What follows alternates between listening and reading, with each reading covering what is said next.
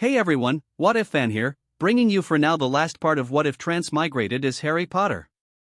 You can find the fanfic title and the original author's name in the description below. Make sure to check it out and show them some love.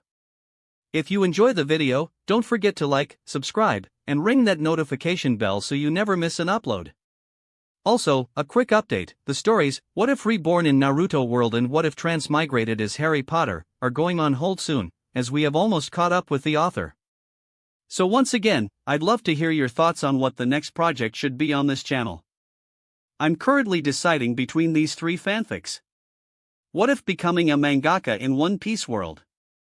What if dragon deck user in Yu-Gi-Oh! Zexal. What if transmigrated as a Kanto gym leader? I will be setting up a poll for this, so please vote in the poll and let me know which two stories you'd like to see next on the channel. Alright, let's jump into it. Chapter 113, The Slug Club. A brilliant blue bubble of energy formed around him as red-hot flames poured into the spot Harry stood. The shield kept the fire at bay, leaving Harry to stand unharmed within the eye of the protective bubble. Even as the intensity of the flames assaulting his shield increased, Harry didn't falter. He remained firmly in control of his magic and focused on the energy flow within his body into the surroundings. The flames suddenly twisted and turned before collapsing completely, allowing Harry to glimpse the training dummy constructed by the Room of Requirement. Immediately, his shield was assaulted by multiple bolts of lightning cackling out of the training dummy's wand. Despite the relentless and intense assault, his shield remained intact and never buckled. The dummy blasted the ground open, turning the broken earth into stone spears. It let the spears assault his shield, but they all crashed into the energy field and crumbled to dust. Harry raised an eyebrow and looked expectantly at the dummy, but it turned its wand away and disappeared into thin air. Looks like I aced this training session as well, Harry thought. Lately, the Roar's training sessions have become less and less challenging. His blasting curses could tear away any golems the Roar could conjure. The dummy was also becoming similarly less and less challenging. The shield-breaking charms used by the training dummy were simply no longer potent enough to break the integrity of his energy shield. He could now muster an impenetrable repelling energy force field around his body that could defend him from most spells with a thought. It was the result of hours of methodical training, and he was now in a position where he felt ready to face someone like Voldemort and come out on top. Finishing up his training for the day, he left for the Gryffindor common room after checking the Marauder's map. Walking Hogwarts's dark and silent corridors, he chanced upon the snow falling outside. Samhain had passed with little fanfare, and the Christmas holidays were fast approaching. It was the time when most of the students would return to their homes. Unfortunately, it would not be an enjoyable winter holiday for most families. Death Eater attacks have grown bold lately. There was an attack at Diagon Alley 2 days back. The Death Eaters were met with hit wizards and aurors, but there were many casualties in the ensuing fight. A couple of bystanders were killed in the spellfire, and Ollivander was spirited off from his shop with his shop set on fire. The kidnapping of Britain's premier wandmaker was a severe blow to the Ministry's image despite felling 4 Death Eaters in the fight. At this point, the Ministry was in a bind as they were engaged in a quagmire where they were forced to respond to repeated Death Eater attacks.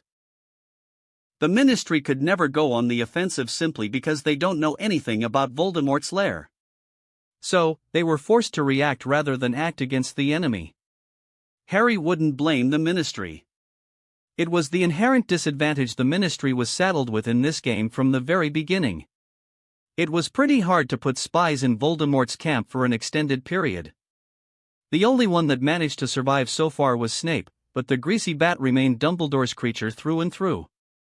It was the only way Snape could play both sides and keep his sorry ass out of a Ministry holding cell or get the killing curse to the face from the Dark Lord.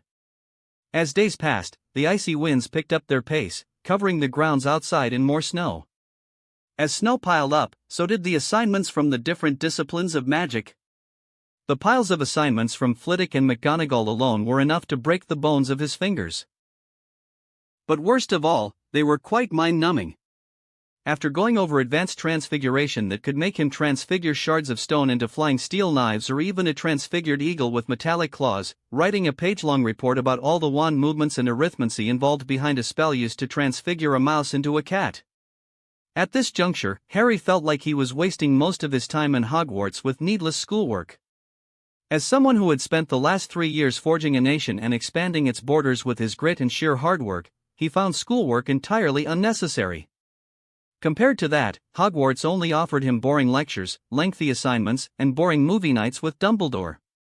"You look like you're trying to burn a hole in that parchment with your eyes," Neville said as he dropped next to him on the couch. "Would that I could. It's my runes assignment," Harry said with a huff. "Have you finished the Transfiguration assignment?" Neville asked. "No. I fell asleep the last time I tried." Harry sighed tiredly. "I'm leaving it out for the last." "Aha. Keep in mind that there is another one of those Slug Club meetings coming up," Neville reminded him, which made Harry curse. "Bollocks!" Harry hissed, remembering Slughorn's invite to another party. "I had forgotten all about that." "You could skip it, mate." "I would have, but Susan would have my hide. Her favorite band will be there, and she is eager to be there," said Neville. "I can't skip it. Daphne wants to go to this one since she missed the last." Harry dropped his shoulders with a sigh. "There is the Slytherin Hufflepuff match," said Neville, making Harry frown thoughtfully. He had never missed a Quidditch match so far, but he supposed he could afford to sit this one out and spend the day finishing the assignments in peace. "I'm knackered, and I promised I'd help Hagrid with some stuff in the morning," said Harry, stretching his limbs out. "You turning in for the night?" "I'm afraid not. I've got to finish the charms assignment," said Neville. Harry just waved his goodbye before turning in for the night. The next day, he was up early as promised and made himself present before Hagrid's hut. When he neared Hagrid's home, Fong ran out of the hut, his tail wagging happily. "Hey there, Fong. Happy, are we?" Harry smiled as Fong happily ran circles around him. Fong started rubbing against his leg repeatedly while whining pitifully. Harry placed a warming charm on Fong, and Fong immediately stopped whining. Instead, Fong let out a couple of happy barks and licked his feet for good measure. "That's enough, you troublemaker. Back off, Fong." Hagrid grunted as he came out of the hut with a giant axe and thick ropes. "It's all right. He is just happy to see me." Harry scratched behind Fong's ears, making the dog purr in satisfaction. "He has been a right prick last night, I tell ya. He knocked off my cuppa last night and ruined my lesson plans," Hagrid said with a huff while Fong hid behind Harry with an innocent look. "He didn't mean to. Isn't that right, Fong?" Harry rubbed Fong's head, earning an affectionate woof from Hagrid's companion. Harry and Fong followed Hagrid towards the edge of the Forbidden Forest to cut a couple of trees for the Christmas celebrations in Hogwarts. It was tradition for Hogwarts to host 12 trees for Christmas, but for the life of him, he couldn't understand why. The Samhain celebrations were over by the first week of December or even the last week of November, depending on the alignment of Pluto and the Moon with respect to Terra. That was the usual time when most people in the wizarding world had their own celebrations. Also, cutting down trees was not part of Samhain or Saturnalia. The ritual was bringing a plant into the homes and making sure it survived the ensuing winter. It was quite a treat to watch Hagrid climb a tree. He had to appreciate Hagrid's knack for doing such a thing owing to his size. But Hagrid had been doing this for years now, so he shouldn't have been that surprised. "So, Hagrid, did you send away the Scutes somewhere? I haven't seen them around for a while," Harry asked while watching Hagrid start cutting the top portion of a tree with his axe while sitting on a lower branch. The only reason the branch hadn't snapped was because Harry put a featherlight charm on Hagrid. "Oh, them? They are under the wards of Professor Flitwick. Poor fellows got into a skirmish with Aragog's folk. A total misunderstanding, o' course," Hagrid said as he delivered another blow to the tree, which made it sway lightly. Harry grunted while using his magic to hold the tree in a telekinetic grip. One more strike and the top portion of the tree was dislodged. Harry kept the hold on the tree with his magic and gently floated the severed portion to the ground. "The Acromantula attacked the Scutes? Why? How come they're coming out of the forest?" Harry asked curiously. He was a bit surprised to hear about this. His deal with Aragog and his family expressly forbade them from reaching beyond their territory. Those infernal spiders were supposed to keep a low profile and be content with the food supply I provide them. Harry thought with a scowl. Aragog has been sick these days. He has been trying to keep em controlled, but he's been struggling lately. Hagrid said gruffly with a sigh. Oh, that's sad. I hope Aragog gets well. Harry said entirely insincerely. He knew Aragog was struggling with a flailing health. But he had hoped his steady supply of Death Eater snacks would keep the Acromantula content within their boundaries. It had seemed Aragog was incapable of holding their deal, and the young within Aragog's family were rebelling. That was not tolerable, and he had no intention of allowing the Acromantula to remain unchecked in the Forbidden Forest. The Acromantula. I should take care of them after the Christmas holidays. Harry promised himself while he continued to help Hagrid cut down the trees and transport them to Hogwarts. You know, my father was quite cross with me when he learned I didn't attend Slughorn's party with you. Daphne whispered to him as they walked hand in hand towards Slughorn's office. Blimey, even Damien agrees it was unrighteous of you to abandon your betrothed to the unsolicited proclivities of your friend. Harry said eagerly with a look of faux indignation coming into his face. Tracy dragged me into a most boring and long conversation about Quidditch League matches with Quinnog Jones. Oh, come on. It shouldn't have been that bad. You love Quidditch. Daphne said.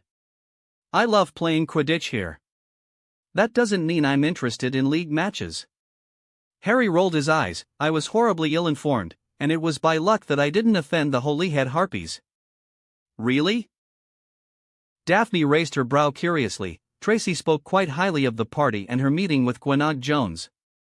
Of course, she'd say that. She was shooting her mouth off about the number of points the Harpies scored on each game in the current season and the season before like an excited fangirl. I just pretended to drink butterbeer and nodded along to what she was saying. Harry admitted with an exasperated sigh. Tracy is a staunch fan of the Harpies. Daphne let out a tinkling laugh before grinning thankfully at him. Thank you for taking her. She was pleased when she came back. They picked up loud conversations as they closed in on Slughorn's office. No silencing charms. Daphne muttered. The sounds of laughter and music blared as they approached the Slug Club. Unlike last time, Slughorn's office was draped in green and silver curtains. Very Slytherin of Slughorn. Harry muttered. Shush. Daphne whispered as Slughorn came towards them with a wide, satisfied smile. Aha! Come in, come in. Slughorn happily welcomed them into his office, Harry and Miss Greengrass, the most unlikely couple to have come out of Hogwarts. A Gryffindor and Slytherin together, it's quite a marvel to watch. I suppose opposites do attract. Slughorn wore a brown jacket over his cream shirt with a pointy green hat. Slughorn gripped Harry's shoulder, led him and Daphne, and led them inside to meet the guests at the party. Unlike last time, the guests were a bit older. From acclaimed authors, charms masters, rune masters, politicians, potion masters, to even an old vampire were present at the party. Harry exchanged a look with Daphne, and he could swear he saw his girlfriend roll her eyes as Slughorn went around. I don't like it. Daphne said to him in confidence when they got some breathing room. Don't like what? I thought you liked meeting Damocles Belby and Rufus Scrimgeour. Harry asked confusedly while sipping butterbeer. I dislike the fact that a blood-sucking vampire is present at the party, especially when many of the vampires are serving the Dark Lord. Daphne whispered with a frown, I don't know how Slughorn managed to welcome a vampire into Hogwarts. What was Dumbledore thinking? There are wizards and witches in Voldemort's employ. Do you think we should keep all witches and wizards from Hogwarts? Harry asked with a raised eyebrow. That's not comparable. Daphne argued. Why not? Mr. Sanguini might not be as taken by Voldemort as any of us. Harry pointed out. I still don't like it. It's an unnecessary risk. Daphne muttered with a displeased look directed at the tall vampire with dark shadows under his eyes, which stood out on his pale skin. He should have brought a werewolf, and we'd have one right party. A vampire, werewolf, and my Daphne attend a party. Harry joked. Stop joking. It's just like you Gryffindors to be so unconcerned about the people around you. You trust so easily. This is not a time to be lax, especially for you, Harry. Daphne said, casting a suspicious look around the guests at the party. Who knows who the Dark Lord sends after you? Harry just smiled, hearing her concern for his well-being. He took her hand in his and brushed his lips against her knuckles. There is no need to worry. We are perfectly safe, said Harry. No one can hurt us here. After all, it was not just the 5 senses in his body that were keeping watch of his surroundings. His magical power was all-encompassing and spread out into every nook and cranny of the room. Those blessed with exceptional senses could feel his magic washing over them wave after wave. If anyone so much as twitched in Slughorn's office, he knew it before their body could execute that motion entirely. Even if he trusted Slughorn not to bring any suspicious characters into Hogwarts, Harry did take due cognizance of his surroundings. Dumbledore had been absent in Hogwarts for the last few days. So, he kept a close eye on who came in and went out of the school using the Marauder's map.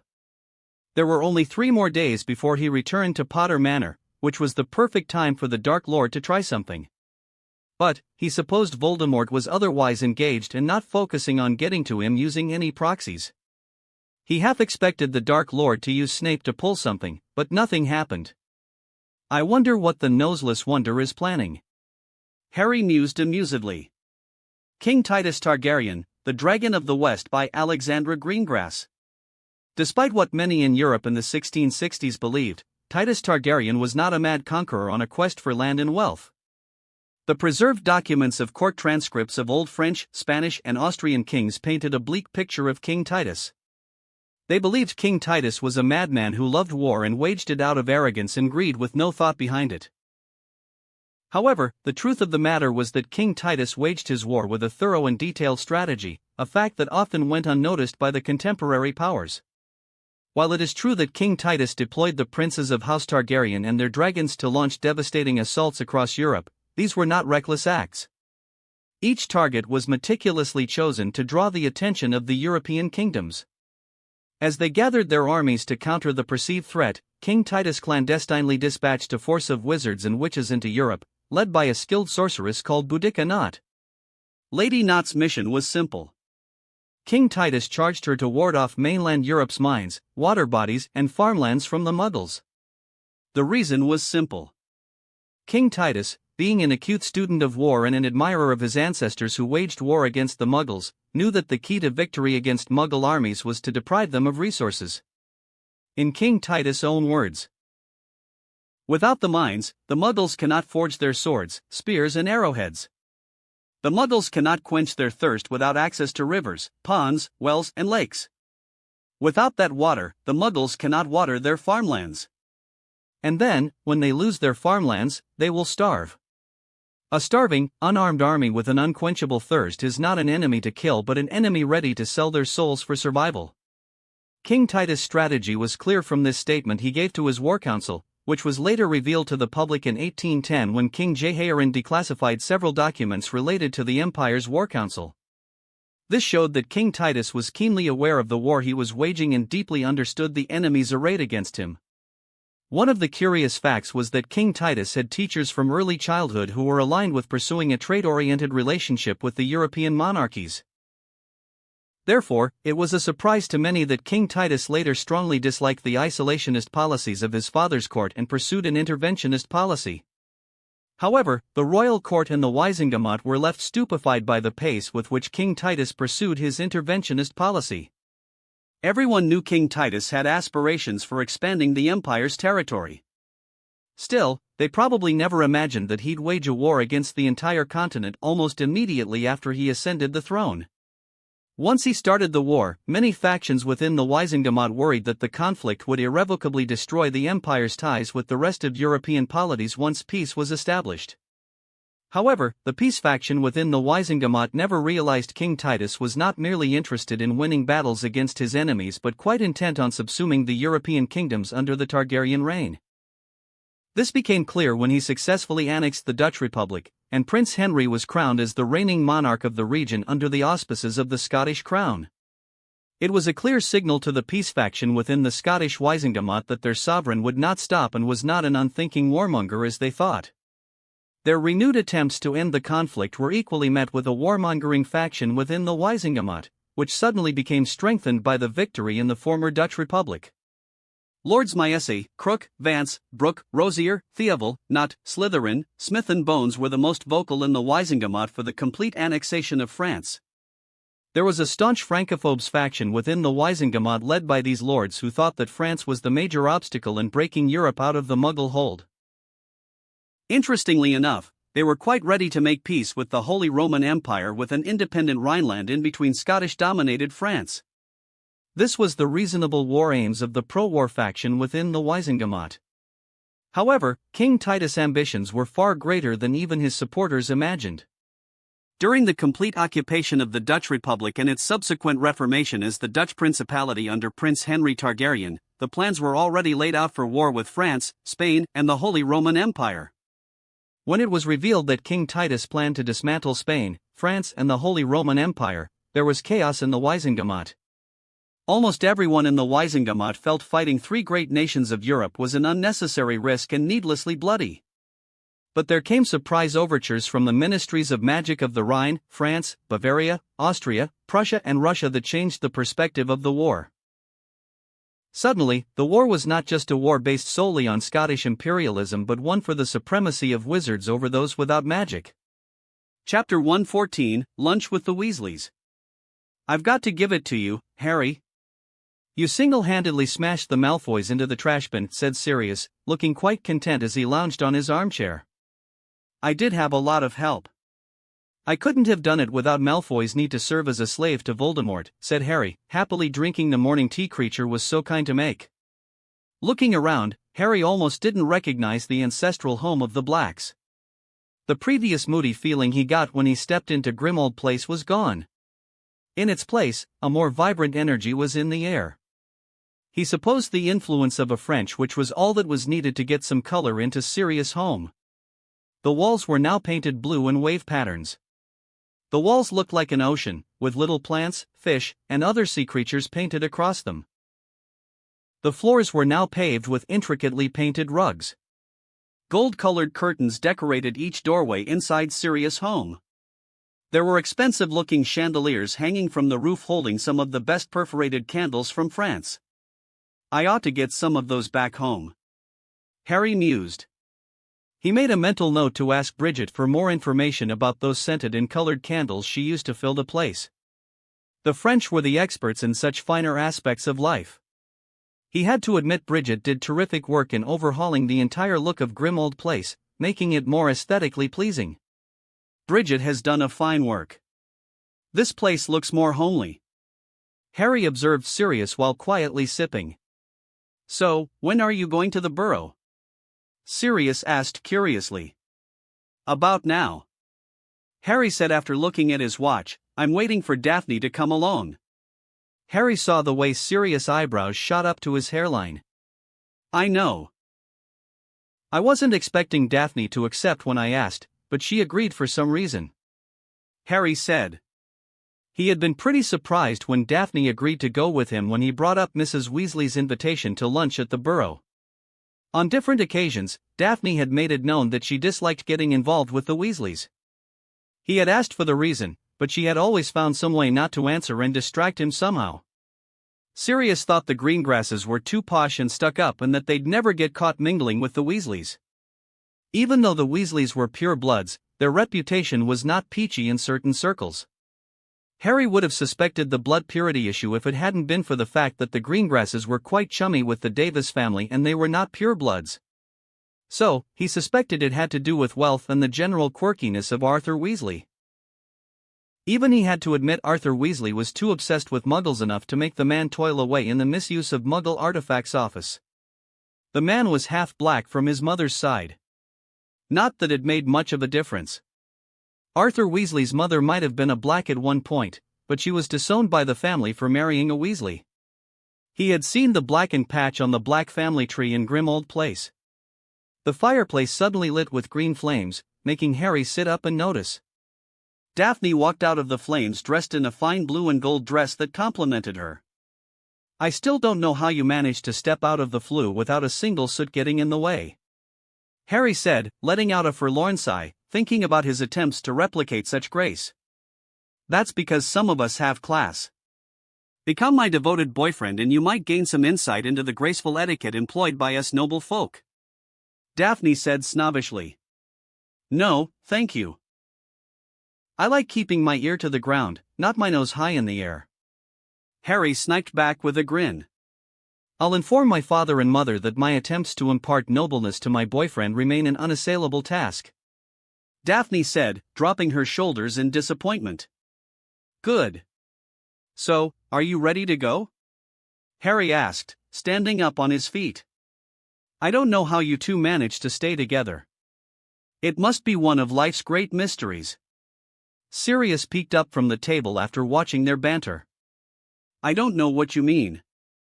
We were just flirting," Harry said, throwing his arm around Daphne's shoulder while staring at Sirius as if he had some mental disorder.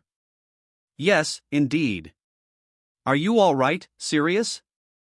Daphne asked with a concerned look. "It must be the Frenchness." They took him in and straightened out his tail.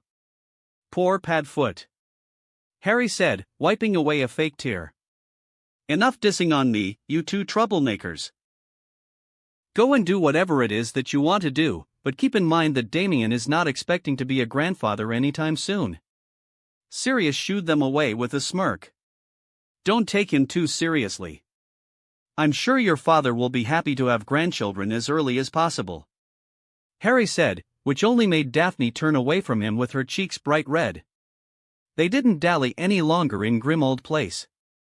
They walked out of the wards protecting the manor grounds to safely apparate. "It's disconcerting to see you with that beard. It makes you look older and more rough," said Daphne, reaching out with her right hand and tracing the trimmed beard on his lower jaw. "If you dislike it, you show a strange way of showing it," Harry said with an amused smile, looking pointedly at her hand, which was rubbing his beard. Daphne immediately withdrew her hand while glaring at him. "Are you ready?" Harry asked with a chuckle while holding out his hand. "Yes, I am." Daphne placed her hand in his. Harry immediately apparat them to the grounds outside the burrow. "This is the burrow?" Daphne asked with a frown. "It's..." Snow covered the fields and the trees as far as their eyes could see. At the very center of the spanning snow-covered landscape, the Weasley home remained covered under snow. Harry raised a repelling shield around them before they walked towards the front door of the burrow.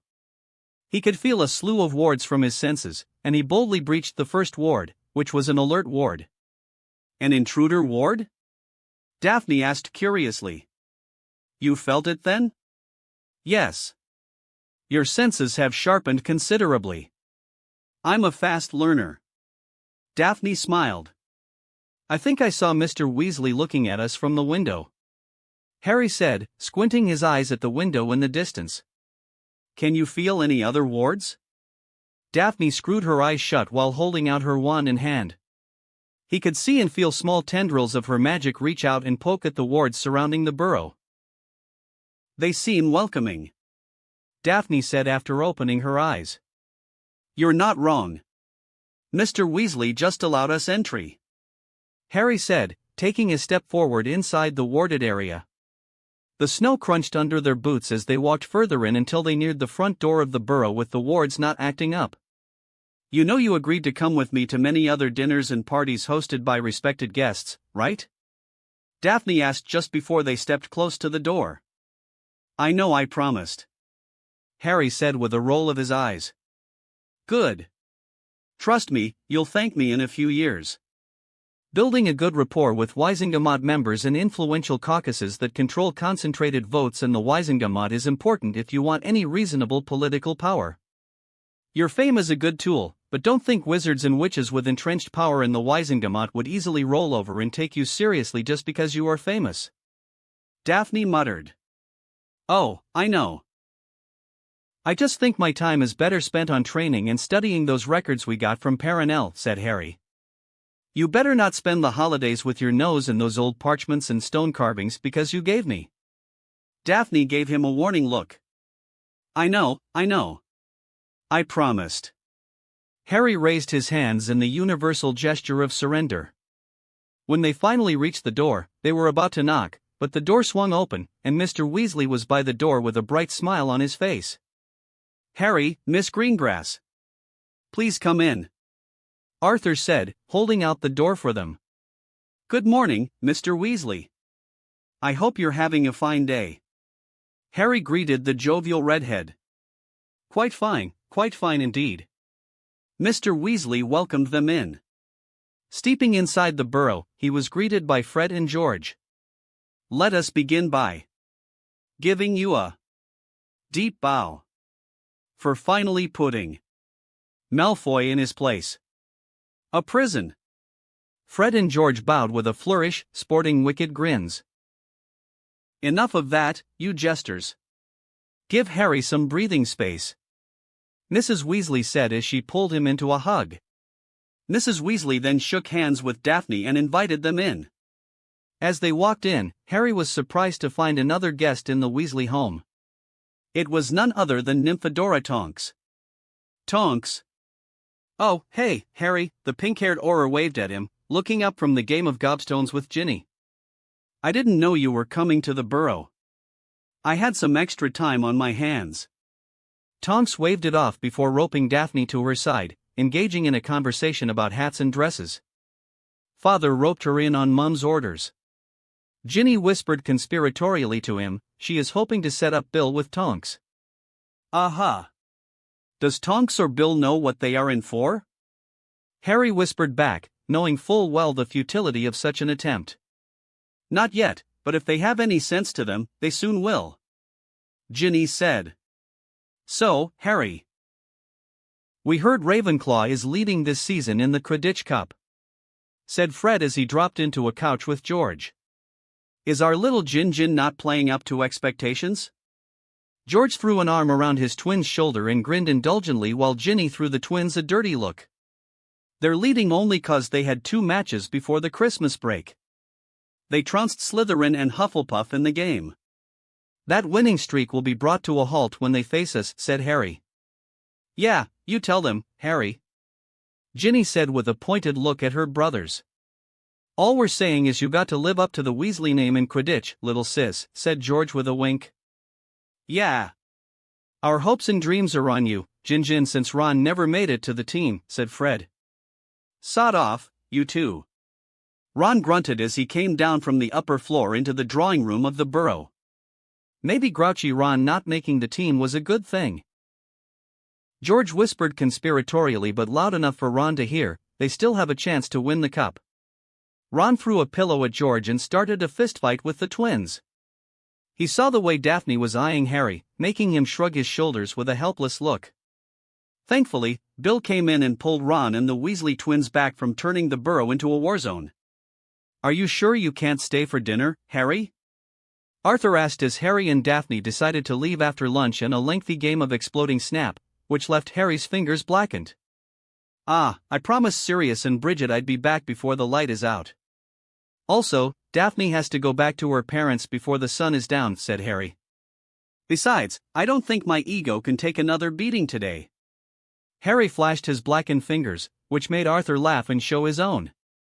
I, too, am terrible with cards. I have the worst luck in this home, said Arthur. How's the order doing? Harry asked, seeing Daphne was still engaged in an animated conversation with Ginny and the twins. Surely the news of Draco Malfoy's interrogation records published by the Daily Prophet must have been a curious piece of news to be discussed amongst the Order members. I'm afraid the Order has been focused on other matters. Arthur said a tad uncomfortably. Like what? Harry asked with a raised eyebrow. Arthur fell silent at his question. Let me guess what happened.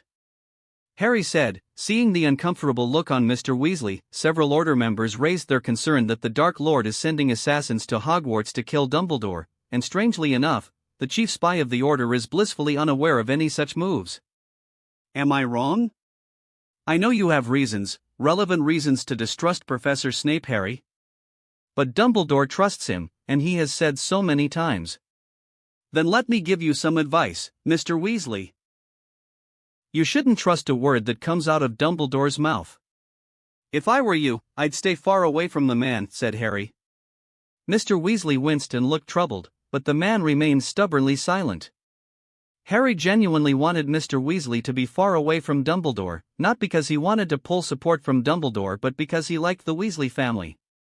They were good people, and he didn't want a good, happy family to suffer because they were following a deranged man who was out to do the greater good. That ridiculous phrase meant nothing but trouble for everyone around Dumbledore.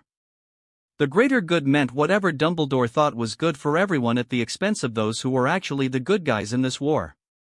Many people have said it in the past about Snape. Other people raised the same concerns you raised to Dumbledore. I admit, there is not much to be liked about that man, but Harry, you have to understand that Dumbledore has been the one man that delivered us from the dark shadow of Grindelwald in the first war with you-know-who, said Arthur. Then you might be surprised to know that Dumbledore was best of friends with Grindelwald and quite aligned with the former Dark Lord's idea of world domination. He only broke away from Grindelwald when Dumbledore's sister was killed by a rebound spell from Grindelwald or Dumbledore. What?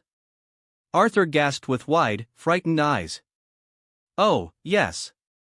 There are all kinds of skeletons in Dumbledore's closet, Mr. Weasley. Harry said grimly, I had a little chat with Bathilda Bagshot, and I barely managed to scratch the surface. I'd be cautious in engaging with Dumbledore and get tied to his cause because, trust me, I'm the living embodiment of where that ends up. That's Harry. Bagshot, there has to be some mistake. Arthur said, his face losing all color. Tell me, Mr. Weasley. Who was the supreme mugwump, the chief warlock and the headmaster of Hogwarts of the last 2 decades where rapists, murderers and blood purists thrived with a stake in the power lobbies of our world? Harry asked with a faint smile. The utter silence that came from Mr. Weasley was answering enough. Please remember that you are following a man who tolerated the likes of Lucius Malfoy. Harry reminded the man. Look at what has happened by Dumbledore's inaction. Dumbledore had the power and influence to bring Lucius to justice a decade ago. It'd have dramatically changed the life choices of his son. Harry said lowly, knowing that Daphne was finishing up her own conversation. In my albeit limited understanding of the world, there are 2 types of people that we should worry about, those who seek unchecked power with the intent of self-gratification, and the other are those who have power but refuse to do anything that brings change. Harry? Is everything all right? Daphne came to him with a curious look, her eyes darting between him and Mr. Weasley. Of course. Harry smiled at her as she slipped her hand into his. They said their thanks before walking away from the burrow. So, how did it go? Daphne asked. Mr. Weasley is already shaken, and I think I just gave him the necessary push. We'll give that same push to the rest of the Order until it crumbles from within under the weight of Dumbledore's secrets and lies. Harry smirked, the illusion of infallibility and wisdom is already gone from Dumbledore. All it takes right now is just the right amount of pressure. Titus Targaryen, King of Germany by Irene von Fitchburg. The Ministry of Magic of Rhineland was formed by several noble families with ambitions of emulating the Scottish Empire. Many wizards and witches within the small borders of the Rhine had hoped to forge an empire right in the middle of Europe between the old and powerful states like France, Poland, Lithuania, the Dutch Republic and the Holy Roman Empire. The plan was to forge a German Reich emulating their Scottish cousins and show their might to the world. But such ambitions never came to fruition as the question of who'd become the emperor created conflict among the Rhineland wizards. This need for a separate empire was not always present in the Rhineland wizarding community. This idea came forth when the Rhineland wizards failed to draw the interest of the Targaryen royal family to launch their armies and dragons into Central Europe to expand the sole wizard-ruled empire. The wizards and witches of the Rhine believed the wondrous lands of Central Europe were the natural ground for the Scottish Empire's expansion. But the royal family of Scotland never harbored ambitions of expanding beyond the Scottish Channel. House Targaryen and their dragons remained comfortable in the Dracheland, as the Rhineland wizards called Scotland. Still, they held out hope that the Drachenriders would one day turn their gaze on the Muggle-controlled lands of Europe. Therefore, when King Titus launched the Continental War and showed great promise, the Rhineland Waisengemot held an emergency session and passed the Deutsches Königreich resolution. The Waisengemot essentially declared a new German kingdom and proclaimed Titus Targaryen as their king and emperor.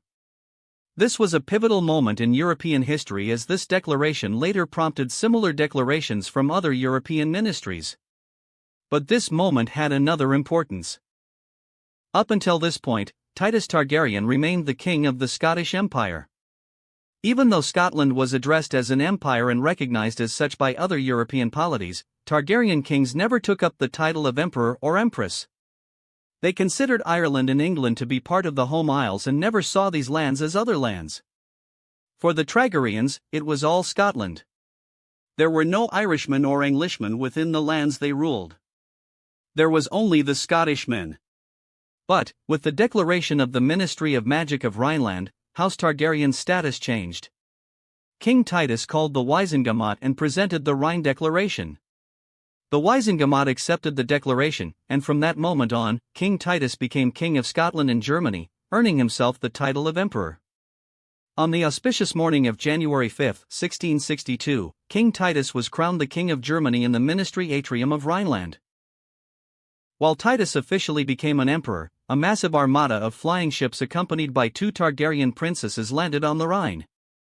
Princess Grain Targaryen and Rhianna Targaryen landed on the Rhine atop their dragons Sunburn and Moonburn, escorting a massive armada of flying ships carrying vast armies from the Irish Isle. They were the only recorded female Targaryen twins. They were the daughter of Princess Adwyn Targaryen, the Viceroy of Irish Isle. The princesses were as their names implied. They were like the sun and the moon. Both were highly beautiful and fierce in their own way. So, it came as no surprise when they joined the war front with King Titus, as they were the thickest of friends from a young age.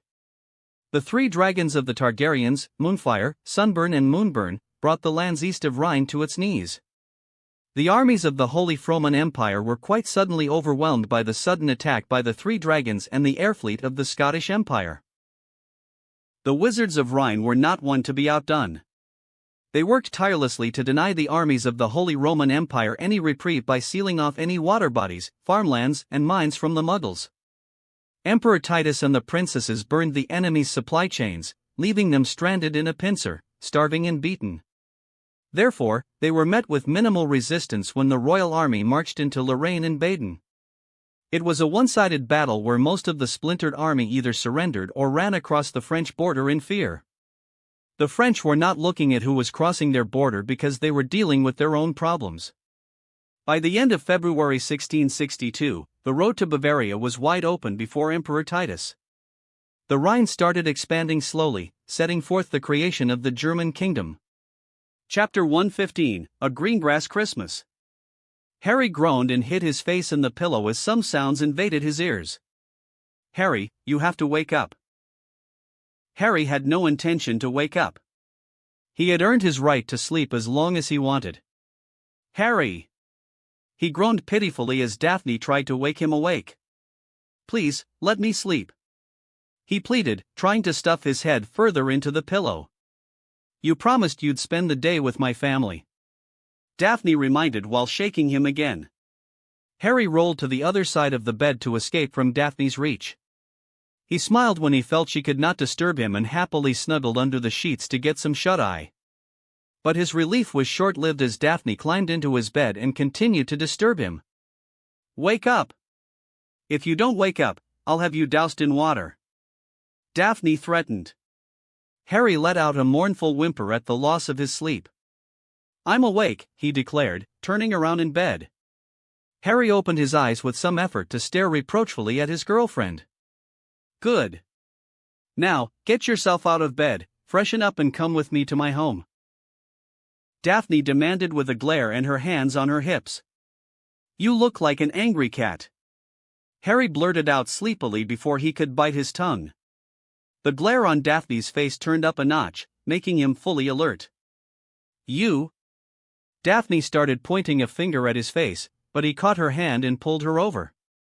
As Daphne tumbled into his bed, he threw his arms around her and tried to pin her against the bed. They tumbled around in the bed as she fought back with her nails working as claws until she finally tired herself out. You messed up my dress, Daphne muttered while he nuzzled into her hair and planted his lips against the crook of her neck. You messed up my sleep, especially after I spent the better part of last night in Tracy's home shaking hands with a bunch of old men and women. My cheeks hurt from keeping a smile plastered on my face for the entire evening. Harry complained. Shall I kiss away poor Harry's alkies? Daphne mocked. It'll be a good start if you ask me, said Harry, grinning against her neck. Daphne scoffed but didn't say anything else and lay there in bed with him. He made the most of it with his wandering hands, tracing the fine contours of her waist while his lips continued tasting the skin on her neck and shoulder. Inevitably, their lips danced against each other when Daphne turned her head and caught him by surprise. He felt her fingers thread through the hair on the back of his head as they deepened the kiss. They inevitably pulled back for air, leaving them panting with their lips apart by an inch. You smell funny. Go take a shower, you lazy bum, Daphne said after regaining her breath. You're welcome to join, Harry offered with a wink. Daphne pushed him away and climbed out of the bed while he laughed. Harry soon followed suit to get himself ready for the day. When he followed Daphne to the Greengrass Manor, he was unsurprised to find the garden bereft of any snow touching the ground. Mom wouldn't let the snow destroy her garden. She's very protective, said Daphne, seeing his look. Harry merely smiled, knowing full well that it wasn't just that. The garden hosted some of the best offensive tricks, hiding amongst the innocent-looking flowers against any enemies in the event of a fight. I know your family don't celebrate Christmas, so what is going on? We have a couple of special guests coming over, Daphne said enigmatically. Who? Some people you know, Daphne said shortly. Is it the Flammels? He asked, rolling his eyes at her attempts to keep an air of mystery. You'll see. Daphne grinned. Mistress and Mistress's friend is welcome to the Greengrass Manor. A house elf standing by the side of the door bowed. Where are they, Mitzi? Asked Daphne. In the game room, Mistress. Daphne caught his hand and urged him to walk faster towards the game room, which was on the second floor of the manor. They climbed the stairs and walked into an area where colorful drapes adorned the doorways and walls. Carpets of intricate design spread out on the floor with many fancy furniture, a coffered ceiling and a statement chandelier shouting out the opulence. Daphne took him further in until they came across a room within the game room where a giant chess set could be seen. But his eyes also fell on an elderly couple sitting on two comfy chairs with teacups in their hands. Harry, meet my grandparents from my mother's side, Conrad and Adelaide Regensburg, Daphne said happily. While he greeted the two old grandparents of his betrothed quite warmly and with the appropriate courtesy, he was worried. He worried about the prospect of this day being a meet and greet with Daphne's extended family and spending another day with fake smiles and inane conversations. But thankfully, his worries were unfounded as it became clear shortly that only Daphne's grandparents had joined them from across the English Channel. Even so, he didn't escape the scrutiny of Daphne's grandparents. Breakfast and lunch were little more than an interrogation of sorts where the elderly couple grilled him on his intentions and ambition and then tested his patience with their wordplay. His academic status, financial status, and anything else relevant to him became a topic of discussion. Damien was the only one who sympathized with his plight, but the man kept a safe distance away from him. Daphne's grandparents were slightly interested when he lifted the Fidelius charm surrounding the Greengrass Manor to open the Flu network for their guests for the evening to arrive. Harry was finally given space by Daphne's grandparents when new guests arrived in the evening. You don't know how happy I am to see you, Neville. Harry hugged the surprised-looking boy while Madame Bones and Augusta Longbottom exchanged greetings with Damien and Evelyn. Okay. I think I'm missing some context here, Neville muttered. All you need to know is that you saved me. You're a true friend. Harry patted Neville on his back before moving on to hug Susan. You too, Susan. Don't think I forgot about you. Thank you for coming as soon as you could. You look beautiful, by the way. I don't understand. Susan looked confused as she hugged back before pulling away. What are you so afraid of? Germans. Harry whispered. He's being overly dramatic. He is talking about having a little talk with my grandparents. Daphne said with an unimpressed stare, which Harry actively avoided in regaling his sad tale for the guests. I was sleeping peacefully in Potter Manor this morning. Then a conniving, beautiful Slytherin girl broke into my home, snugged me until all reason left my mind, seduced me to go with her to her home and then threw me to the wolves without an ounce of mercy. Harry said, throwing his body behind Neville when he felt like Daphne might kick his shins. I hope you had your fun, Harry. Because you might not be so snippy with your words once I get my hands on you. Daphne said with a scowl. Such open threats on the chosen one in the presence of the niece of the Minister of Magic, no less. All tact seems to have fled from your mind, dear Daphne. Harry remarked, his eyes alight with mirth. I apologize for his childishness. Daphne said to Susan, completely ignoring Harry, please follow me. You better start preparing for several grueling sessions with her aunt if you're serious about pursuing Susan. Harry peeked up as they watched the two girls walk away hand in hand. That's not so bad, said Neville, a self-deprecating smile stretching on his face while his ears turned pink at the subtle implication. I doubt Susan's aunt can be any more intimidating than my gran. You know nothing, Neville Longbottom, Harry said with a shake of his head. Dinner was a far better experience simply because he was no longer under the scrutiny of the pair of old Germans. The presence of Amelia Bones and Lady Longbottom kept the conversation on much less invasive topics. However, the conversation at the table did dip into less savory topics like the war from the adults in the room. Astoria was all too happy to redirect that back to her incredibly pink pygmy puff. Harry could only shake his head at the incredible interest shown by both Dawn and Susan for the pink little creature sold in the Marauder's Den. It is still one of life's greatest mysteries why girls like fluffy pink things. Harry joked, making Neville laugh, which didn't go unnoticed by the girls. How can you mock my poor Squee? Astoria asked with a bit of heat as she produced the pygmy puff in her hand and showed it to Harry and Neville. She named it Squee. Harry bellowed out in laughter, which only served to infuriate the girls. But he had another justifiable reason why he was laughing. They reminded him of a character in an old comic book he read. The Squee character and the Squee, the pygmy puff, were quite the character in visual clash, which made him laugh all the harder. His renewed laughter only served to dial up the intensity of the girl's stare. Boys are mean and ignorant. How do you both tolerate them? Astoria scrunched up her nose as she posed her question to Daphne and Susan. Sometimes we pretend they don't exist when they open their ignorant mouths, said Susan all too seriously.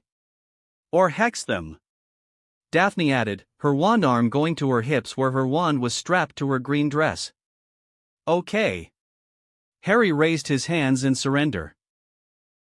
Keep in mind that the pygmy puff in your hand exists only because of me. If I hadn't invested in the Weasley twins, Squee. Harry's lips twitched as he struggled not to laugh, wouldn't exist. All the more reason for us to hex for taking advantage of us girls for our love, beautiful and subtler things in life, and insulting us after making a profit off of us. Susan pitched in like the ever-loyal puff she was. However, Harry was saved by Minister Bones, who asked him for a private talk. It has come to my attention that Dumbledore has taken long leaves of absence from Hogwarts. If I'm told right by my Aurors, he has gone missing for days. Do you know what he is doing? Harry stared at the minister sitting across, casting the eerie green light of the fireplace. He is doing what he has always done in the past decade, which amounts to nothing, said Harry, but his answer didn't satisfy Minister Bones. You should leave Dumbledore alone. You'll have nothing interesting to do with pursuing his actions. Trust me, Harry said, seeing the minister's look of frustration. Trust me, I wish I could forget Dumbledore and his secretive ways.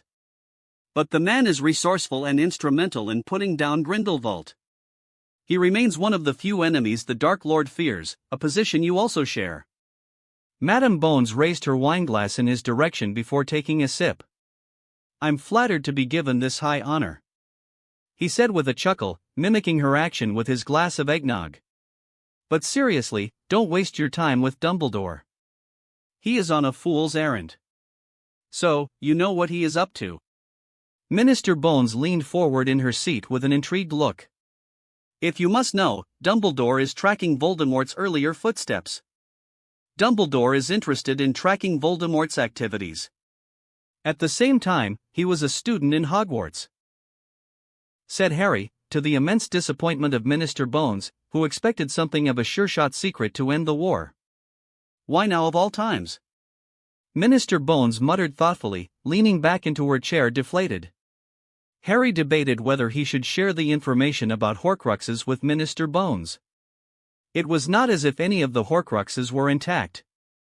All of them were destroyed, and Dumbledore was the one to finish the last one by destroying the Gaunt Ring. But the risk of Voldemort learning about the destruction of Horcruxes remained in case the Dark Lord plucked the information out of Minister Bones' mind. He supposed he now understood why Dumbledore remained prickly in sharing the information with a third party. He had revealed the full picture only to Sirius and Daphne, and that only happened because he trusted them explicitly and was confident he could keep them safe. He hadn't even told Hermione on account of security reasons. After all, her parents were vulnerable, which made her vulnerable. He couldn't rule out the fact that Voldemort could track down Hermione's parents and use them to get to her. Of course, Voldemort had a giant ego, which prohibited the man from using sound strategy to win the war. He was only too happy that his enemy remained blissfully unaware of such simple methods and preferred elaborate, cartoonishly dumb plans for world domination. The Dark Lord has stepped up his offensive. I'm sure you've noticed he is shifting his target from Muggles to wizarding families. Minister Bones started delicately breaking the lull in their conversation. I have. It's quite hard to miss when one of the best wandmakers gets kidnapped from Diagon Alley, said Harry. Unfortunately, yes. Minister Bones nodded succinctly. We both know we can put as many Death Eaters behind bars, but the war won't be over until the Dark Lord is dead for good. I'm aware, Harry said, curious to see where this was going. Unfortunately, the Dark Lord has been elusive. He hasn't even participated in most of the raids. So, it gets increasingly difficult to end this war. You don't have to dance around the issue, Minister. Ask what you want. Harry looked imploringly at the older witch. The only time the Dark Lord came out of his hiding is when you were involved. I think your presence will force him to come out in the open. Minister Bones said carefully. You want to use me as bait? Harry said bluntly. Well, that is, unfortunately true. Minister Bones admitted with a flustered look, I wouldn't have asked if there was. I agree with your assessment. So, how may I help? Harry said without any complaint, which made the older witch gape. You do realize I'm asking you to place yourself in grave danger. Minister Bones said with a pinched look. I've been in grave danger from the day I was born, Minister. Harry reminded the older witch with a shrug. Be as it may, I'd like you to think this more carefully. I cannot impress upon you the danger involved in this scheme. Minister Bones said seriously, in fact, I cannot guarantee that we can destroy the Dark Lord by setting this trap. It may as well end in both of our demise. Greater risk is certain for greater reward, madam, said Harry as he brought forth a palm of his hand where his fingers crackled with lightning. Trust me, I'm quite prepared to end this war. The Siege of Paris, 1663, by Camille Leroy. The Siege of Paris took place from January 3, 1663 to January 7, 1663. The end result of the siege was predetermined long ago when Prince Henry, Princess Rhaenys, and Prince Edward landed their army and dragons on the mouth of the Seine. The three Targaryen royals had shown the true power of the House of the Dragon during the Battle of Seine. Their dragons had decimated the French fleet and turned one of the largest ports of France into rubble within a day. From the rubble of the port city of Le Havre, the Targaryen army launched a massive invasion into the heart of France. Prince Henry split his forces into three groups. His daughter, Princess Rhaenys, was given a force of 6,000 strong and 100 wizards. His nephew Prince Edward was gifted 4,000 soldiers and 50 wizards. Prince Henry commanded the largest force numbering 7,000 men and 200 wizards. Their forces made the vibrant trade city of Honfleur their base in the invasion of France. The merchant ships and a portion of the French fleet centered around the port city were captured intact by Prince Henry. He didn't make the mistake of launching his dragons like he did with Le Havre. Instead, he took the conventional approach by using his army and wizards to cripple the defenses of the city and capture it. Within 2 weeks, all resistance to the Scottish occupation of the city was destroyed. Once he made Honfleur his base, he sent forth Prince Edward to capture all French coastal cities and ports along the Scottish Channel and swing eastward to take the cities of Rennes, Nantes, Le Mans and Tours. Princess Rhaenys was sent forth to capture the cities of Beauvais, Amiens, Compiègne and Reims. Prince Henry would set forth from Honfleur and capture the city of Rouen as he marched his army through the banks of the Seine straight for Paris. All 3 Targaryen royals would face stiff resistance from the French cities thanks to word spreading of the fate of Le Havre. The strategy employed by the 3 Targaryens was twofold. Before they attacked with their conventional armies and weapons, they'd send forth the wizards and witches in their armies to ward off all major resources like mines, water bodies and farmlands to deny the population of cities crucial resources to fight back. They also sent forth saboteurs under disguise to burn stores of grain, steal enemy weapons and poison wells. Misinformation was also a major strategy employed by Prince Henry's army. House Targaryen had a long history of warring with the Christian population of the Scottish Isles. They had worked tirelessly to purge all foreign labels and faith systems from the home isles, which made them experts in the field of propaganda and controlling information. Therefore, they were quite adept at waging this war with sophistication the French royal court could hardly compete. The propaganda Prince Henry used in France was particularly effective in turning the commoners against the French nobles and royal family. Across the many cities, towns and villages surrounding Paris, rumors started to spread that the king and the nobles were possessed by the demons of hell. These propagandists were none other than the clergy of the church, who made large swaths of people believe. Of course, the Muggles could never understand the clergy were put under Confundus charms. There are unverified claims that House Targaryen used a spell in their secret repository formed by King Hadrian and Queen Rowena. To this day, the spell remains a classified secret in the Targaryen library. The 3 prongs of attack led by Prince Henry, Princess Rhaenys, and Prince Edward converged on Paris from the north, west and east on the evening of January 3. By the time the 3 Targaryen royals surrounded Paris, there was a civil war within the city, and royalists were fighting off the enraged commoners. King Antoine II of House Bourbon fled the French capital with his family in tow and moved to southern France. For the first time, dragons were in the Parisian sky, and their roars shook the French capital. The Targaryen army marched into the city of Paris almost uncontested. The Targaryen royals landed on Paris mounted on their dragons while the army took over the strategic positions across the capital city. On the morning of January 7, 1663, the Targaryen banner flew atop the walls of Paris. Chapter 116, Memories. Harry stumbled out of the fireplace into McGonagall's office. He coughed and shook off the soot clinging to his robes.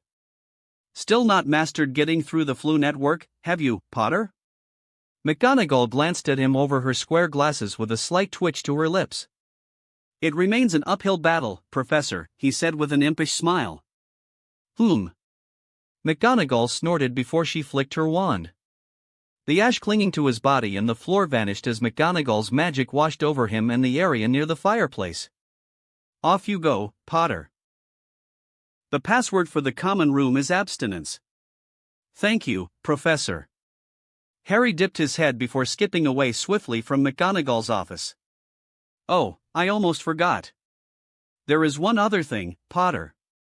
Harry turned back from the doorway as Professor McGonagall pulled a stack of parchments from her desk drawer and presented it to him.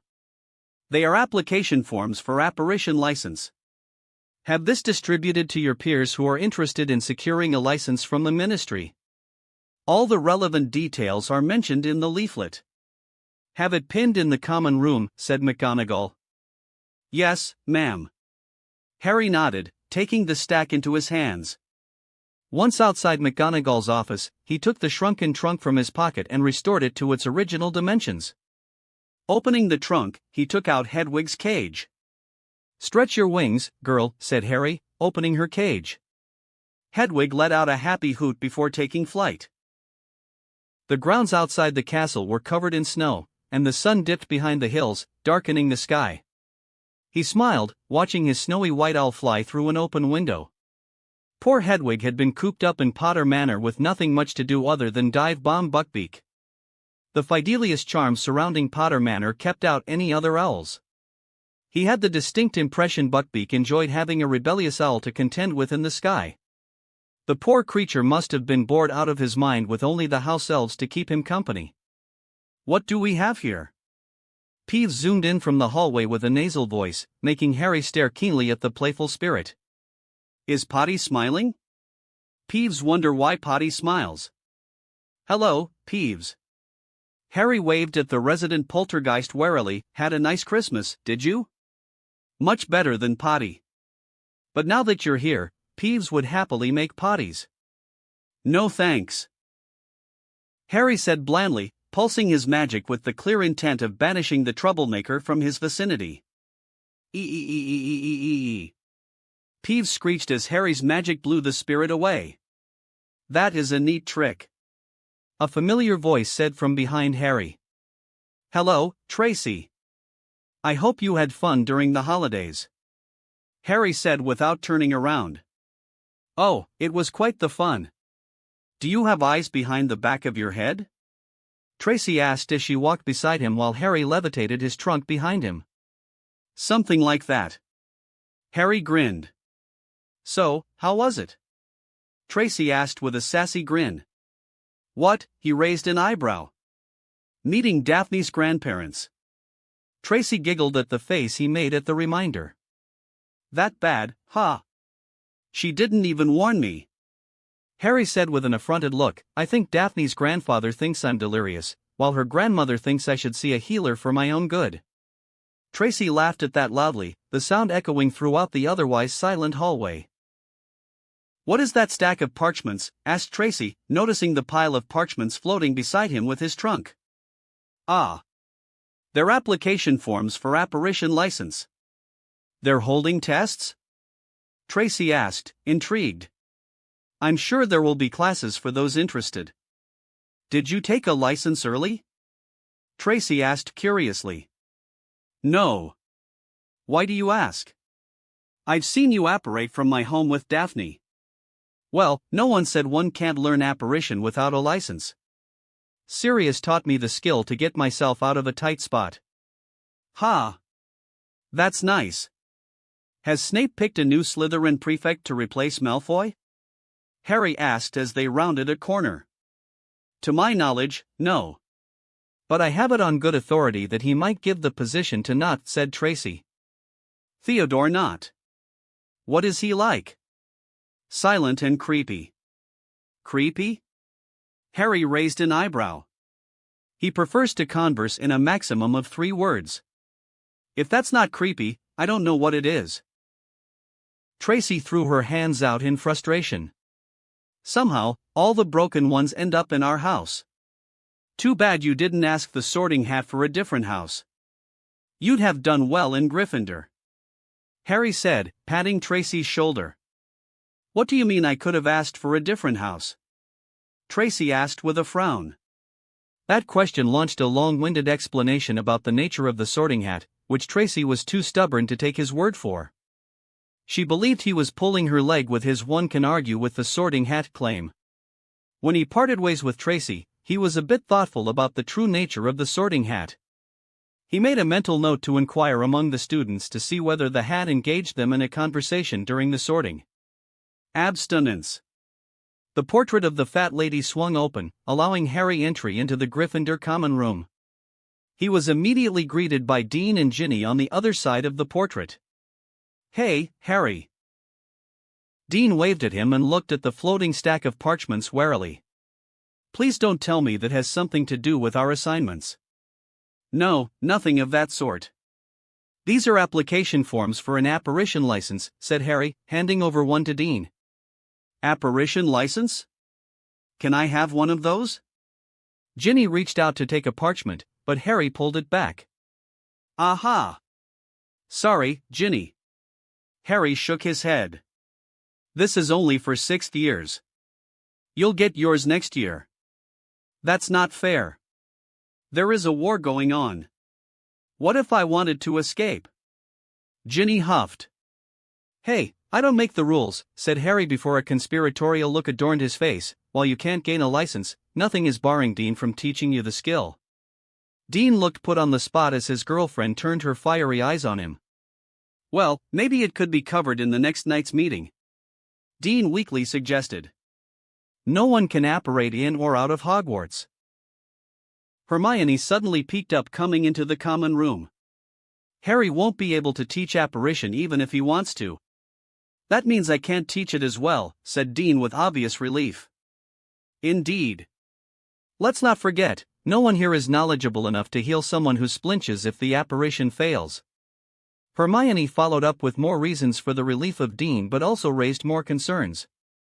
Splinching? That doesn't sound fun. Dean said with a concerned look. It's not fun at all. Harry agreed as he put up the flyer on the notice board of the common room with a sticking charm. Splinching happens when a wizard only partially apparates, leaving behind a chunk of their body. Hermione explained to the horrified looks of Ginny and Dean. It's not that bad. So long as someone knows where the missing part of the body is, St. Mungo's can patch up any such injuries. Hermione hastily added, but if it was to alleviate the fears of Dean and Ginny, it didn't work. I think I'm going to be sick. Dean said, looking green while the horror on his face only worsened. Harry does it often enough, and he doesn't splinch, said Ginny, adopting a skeptical look. He came to the Burrow this Christmas by apparition, and he had Daphne with him. You apparat without a license? Hermione hissed, you could get fined by the ministry. Not unless someone tattles on me. Harry said with a pointed look, which only made Hermione sigh in exasperation. It says here that we'll get an instructor from the ministry, said Dean, distracting himself from some vivid images of splinching by directing his attention to the flyer on the notice board. And it costs 10 galleons, said Ginny with a roll of her eyes. There goes my allowance next year. I haven't even become an adult, and already the ministry is poking at my purse. I suppose we could ask Luna to publish an article about the evil ministry and their evil plan of stealing young witches' allowance. I'm sure she can spin it into a conspiracy by the ministry and the goblins to make wizards and witches indebted from an early age or something. Harry suggested with a wicked grin. You spent too much time with the Weasley twins. Hermione said with a huff. Actually, I think it is not a bad idea, said Ginny while looking thoughtfully weighing the pros and cons. The rest of the evening passed by with them making up ludicrous conspiracy theories just for the fun of it with the ministry at the center. But before Harry turned in for the night, Fawkes came to the dorm and dropped a scroll in his hand. The rest of his dorm mates were spooked by the sudden flare-up of flames in their little corner of the tower. What in the name of sweet Merlin? Seamus shouted, jumping from his bed and falling spectacularly on his ass on the floor. The rest of his dorm mates weren't any better. Neville knocked over a few candlesticks in his rush to get hold of his wand, which made the curtains catch fire. Ron jumped out of bed but had the misfortune of getting entangled in the sheets and fell face-first against the nightstand. Dean stood in fright against a corner in the room with his wand pointed at Fawkes. Relax everyone. Fawkes is a friendly phoenix, said Harry. Fawkes let out a soft trill before flaming away, leaving Harry with a scroll and a room full of scared teenagers. Unsurprisingly, the scroll contained the time for the next lesson with Dumbledore and the password for the headmaster's office. Harry frowned in concentration as he carved the last few runes into his runestone. His usual method of carving runes using his wand was prohibited in the class as it was an advanced method. Instead, he was forced to chug along with the rest of his classmates using a hammer and chisel to do the work by hand. He supposed there was a therapeutic element to work like this instead of waving his wand and carving runes through a varied powered-down version of the gouging spell. Rune carving was an art. There was something primal about it that made it a special discipline of magic. Perhaps it was the way in which old languages interacted with magical energy. Modern English script couldn't make so much of a spark if he carved some fancy letters into a runestone, but any dead language would function almost immediately. Celt, Sanskrit, Egyptian hieroglyphs, Norse, Latin, Sumerian, and even the old language unearthed by the Flamels all worked splendidly as runes. The exact reason why this was so eluded him.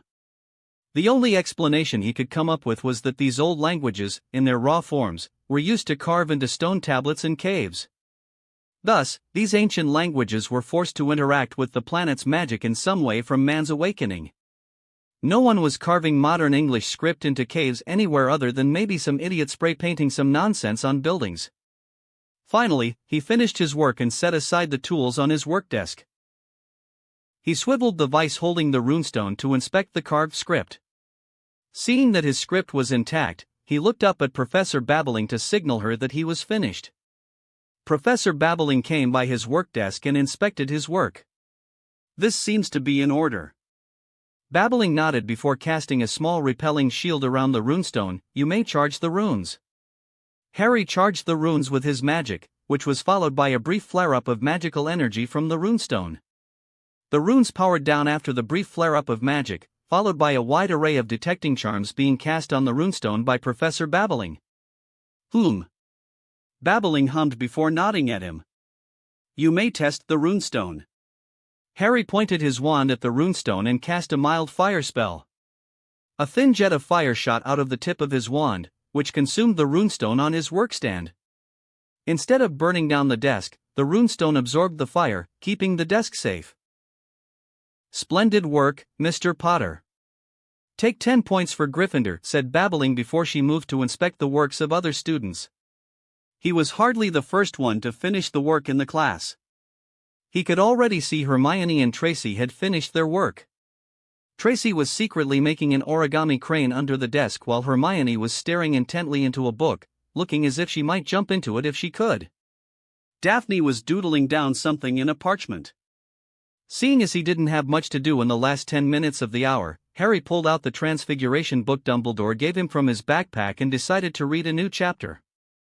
By the time the bell rang, he was halfway into the chapter on a treatise on wide-area transfiguration spells. Next class, we'll have water-absorbing runes. So, read up on Frisian runes beforehand. Professor Babbling said while Harry quickly bagged everything to leave for the charms lesson. Also, as an assignment, write a short essay on spatial tethering runes not exceeding 350 words. You'll have till the end of this month to submit the assignment. Oh, come on. This is the first day, and we're already getting assignments. Harry muttered after leaving the class. Please don't jinx it, Harry. We have charms with Flitwick next, said Tracy as they climbed a flight of stairs to the next level for their charms lesson. How were your holidays this Christmas, Harry? Dumbledore asked as Harry settled into a seat across from Dumbledore. It was fun, she said shortly. I take it you had no trouble at home from Voldemort or the Death Eaters. Oh, no. I've placed the Fidelius over my home. Harry said distractedly as his eyes fell on the gaunt ring sitting inconspicuously on Dumbledore's table. Good. Dumbledore nodded and promptly started without further ado. Now, today's lesson starts with where we left off last time. The tale of Tom Riddle truly started with his arrival at Hogwarts. You'll remember how excited Tom was to learn that he was different from the other children at the orphanage. He went shopping all alone in Diagon Alley after my warning not to steal anything further. The more he interacted with the wizarding world, the greater was his hunger for knowledge and an uncanny desire to find his roots. It was by no accident that the ring was on the table. Nothing Dumbledore ever did was by accident. Every seemingly inconspicuous act had a larger meaning and intent. This was the second time Dumbledore was flashing him the gaunt ring. He could feel no malice from the ring as the Horcrux was no longer infecting the ring. He suspected the ring was also a new addition, as there was no possible way the original would have survived if Dumbledore had used the Sword of Gryffindor. The basilisk venom on the sword would have undoubtedly annihilated the ring band, leaving the stone intact since it was a hallow. Still, Harry listened to Tom Riddle's ridiculous backstory. Here he was, a poor orphan boy with phenomenal magic skills and a stellar student in classes.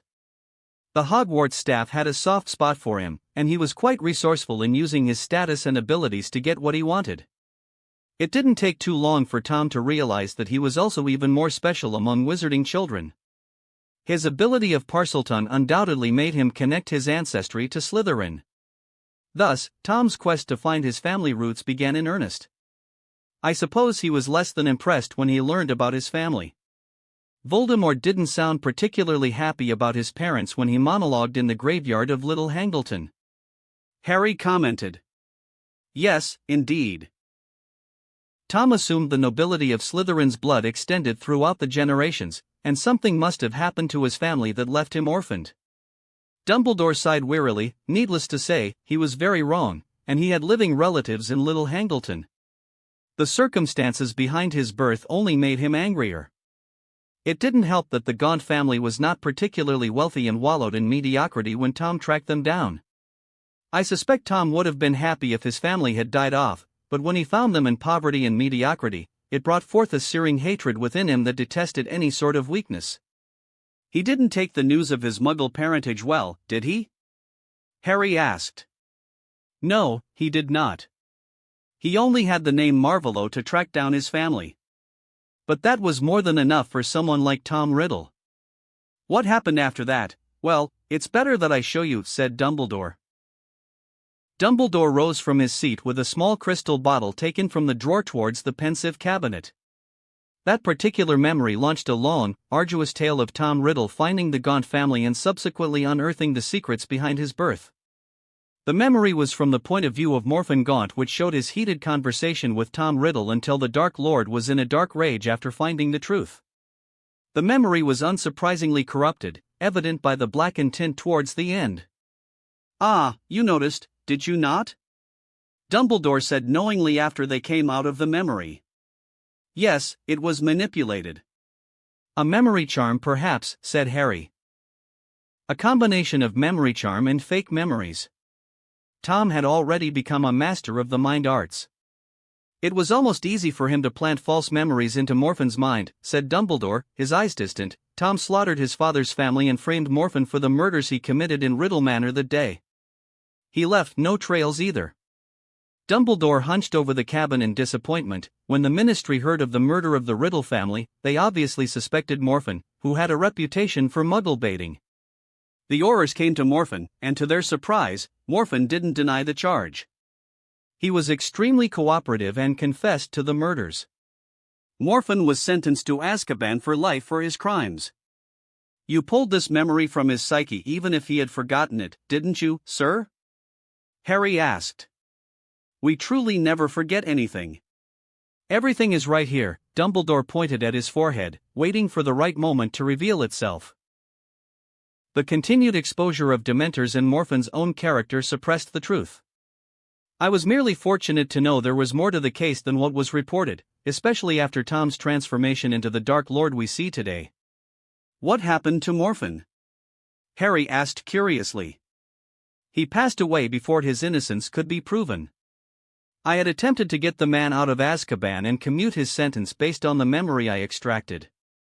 But time was an enemy that I, in my hubris, never factored into account.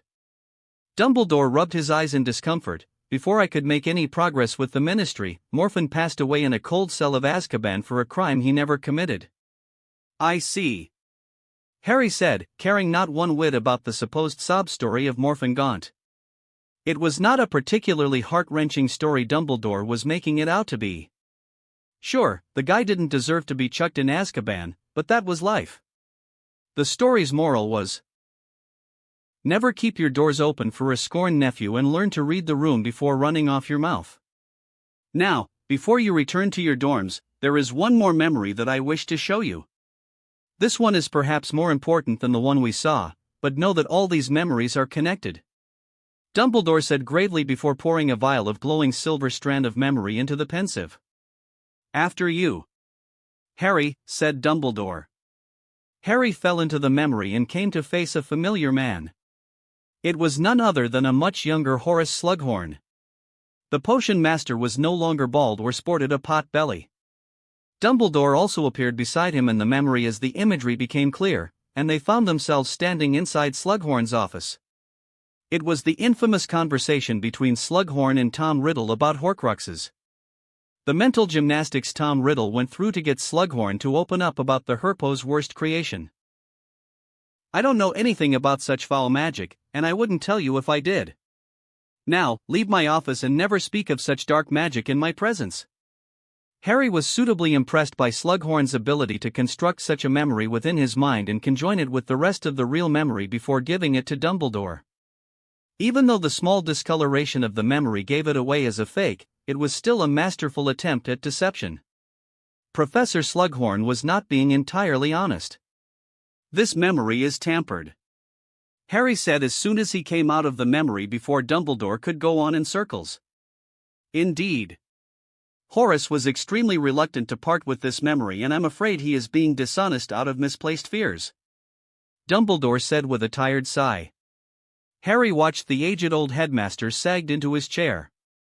Fawkes trilled softly to lift the spirit of Dumbledore, which earned the Phoenix a grateful smile. Harry plucked the bowl of candy from Dumbledore's desk and offered it to Fawkes, who happily plucked one from the bowl with his beak. Surprising Harry, Fawkes jumped onto his shoulder and seemed content to feast on the candy from the bowl. "Ah, do be careful, Harry.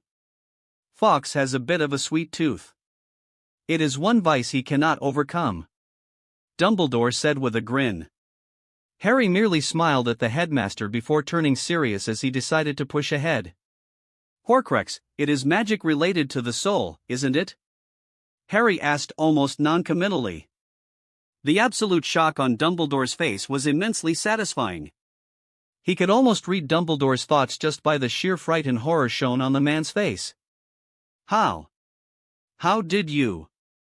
Dumbledore stuttered, his grip on the table tightening almost as if the headmaster was holding on to the table desperately. "You said to me long ago that my mother's love protected me from the killing curse. I, of course, never believed what you said and thought there was more to the story. As I delved deeper into the killing curse, I realized it was a spell that reaps the soul off from a body. Such a curse could only be defeated if there was something else that mimicked the properties of a soul or a physical barrier shielding me," Harry explained as he took a seat from across Dumbledore, with Fawkes settling happily on his shoulder. "But I know the curse was not absorbed but deflected. Whatever my mother and father did, it reflected the killing curse at Voldemort and reaped his soul. But neither Voldemort nor I died that day. I survived because of my parents, but something caused Voldemort to survive as well. This made me look into any type of magic that keeps the soul safe from the clutches of death." Harry regaled to the growing horror of Dumbledore. Oh, he was enjoying the look on the man's face. He could see why Dumbledore was so horrified. The old man was worried that the secret of the soul shard was out, but Harry had no intention of showing his hand this early.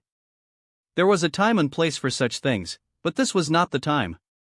I ransacked the restricted section of the library here to find out why Voldemort was capable of transcending death, but I didn't find much. However, in the Black Library, I found my answer in the works of an ancient dark wizard named Herpo the Foul. Horcrux, a magic so foul that it grants a wizard immortality by splitting one's soul and keeping it tethered to an inanimate object. The moment I read it, I knew I found Voldemort's secret to immortality. I immediately realized Tom Riddle's diary was a Horcrux because it fit with the ritual passingly mentioned in the book. Myrtle was Voldemort's sacrifice to shear off his soul, right? Dumbledore stared at him slack-jawed for a few minutes.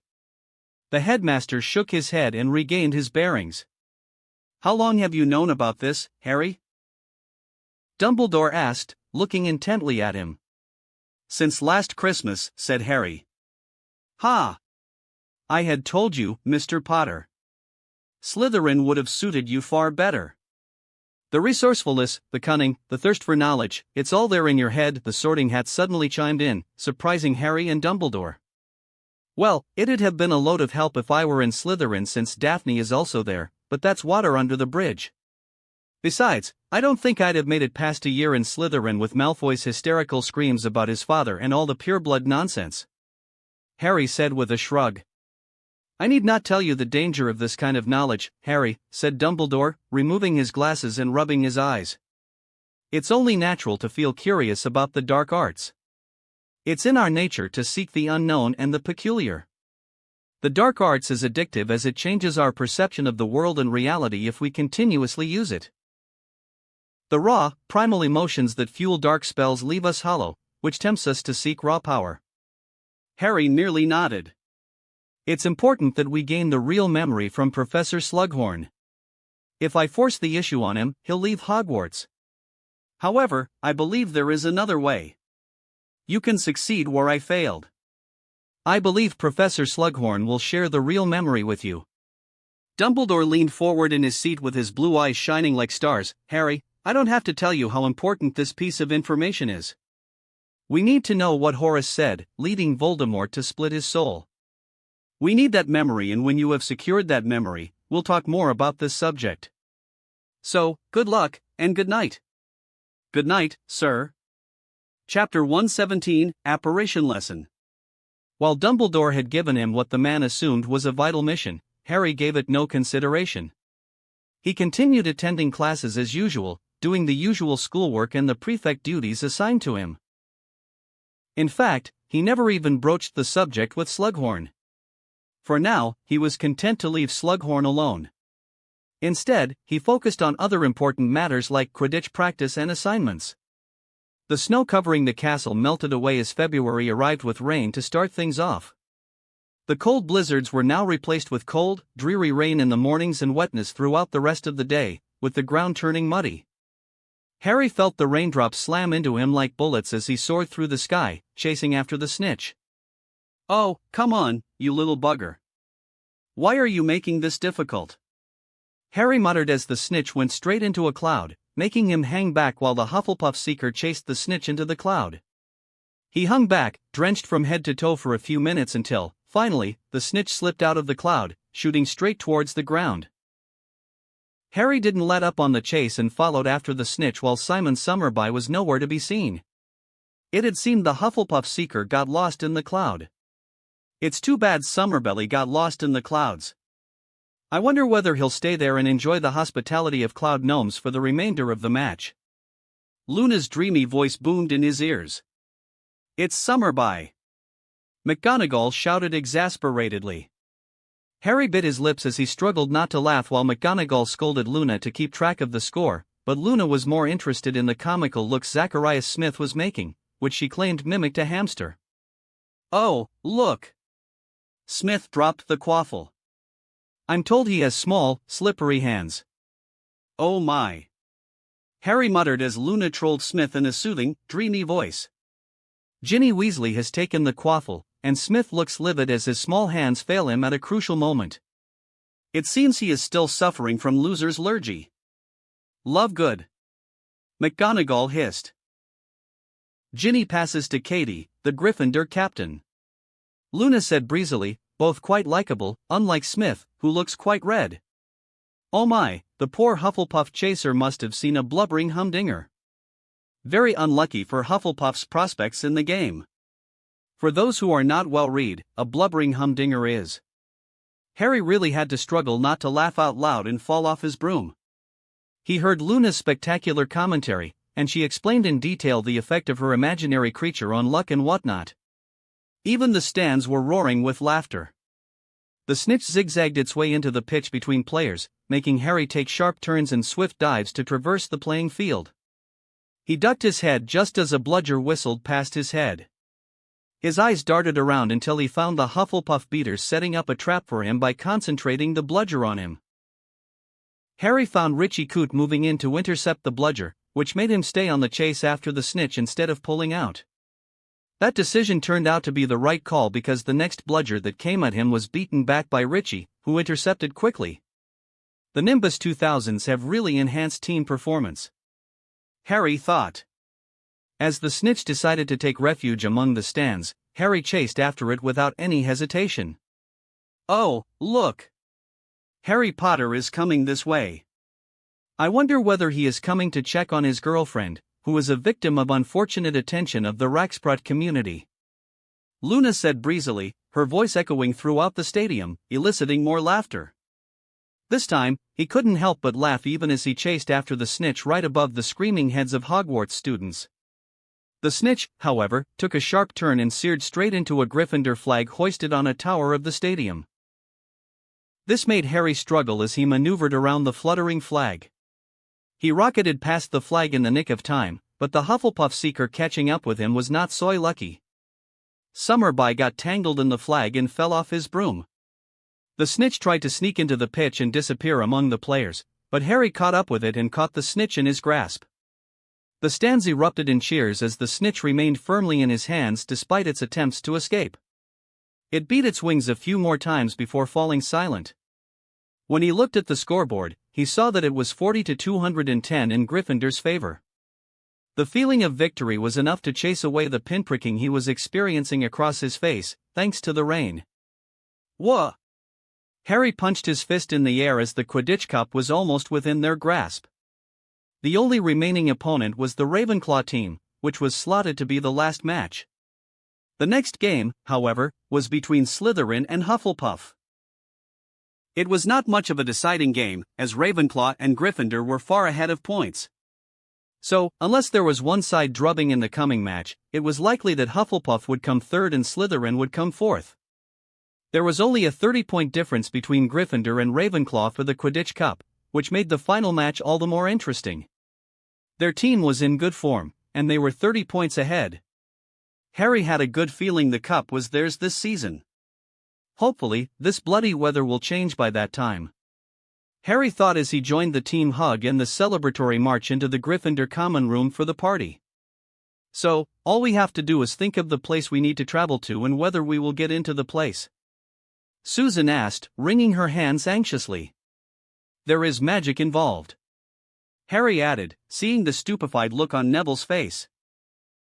On the other hand, Daphne was unbothered by the whole conversation while Tracy was hanging on to his every word. Hermione also looked the least interested as she was scribbling away in a notebook.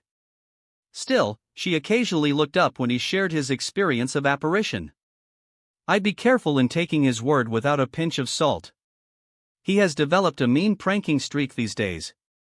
Daphne cautioned everyone. Please don't mind her. She's upset she got insulted during the match, said Harry. Tracy giggled, earning a glare from Daphne, but her best friend was hardly intimidated.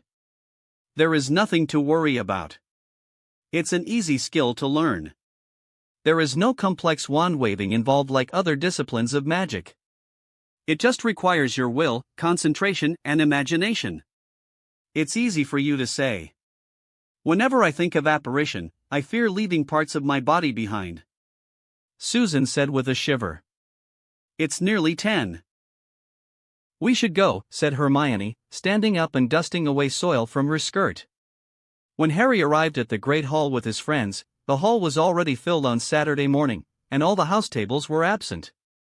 All sixth-year students were filled into the hall, and he could see a ministry employee having a silent conversation with Professor McGonagall. Just as they settled against a corner of the hall, he noticed the high windows of the hall darken slightly, and rain clouds covered the sky. Pretty soon, rain started pouring down in earnest. Good morning to you all, said the ministry man after McGonagall closed the door and raised a silencing ward, which warded off the sound of rain and wind from outside. My name is Wilkie Twycross, and I shall be your apparition instructor for the next couple of weeks. I hope to impart the skill of apparition and prepare you for the test after 12 weeks. I hope everyone here knows how useful instantaneous teleportation is, especially now. Apparition helps you escape dangerous situations or even quickly bring help. He wants us to run away. Neville muttered with a scoff, why am I not surprised? I hope by the time my classes end, each of you will be capable of securing your apparition license. Twycross continued. As McGonagall and Flitwick went around the hall arranging the students into orderly lines with even spaces between each student, Twycross continued to explain what they were about to do in the session. As you already know, Hogwarts doesn't allow anyone to apparate or disapparate within the castle grounds. But Headmaster Dumbledore has graciously lifted the wards within the Great Hall for 1 hour so that you may practice. The students scrambled to arrange themselves while Twycross placed a hoop in between the negative space between students. Your task is quite simple. All you have to do is apparate into the hoop before you. Apparition does not require a spell. All that is needed is for you to remember the 3Ds, said Twycross: destination, determination, deliberation. Psst, Harry. A whispered call came for him from his left side. Harry found Ernie Macmillan looking at him. I heard you know how to apparate. Any tips? Ernie asked in a whisper. It's all about belief. You have to believe you can teleport. Then comes will and imagination. Harry whispered back. Potter. Snape marched towards him with a sneer plastered on his pale face. Do you think yourself above these lessons? Harry didn't respond and merely stared ahead, his eyes pinned on Twycross while ignoring Snape and his yapping. Turn on the spot, feeling your way into nothingness, moving with deliberation. On my command now, 1, 2, 3. Twycross shouted towards the end. Harry saw almost everyone looking like they stopped breathing and looking intently at the hoops before them. Ron looked like he was about to faint by holding his breath while glaring at the hoop. Seamus spun on his feet and fell comically on the floor while trying to apparate. Lavender looked happy she succeeded, but he could hear Hermione say she just jumped into the hoop. What is it, Potter?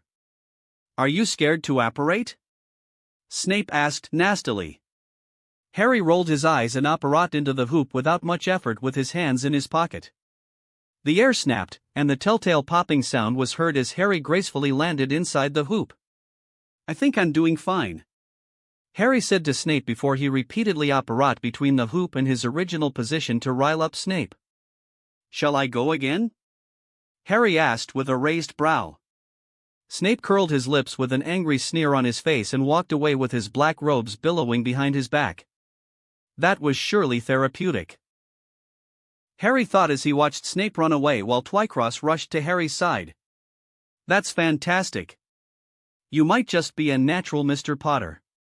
Twycross looked positively glowing as he heaped praises on Harry for what everyday wizards do. Thankfully, when he pulled the stunt of apparating around the hall repeatedly and scaring the shit out of students from all 4 houses, he was excused from the lessons on account of his superior mastery over teleportation magic. That stunt lost Gryffindor 10 points because McGonagall was not amused, but he was excused from future apparition classes. He was promised the license to arrive by Monday morning, and that was how he earned himself a free hour daily for the next 12 weeks. Branch Reality *. Christianity in the Scottish Empire by Mari M. Evenglass, published by Glasgow Books 2002. The Kingdom of Scotland was formed as a direct consequence of persistent witch burnings and the persecution of pagan cultures that thrived in the Scottish Isles. The Roman invasion of Britannia and years of the Roman Empire's attempts to forcibly convert and destroy the predominant Celtic and Gaelic cultures in the Isles resulted in the consolidation of wizards and witches who were scattered throughout the land. So, when Hadrian Targaryen started his conquest, the most obvious target was the prevalent Roman hold on religion, which was sustained even after the withdrawal of the Roman Empire. In King Hadrian's mind, the Romans may have left the land, but they were colonizing the minds of his fellow brothers and sisters. Therefore, his initial campaigns were specifically targeted at the churches. Once a church fell into his grasp, he'd use it as a learning center to de-Romanize the populace. Consequently, this policy adopted by Hadrian I led to the rise of Celtic and Valyrian religions in the Scottish Empire. But Christianity was not completely wiped out. Pockets of Christian faith remained within the empire, primarily thanks to the reign of Visigny, the granddaughter of Alexander I. Queen Visigny's reign was most interesting as she, like her grandmother, was no proponent of the Valyrian faith or the Celtic religious practices. Queen Visigny viewed the flowering of polytheistic religions in the Scottish Islands as a stagnant outlook on the realm of all things spiritual. She was of the belief there was an inherent weakness in tribal mentality that comes with too much emphasis on polytheism or even adopting a pantheon of gods. It was even more troublesome considering most of the Celtic gods were just ancient wizards, fae, or vila, or even wizards themselves. Queen Visigny took some aspects of Christianity and adopted them into the Valyrian faith. It was a pragmatic move on her part to the faster assimilation of her Christian subjects in Ireland, a recent conquest of her grandfather Alexander I. There is, however, another version of the story involving a scandal within the Targaryen royal family.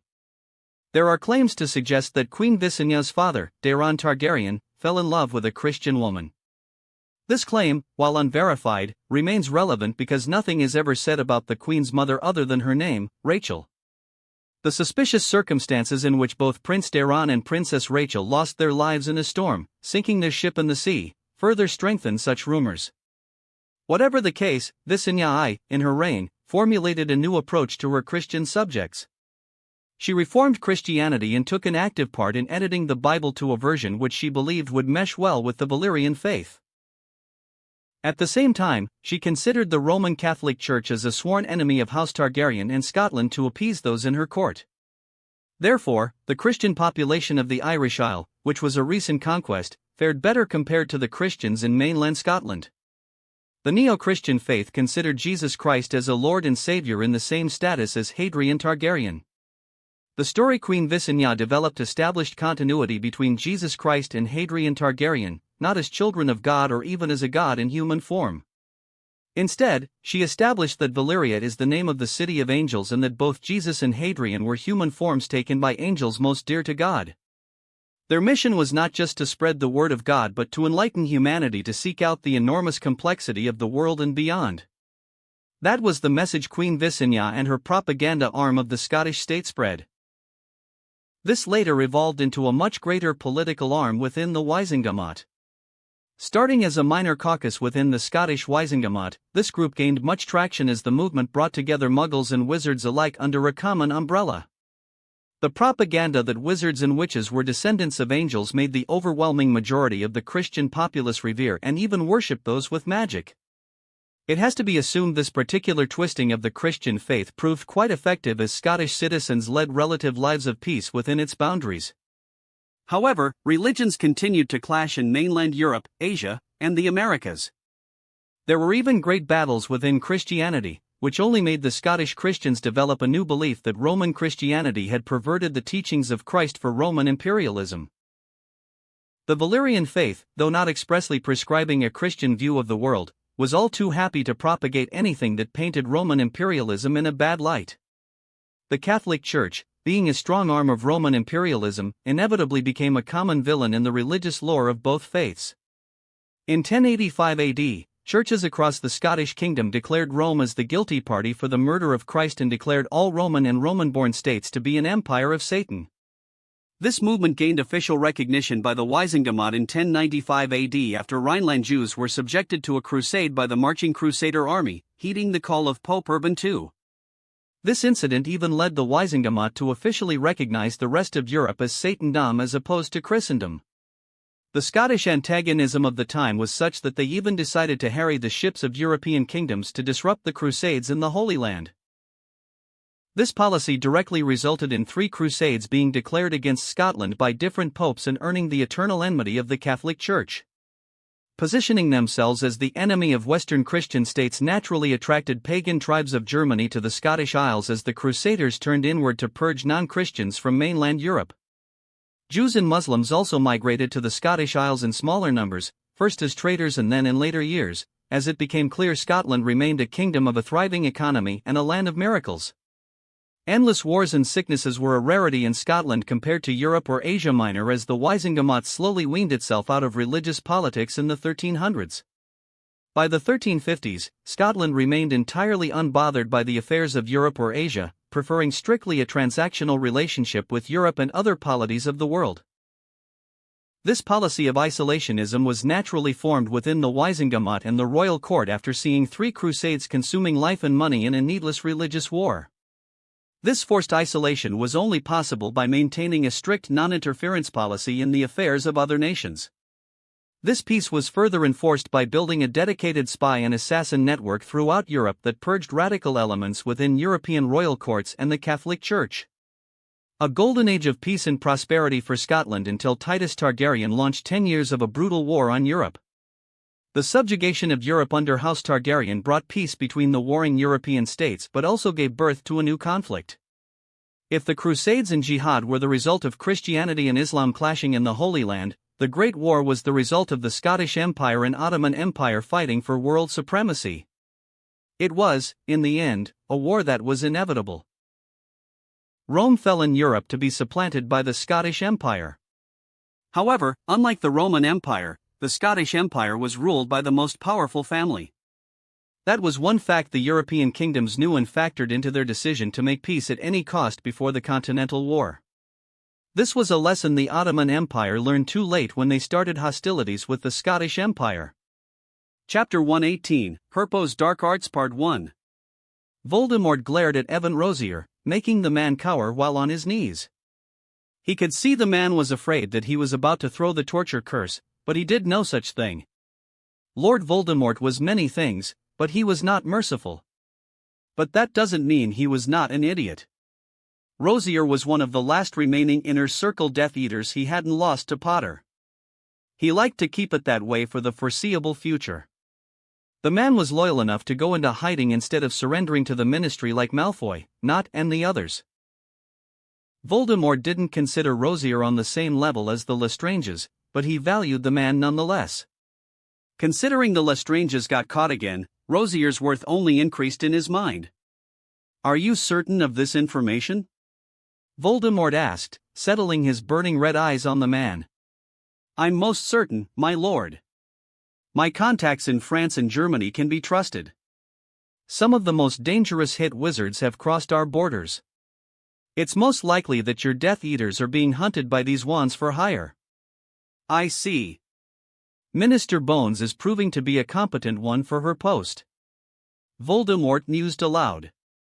"But this is a cause for concern, my lord. These mercenaries getting contracts by the Ministry points to a powerful supporter for Minister Bones," said Rosier.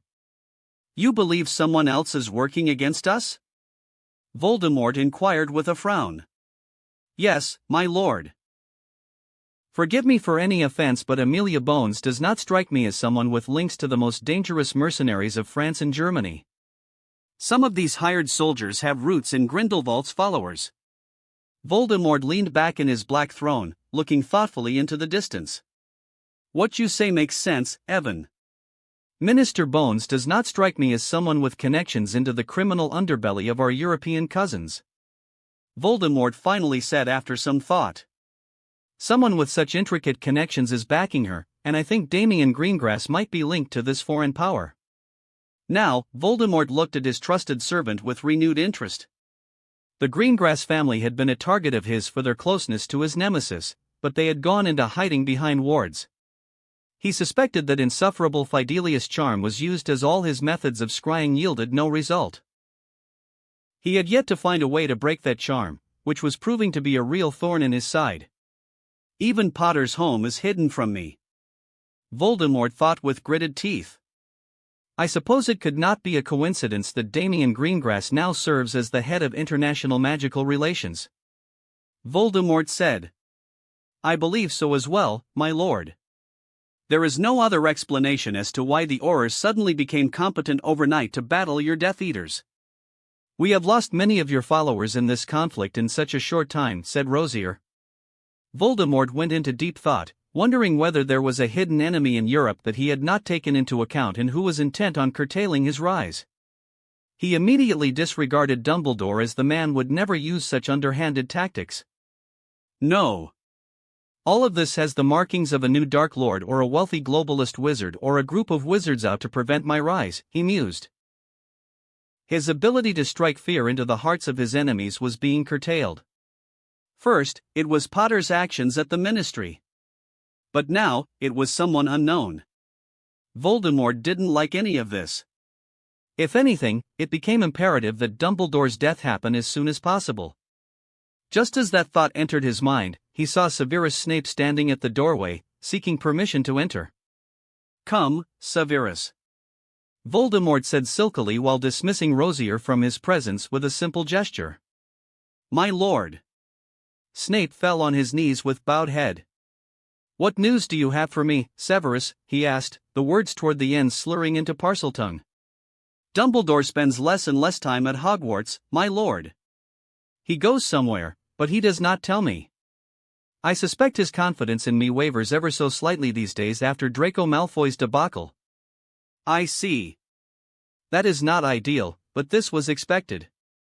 That blasted boy has set back my plans with his incompetency.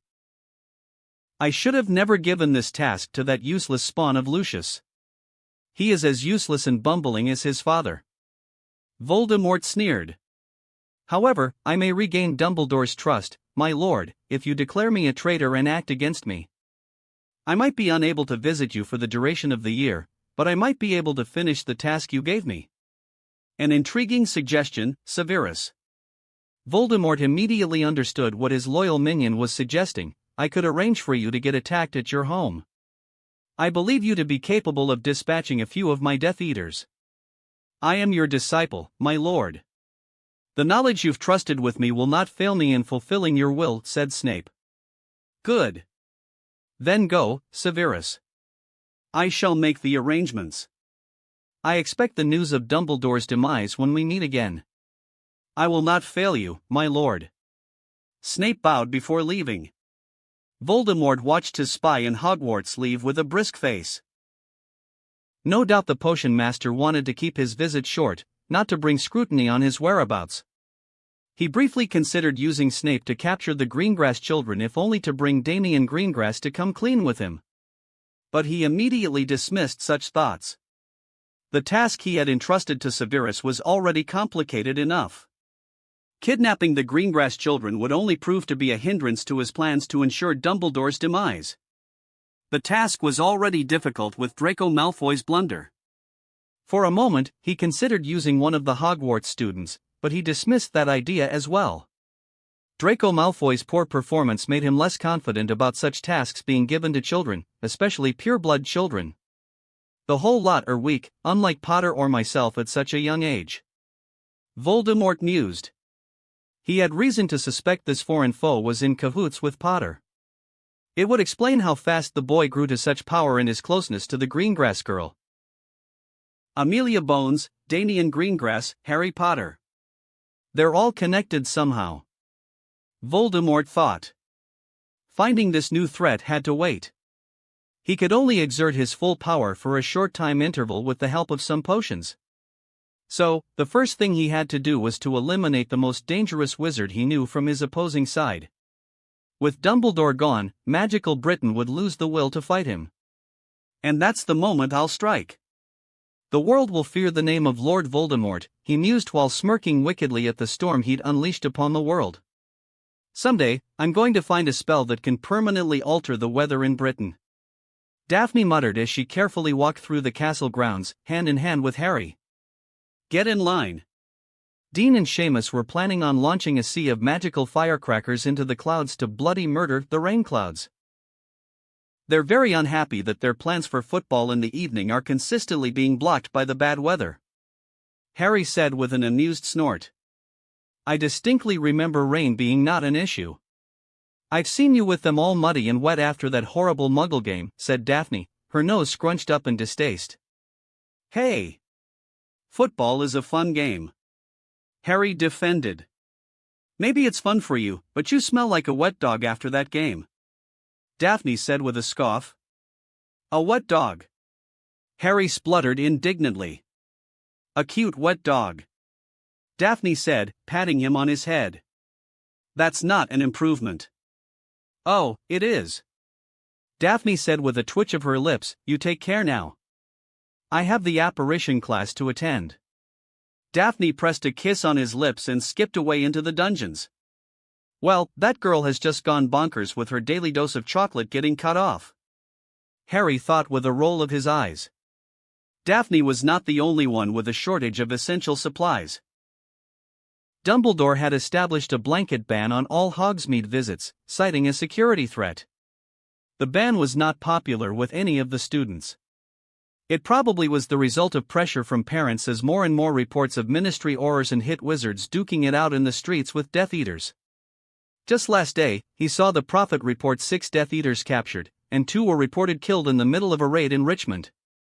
There were several injured Aurors on the Ministry's side, but no details were published about that, unlike the mugshots of screaming Death Eaters being hauled off being plastered across page after page.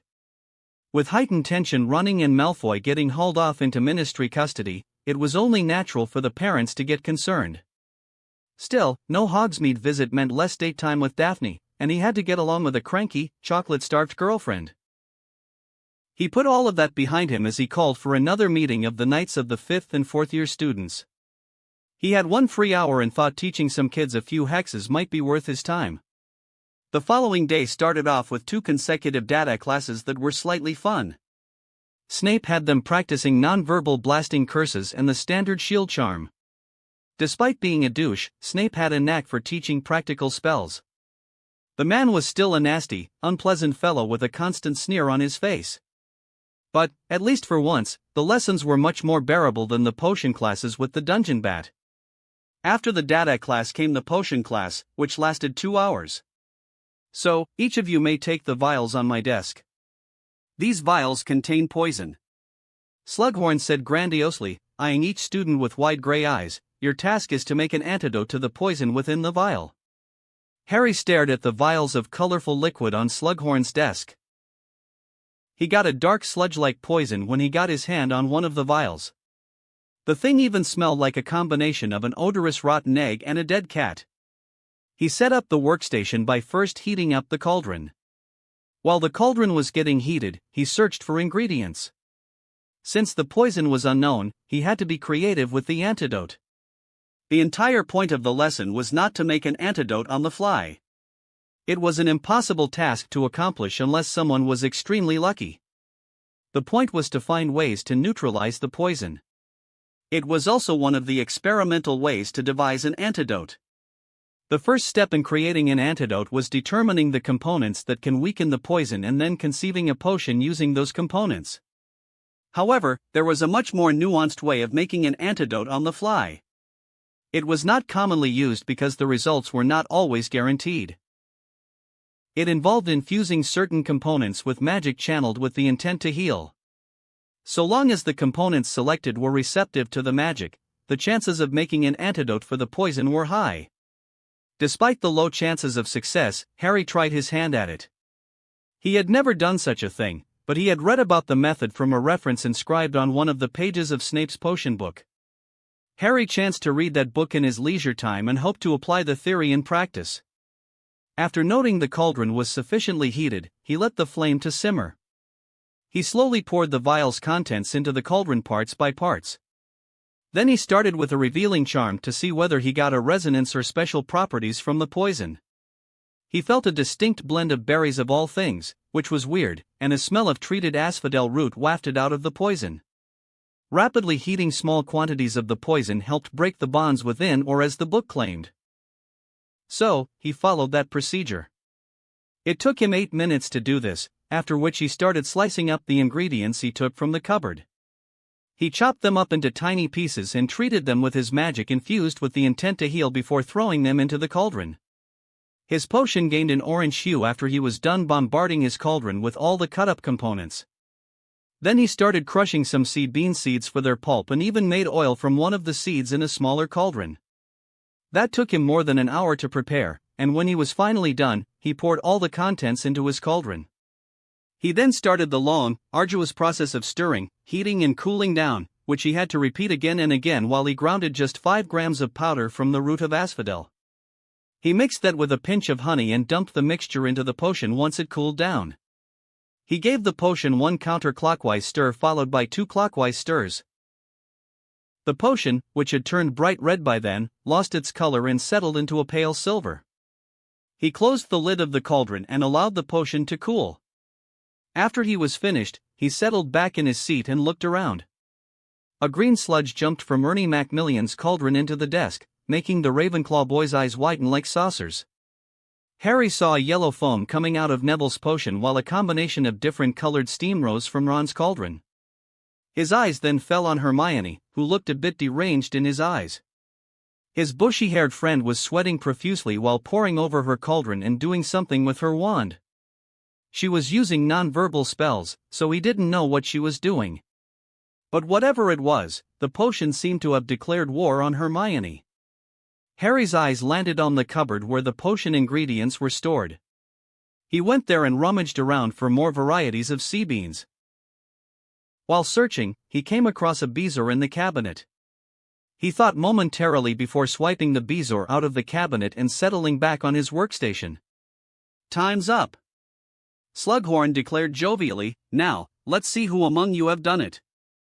Slughorn moved from student after student with a clipboard in his hand, noting down the number of the poison vial before scribbling down something else after inspecting the potion. Slughorn was less than impressed with some of the potions, but the man kept any comments to himself even if his expression was quite telling. It was far better than the drama Snape usually engaged in. The potion master finally reached his table, looking quite green after sniffing some fumes from Neville's cauldron. Now you, Harry. What have you got for me? Slughorn looked vibrant and eager as Harry removed the lid and showed what he had. Oh ho! I see what you did there. Ingenious thinking, brilliant indeed. Slughorn grinned from ear to ear, resorting to some charms to inspect the potion after a cursory visual inspection. Quite good indeed, perhaps a tad rushed. You should pace yourself while working with antidotes to unknown poisons, my boy.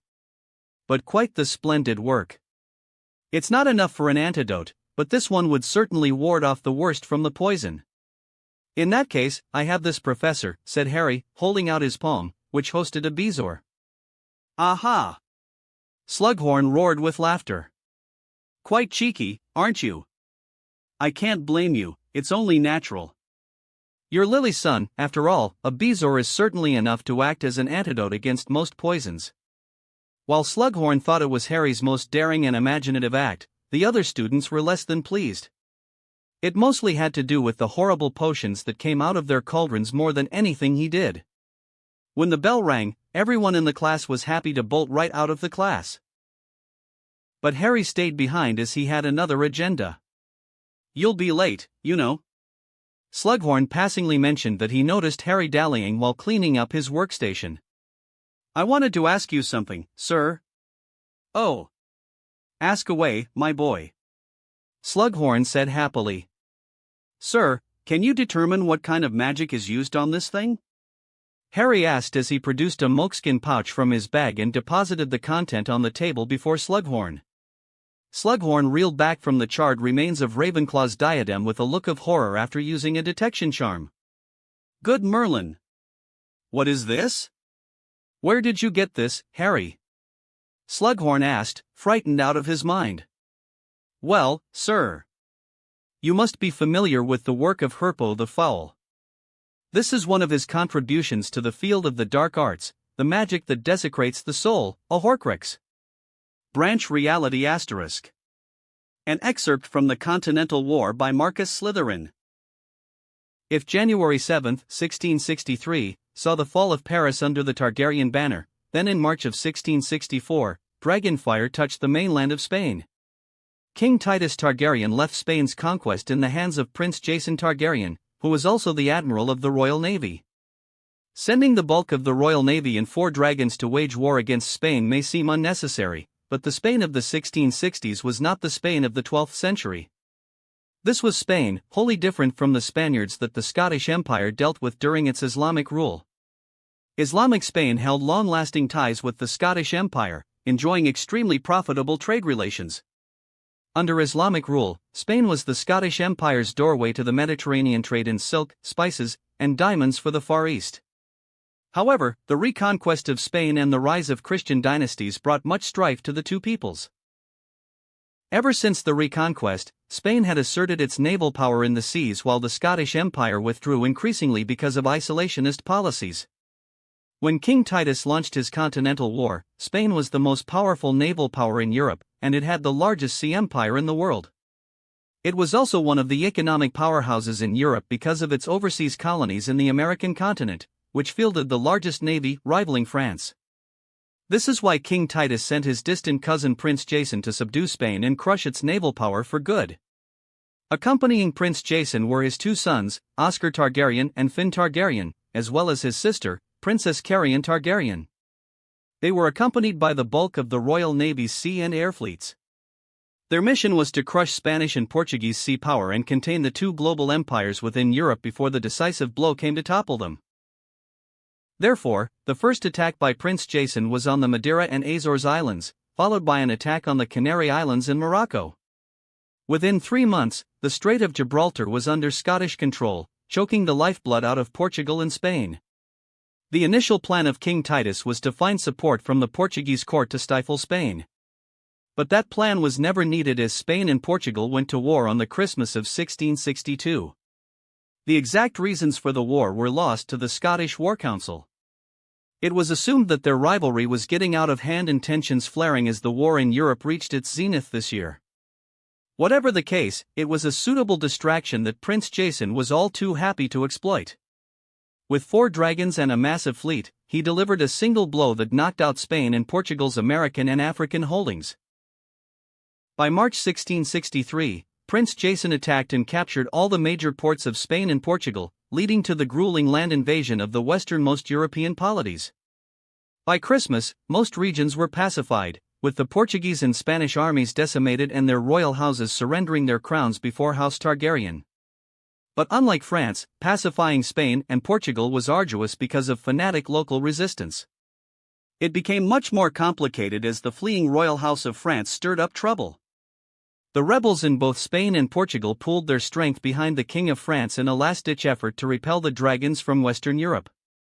Only on Christmas of 1665 were all rebellions in Spain and Portugal crushed properly with the capture and execution of Anthony II of House Bourbon. However, Prince Jason still had the monumental task of reorganizing the devastated lands of Spain and Portugal to their former glory. At the same time, the status of overseas land holdings in the Americas and Africa also became a question. King Titus' orders were only to capture Europe, but Prince Jason extended that mandate a little bit further and sought to secure all possessions of Spain and Portugal. The war waged on in the seas as the dragon's appetite for land grew. Chapter 119, Herpo's Dark Arts Part 2. What did you say? Slughorn looked pale as a ghost as he stared at the blackened remains of Ravenclaw's diadem. I said this was once a Horcrux. Harry repeated slowly, closely watching the understanding dawn on Slughorn's face. You know, I had wondered how Voldemort survived the killing curse that night. I theorized the Dark Lord had taken precautions to guard his mortality. After all, I had seen him in his spirit form in my first year at Hogwarts. You knew about Horcruxes since your first year at Hogwarts? Slughorn asked with horror. Of course not. Harry said, rolling his eyes, I merely searched for ways to achieve immortality and came across this method recently. But I soon found myself facing a dilemma, Professor. What? Slughorn stared at him warily. There are reasons to believe Voldemort took the teachings of Herpo to the farthest extent than any wizard in the history of the wizarding world. What do you mean? Slughorn looked like he was ready to keel over. Voldemort has managed to create multiple Horcruxes. He made many of those things? Slughorn inquired with a mortified look. Yes, he did. I know you were the one to tell him about the Horcruxes. How? Slughorn looked surprised and guilty, but then realization set in. Of course, Dumbledore told you.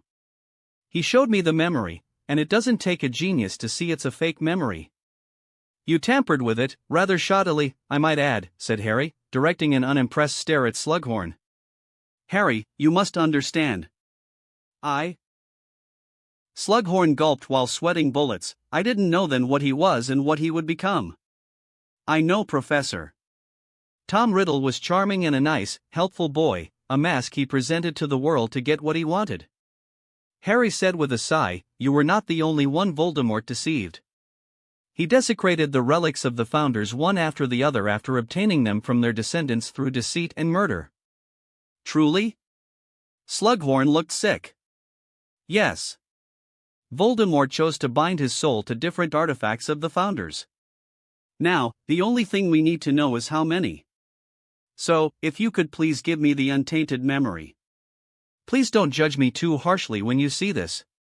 What I did that day, it haunts me to this day.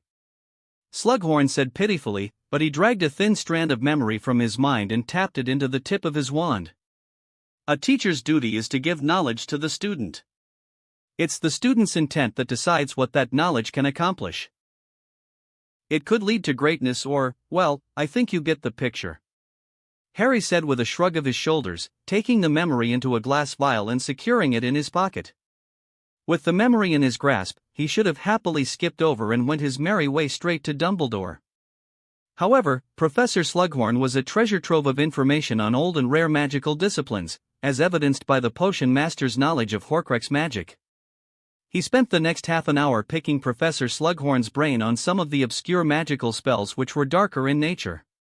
But mostly, he was curious to learn the limits involved in crafting darker spells and the arithmancy involved in factoring darker emotions to fuel the spells. After all, he couldn't exactly discuss the intricacies of dark magic with just anyone. Most wizards were ignorant of dark magic, and those few who knew anything about it rarely knew how to create spells that could deal with permanent damage. One of the greatest advantages of using dark magic was its irreversible nature, which could permanently incapacitate an enemy. While Harry knew many such spells, he had so far been unable to find anything related to the process involved in the formulation of such spells. He was sure he could find something related to that subject if he combed through all the books in the Black Library. But going after Slughorn for advice seemed a far easier option, and it saved time. Though initially reluctant to share such information, Professor Slughorn caved in under Harry's persistence. When he returned that night to his dorm, he did so with a collection of books from Slughorn's personal library. He hoped they were an interesting read because he was curious how the most dangerous spells known to wizardkind were crafted. He couldn't wait to see what these books held in their old dusty pages. "You know, Mr. Potter. I think this is it. You performed exceedingly well on your test. Here is your license," said Twycross after watching him apparate around in circles around the man and the ministry examiner. Harry thought the ministry official was too happy to see him gone from ever gracing the apparition classes. It was probably why he got tested ahead of his peers. He was not complaining. He received the license quite happily and went away from the Great Hall with a spring in his steps. Neville was patiently waiting outside the Great Hall when Harry whistled a jaunty tune as he walked out of the hall. "You got it?" Neville asked, looking searchingly at the card in Harry's hand. "Yep. One nice little apparition license freshly delivered." Harry handed over the card with the official ministry seal stamped on it prominently. "Ha! I expected something more fancy," Neville said, his brows creasing in disappointment at the plain-looking card. "What did you expect the ministry to cough up from their dusty treasury, a gold-plated badge?" Harry asked with a snort. "Wouldn't have been bad instead of this silly little thing," said Neville, handing back the license card as they walked out of the castle towards the Quidditch Stadium. Harry and Neville arrived at the Quidditch Stadium, where all Hogwarts were assembled to watch the Slytherin-Hufflepuff game. There was a lot of excitement from the Hufflepuff side as the game finally decided who'd settle at the bottom of the point tally for the Quidditch Cup this year. Currently, Slytherin was at the dead bottom, and their chances of advancing to the third spot were slim. On the other hand, Hufflepuff got the opportunity to clinch the second spot if they could win against Slytherin by a large margin of points. Of course, their second spot on the point tally depended on Ravenclaw losing against Gryffindor in the next match with a low point on the scoreboard. This particular predicament put the Ravenclaw fans in the corner of the Slytherin team. The age-old rivalry between Slytherin and Gryffindor placed the House of Lions on the side of the Badgers. While Harry was not particularly picky about who won the cup or the second spot, he weighed on the Badgers to win this on a good tally. He supposed it was part of going native and becoming a real Griff. "Nice hat, Harry," Susan said when she set her eyes on his ridiculously large hat with charmed imagery of a green snake repeatedly stomped on by a golden badger. "You like it? Luna made this for me on request." Harry twirled his hat on his finger to show the imagery on the hat changed with the badger smacking away the snake with a beater's bat. "Wicked." Deborah Stein, a third-year Hufflepuff, commented with wide eyes. "It is, isn't it?" Harry said brightly, happy that Luna's handicraft skills were being appreciated. "That girl has a bright career with the Weasley twins' shop." "I don't know about that.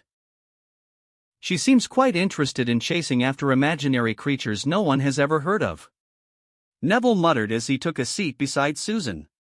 Nothing else could be said as the stands erupted with shouts and enthusiastic clapping as Hufflepuff and Slytherin teams walked onto the pitch with brooms in their hands.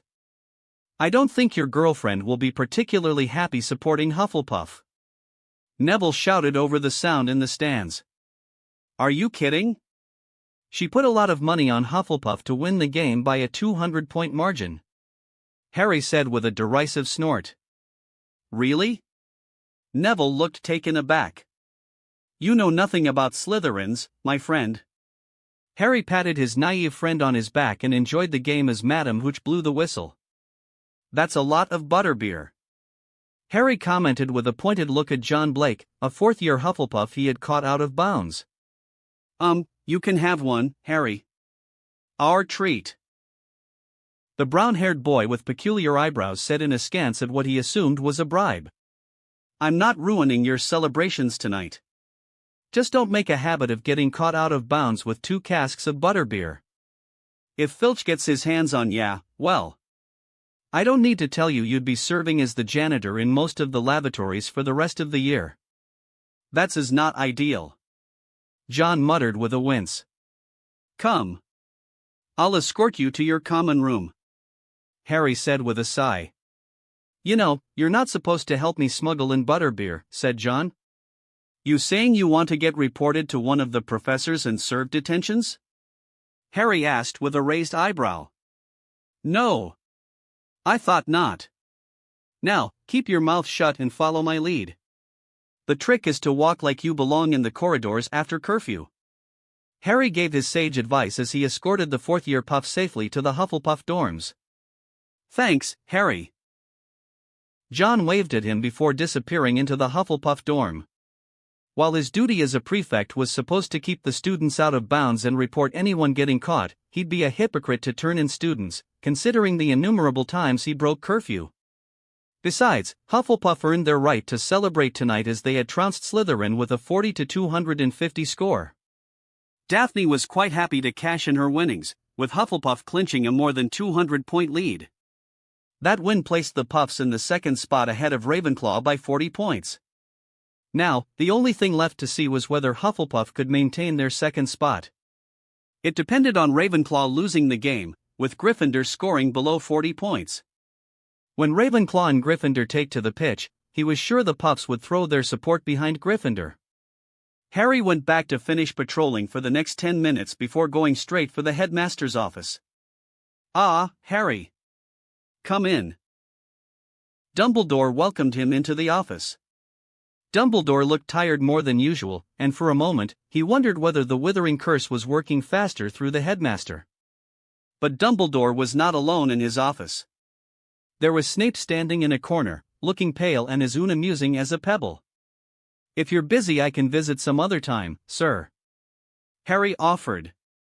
If that is all, headmaster. I have some assignments to grade. Snape said curtly before vanishing out of the door in a hurry with his black robes billowing behind him. I suppose we have the rest of the evening to ourselves, Harry. Dumbledore attempted a smile, but it came more as a grimace. He doesn't look particularly happy. I thought I saw a ghost of a smile when he got the data position this year. Has he realized teaching is not the best career path after all? Harry asked. Severus remains content with his data post. His concerns are related to another matter which we will not discuss. Dumbledore said with a grandfatherly smile, now, onto our matters, Harry. Harry fished out the glass vial containing a slivery memory strand within that had Dumbledore's eyes widen and a bright smile spread beneath his beard. You? I knew you could do it, Harry. This is instrumental in learning about our enemy in ways we haven't before so that we may stop Voldemort's rise for good. Dumbledore said as he took the vial delicately into his hands and went before the pensive cabinet with Harry closely following behind. Now, before we see the unblemished memory from Horace, we must first see 2 other memories I managed to gather. Those memories will show us what Tom Riddle was doing after he left Hogwarts. But as you know, Tom Riddle was obsessed with Hogwarts and wanted to stay close to the school despite his darker inclinations and ambitions. Dumbledore said as he placed the vial in the cabinet and picked another one. While Tom's peers were making plans to join the ministry, start their own businesses, or apprentice under masters of different magical disciplines, Tom asked for a post in Hogwarts. Headmaster Dippet denied Tom's request, citing his young age, but promised him a spot after gaining a few years of experience. I, for one, never believed Tom was interested in teaching. It was likely that Tom wanted a place at Hogwarts for him to recruit young disciples, for he was already determined to become a Dark Lord. The rest of my peers failed to realize there was another face to the charming Tom Riddle, one filled with malice and subjugation of others. So, when Tom chose to work for Borgin and Brooks, a shady shop in the Nocturne Alley, many among my peers were shocked and saddened such a bright student would join an inconspicuous shop that sold antique items. They failed to realize that Tom's intentions were not to settle down with a respectable job. Dumbledore shook his head. No. Tom wanted a place where he could work from the shadows, where no one would think to look at him twice. The charming, brilliant Tom Riddle was slowly coming out of the mask and stepping into the world as Lord Voldemort. I attributed many other reasons for Tom's choice to work at Borgin and Brooks. But I later realized it was his need to collect powerful magical objects that made Tom seek out a job at the shop. Tom was sent forth to negotiate with old families to part with their treasures or even sell the antique collections of the shop to wealthy clients. Tom was quite good at his job, as persuasion was one of his strong suits. Let me guess. He used his position in Borgin and Brooks to find powerful magical objects to make a Horcrux. Harry said to speed things along. Indeed, Harry. You see, Tom has always been attracted to other people's possessions from a young age. He stole several things he found attractive from the children of the orphanage. That character of his never disappeared when he grew into an adult. In the end, he was a petty thief. Dumbledore said with a faint smile, "Now, let me show you a memory of Hoki, the house elf who served a very rich witch from an old pureblood family named Hepzibah Smith." Dumbledore poured the vial's contents into the pensieve and nodded at him. Harry dipped his head into the shiny silver water in the pensieve, and he was transported into the memory of Hoki, the house elf. Harry found himself watching a portly old lady with hazel eyes and a ginger wig flirting freely with a young Tom Riddle. He watched the gleam of greed enter Tom Riddle's eyes as he set his eyes on the cup of Hufflepuff and Slytherin's locket. Hepzibah Smith claimed to be a descendant of Helga Hufflepuff, and Harry felt a small tug on his heart. He wondered whether the woman's claim was true. Owning Hufflepuff's cup didn't make the woman a descendant of his old teacher, just as the Slytherin's locket didn't make her Slytherin's descendant. Still, he wondered whether this woman was related to the founder and one of his teachers who taught him alchemy and much of the secrets of old magic the world had forgotten. The memory ended with the house elf watching the old woman dying from poison while the cup and the locket were nowhere to be seen. Dumbledore and Harry returned from the memory. So, Voldemort found the relics of the founders and stole it from the woman while framing the house elf with a false memory like he framed Morphin Gaunt.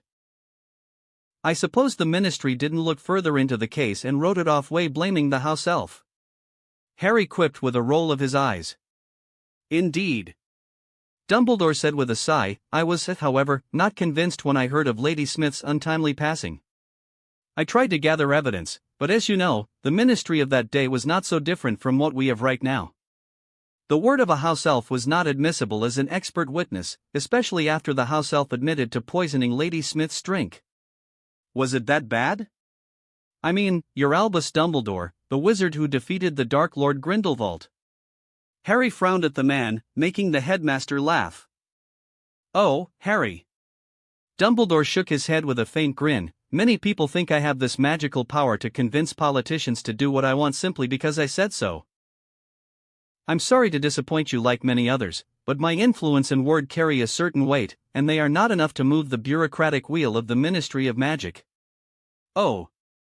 Harry replied, eyeing Dumbledore searchingly. Now, back to the second memory. Dumbledore poured the vial's contents into the pensieve. After you, Harry. This particular memory showed Voldemort trying a second time to get a post at Hogwarts. But this time, Headmaster Dippet was no longer in Hogwarts, and the position was now occupied by Dumbledore. Harry watched closely the simmering resentment in Voldemort's eyes as Dumbledore rejected his request for the data post. So, Voldemort really wanted a post at Hogwarts. Maybe. I think he knew I'd never let him stay at Hogwarts. By this time, I've been closely tracking Tom's activities, and I suspect Tom knew that as well, said Dumbledore. He formed his Death Eaters by then? Harry asked. Yes, his inner circle.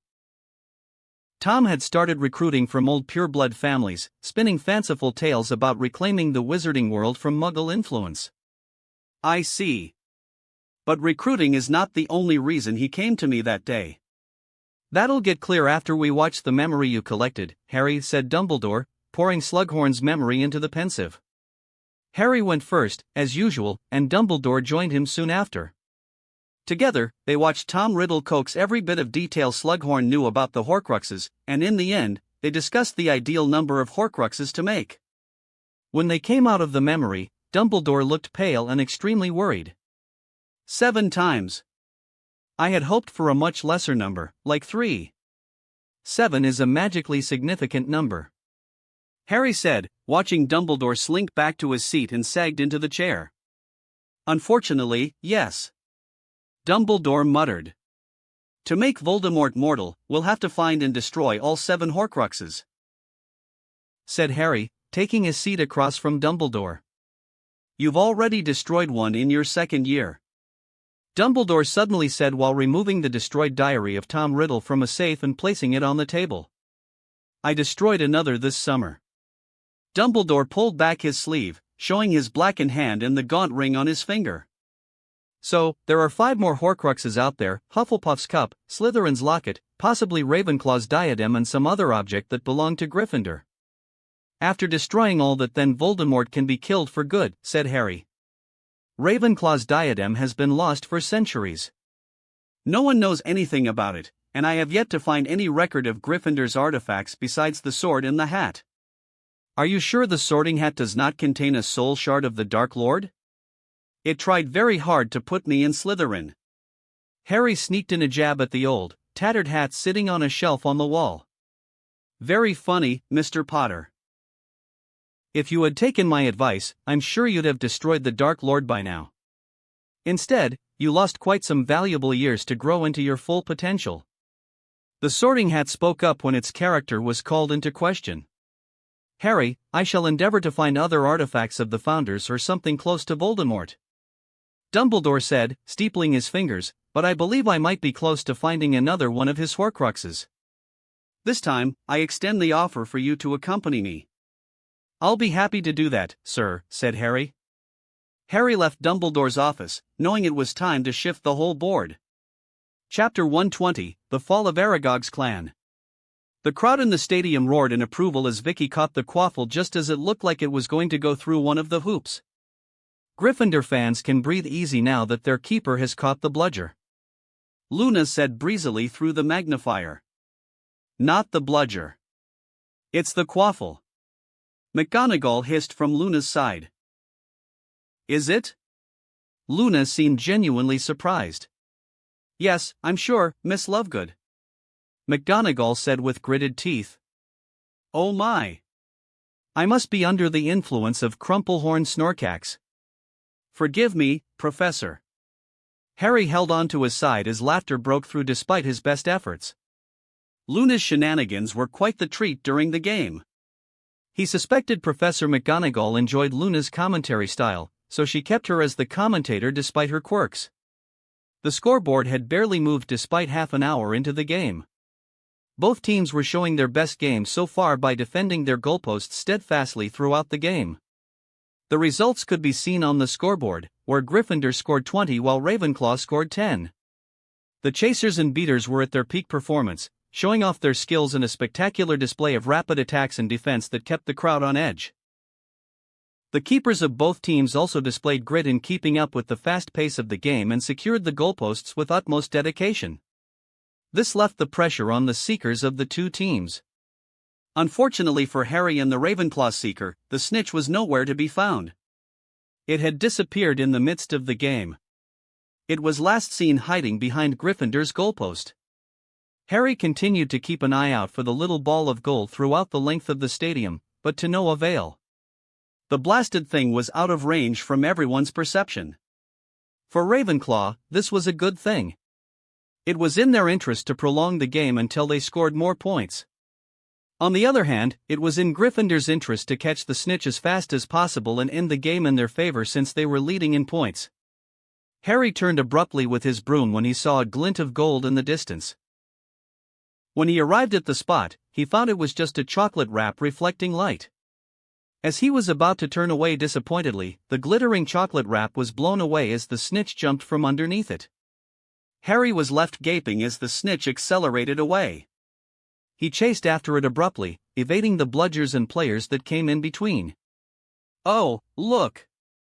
Harry Potter has seen the snitch," Luna chirped. The one time he wanted Luna to say something else, she let him down. If the Ravenclaw Seeker hadn't noticed him chasing the snitch, he definitely did now. This only made Harry fly aggressively in pursuit of the little gold ball. The snitch was not ready to give up despite Harry's aggressive pursuit. The little troublemaker flew through the hoops of Ravenclaw's side, forcing Harry to weave through them at breakneck speed. He heard a loud yelp followed by something breaking, but his eyes didn't leave the snitch. The snitch took an abrupt turn, followed by a steep dive towards the ground. Harry closely followed, and only then did he see Ravenclaw's Seeker had his broom in two pieces and was falling straight towards the ground. Harry pulled back slightly, caught the guy on his arm, and gently dropped him to the ground before quickly continuing the chase to the crowd's roar. The snitch again took a hasty turn to the left, which Harry followed, only to see Katie coming towards him at full speed with the quaffle in her hand. Harry pulled his broom sharply so that he managed to give room for Katie while chasing after the troublesome snitch. "I've got you," Harry thought as he closed the gap on the snitch. The snitch tried to veer off from the path again, but this time, Harry correctly read its movements. He turned in the same direction before the snitch and gained the distance in a short time before reaching out and plucking the snitch with his trusted fingers. The gold ball beat its wings tiredly against his fingers, but his grip was solid. The entire stand erupted in cheer as the game came to an end, with Gryffindor clinching a decisive victory and, therefore, the Quidditch Cup. Harry let out a whoop of joy just before his teammates surrounded him and hugged him. "You're crying," Harry shouted at Katie as she hugged him. "Don't be silly," Katie shouted back, tears of joy rolling down her cheeks. The euphoria of victory was therapeutic. It was felt keenly when Katie received the Quidditch Cup from McGonagall and she brought the cup to Gryffindor Common Room for celebration. It was one of those days where the dark stain gripping their world was forgotten, and Gryffindor House celebrated long into the night like no tomorrow. "Harry, I can't thank you enough for this. It's so hard, to find a fully matured acromantula. Oh, the things I could do with its venom." Slughorn coughed to regain his bearings. "Of course, I'll be respectful to Hagrid's feelings. It must be painful to lose a pet despite its monstrous size." Slughorn looked rather pale, and Harry found the reason why. He followed the potion master's look to find Aragog's carcass near a small hill near Hagrid's hut. "Well, that's Aragog," said Harry as they paused to stare at the massive acromantula lying lifeless on the hill. "Are you sure it is dead?" Slughorn asked in a whisper, looking somewhat afraid his voice might awaken the massive spider. "You have nothing to worry about, Professor. Aragog is dead. Hagrid had to drag him out of the Forbidden Forest lest his family consume him whole as per their custom. There is a family of acromantula living in the Forbidden Forest?" Slughorn asked with surprise. Seeing Harry nod, Slughorn looked rather worried. "I always thought those were just strange rumors, These beasts are unreasonable monsters. They will threaten every life in the forest and drain it dry of anything worth preserving," Slughorn warned. "They'll be taken care of shortly," said Harry. "Ah. Thought ahead of everyone, have you?" Slughorn looked at him with a proud glint in his eyes. "They're a risk not worth tolerating considering the current situation and their proximity to the school. Riddle can be persuasive with such beasts and use them against our detriment." "Right, you are, Harry. May I ask how you plan on doing so? A nest of mature acromantulas is not to be underestimated. Their senses are sharp, and their speed is deadly," Slughorn warned gently. "There is nothing to worry about, Professor. I have been developing a version of the Draft of Living Death in vapor form for some time." "Truly? How far along are you in this task?" "Oh, I completed it a month ago." "What? Why haven't you come forward with this to me, my boy? Do you know what you've done?" This is a discovery that'll take the field of potions by storm. You're most certainly assured several acclamations from the most respected potion masters from around the world for your work." Slughorn looked ready to jump up and down in joy. "I didn't want the knowledge to get out, considering the state of war now, sir. After all, the use of such knowledge might give Riddle an edge," Harry pointed out. Slughorn's eyes dimmed before nodding with a look of understanding. "You're right, Harry. Such knowledge could negatively impact the war efforts of the Ministry should it fall into the wrong hands. You can trust me to keep this a secret." "I know I can trust you, sir." Harry smiled at the gentle professor. "That's why I told you, and I know your love for potions. I'll be most happy to share the process with you, and I'll be honored to hear your opinion, Professor." Slughorn perked up at that, and he was back to his jubilant self, excitedly talking about all the different methods he could use to study the process and look for room for more improvement. They talked and talked all the way to the hill, where they stopped their conversation out of respect for the dead. Hagrid was understandably grieving the loss of his oldest friend. Harry helped Hagrid dig a massive grave for Aragog while Professor Slughorn prepared the body. Hagrid was initially reluctant to harvest the venom from the lifeless body of his friend. But Slughorn's gift of one of the older bottles of fire whiskey smoothed over any ruffled feathers. They spent the night in Hagrid's hut, sharing a couple of bottles of fire whiskey and Hagrid's own homegrown mead. Stories were told, and songs were sung that night, with Harry keeping his wits until the two men were peacefully snoring away in their seats. Harry drained a couple of pepper-up potions and purged the influence of fire whiskey from his body. He took out a two-way mirror and contacted the mercenaries. "It's time. Meet me at the spot," Harry said through the mirror before he cut off the connection. He swiftly changed into his animagus form and ran out of Hagrid's hut straight into the heart of the Forbidden Forest. He ran with all his might until finally, he reached the pipeline that came out of Slytherin's chamber. Just as he shifted to his human form, several figures apparat into the spot. He knew only Christoph Schmidt, a hired hit wizard serving the Flammels. "So, what do you need, Herr Potter?" Schmidt asked. "I need your men to maintain a perimeter around the ward that I create and ensure no acromantula escape." Harry removed several canisters from his moleskin pouch. "After I deploy these canisters, the acromantula nest will be put to sleep. After I vent the area of the gas, I want you and your men to gather as many of them as you can grab and meet me here." "Any questions?" Harry looked expectantly at the men, but they remained silent like a rock. "Good. Let's begin." Harry started off with a ward which trapped the acromantula nest within a boundary enforced by magical energy while the mercenaries spread out across the edge of the wards. He started deploying the canisters inside the region using runes to set off the canisters to spill their contents onto the forest floor. Some good use of wind spells saw the gas spread far and wide across the area. Pretty soon, the bubble of energy covering the forest area was not filled with potion fumes that put all creatures to sleep. A couple of acromantula tried to claw their way out of the energy barrier, but they were put down for good unceremoniously by the mercenaries. "All right, Herr Potter. How will you take away the potion fumes? Or do you want all of us to go in with the bubblehead charm and let the wind take care of the fumes?" Schmidt asked curiously with no judgment in his tone. "I prefer not to leave evidence if possible," said Harry. Taking a few steps forward, Harry raised his wand and concentrated his magic to wipe out any evidence of the potion. Locus sigillum. A circular tear in space was formed inside the barrier, which began sucking in the air, which also removed the fumes from the canisters. After holding the spell for half an hour, Harry cancelled the spell. "Now, you may use the bubblehead charm," said Harry after cancelling the barrier. He also called for Dobby and Creature to lead an army of elves under his employ to gather all the acromantula silt from the nest and move it to Potter Manor. Harry waited patiently until the mercenaries returned with sleeping acromantulas under bodybind spells. "This is all we could carry," said Schmidt. Harry could see an emotion on the German mercenary's face for the first time. It was one of revulsion. "That's it then. You may drop them and be on your way." Without saying another word, the mercenaries apparat away after the captured acromantulas at his feet. Harry summoned a rope and turned it into a portkey before wrapping it around all the captured acromantulas. He sent them away to a safe location before turning his sights on the nest. Once again, he raised a barrier before setting the whole place under a blazing inferno.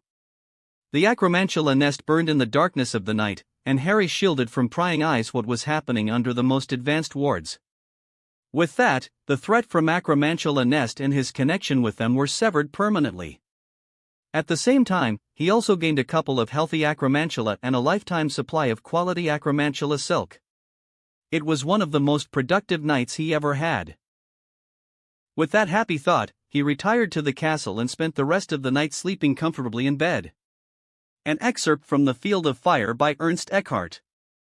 The fall of France, Spain and Portugal by 1664 solidified the hold of the Scottish Empire over Western Europe. While the empire labored to hold the vast lands they conquered within 4 years, King Titus was heartily waging a fierce campaign against the last major power in Central Europe. After King Titus was coronated as the King of Germany, any illusions of peace or armistice between the Holy Roman Empire and the Scottish Empire were disregarded. House Habsburg and House Targaryen were in deadlocks, fighting for total control over Europe. The only way the war would end was with a decisive defeat of either one of the empires. House Habsburg was not alone in their struggle against the Targaryen push into Central Europe. The Polish-Lithuanian Commonwealth also joined in combating the relentless assault of King Titus, Princesses Grain and Rhianna Targaryen. 2 long years of campaign against Central European powers saw Poland and the Holy Roman Empire constantly on the back foot. But both nations put up a valiant fight, with more troops joining the front lines each passing year in a desperate struggle to preserve the integrity of their nations. King Titus preferred a methodical conquest of all German-speaking lands. Therefore, he took his time to capture cities, towns, and villages. Unlike the other Targaryen princes waging wars in Europe, King Titus showed no hurry in gobbling up enemy territory. The reason for this strategy became evident when war broke out between the Ottoman Empire and the Holy Roman Empire. The Mediterranean suddenly engulfed in flames of war was the last blow the flailing economy of the Holy Roman Empire could take as they fractured from within with a starving and hopeless populace. The tenuous hold of House Habsburg on their empire crumbled, with many local aristocrats swearing allegiance to the House of the Dragon in exchange for securing their posts and protecting their lands from the ravages of war. The Ottoman Empire had long desired the opening of trade routes into Central Europe, but the Holy Roman Empire and the Commonwealth stood in their way of further expansion into the Balkans and Western Europe. However, the Continental War offered them a unique opportunity to invade Europe further, as the Western Catholic kingdoms had fallen to the Scottish Empire. Since war broke out in Europe, the Ottoman Empire had been preparing to wage war to secure their interests in the region. But they were patient and chose to watch rather than interfere immediately. Only when Russia fell into civil war and the Holy Roman Empire was invaded by the Targaryens, they decided to make their ambitions known. So, on the eve of March 3, 1665, the Ottoman Empire crossed into Hungary, starting the age-old war between the sons of Abraham. The weakened state of the Holy Roman Empire made it easier for the Ottoman army to march virtually uncontested further into Habsburg lands. Wild tales of atrocities by the Ottoman army reached Vienna and Rome, making the two centers of power panic. All the powers that be that moved the cogs in the wheel of the successor of the old Roman Empire were left with nothing but fear of the imminent destruction of the center of the Christian faith. King Titus saw the opportunity for what it was. Being a pragmatic man, he used the age-old fears and conflicts that existed between Christians and Muslims to his advantage. He sent negotiators to Rome as the Ottoman invasion gained ground rapidly in Vienna. Rome was expected to be the next target after Vienna fell to the Ottoman expansion. The pressure mounted on Rome once the Commonwealth of Poland and Lithuania surrendered to Princess Grain. Rome was forced to choose the lesser of two evils and made peace with the Scottish crown. On September 5, 1665, King Titus and Princess Rhianna Targaryen flew their dragons Moonfire and Moonburn into Rome.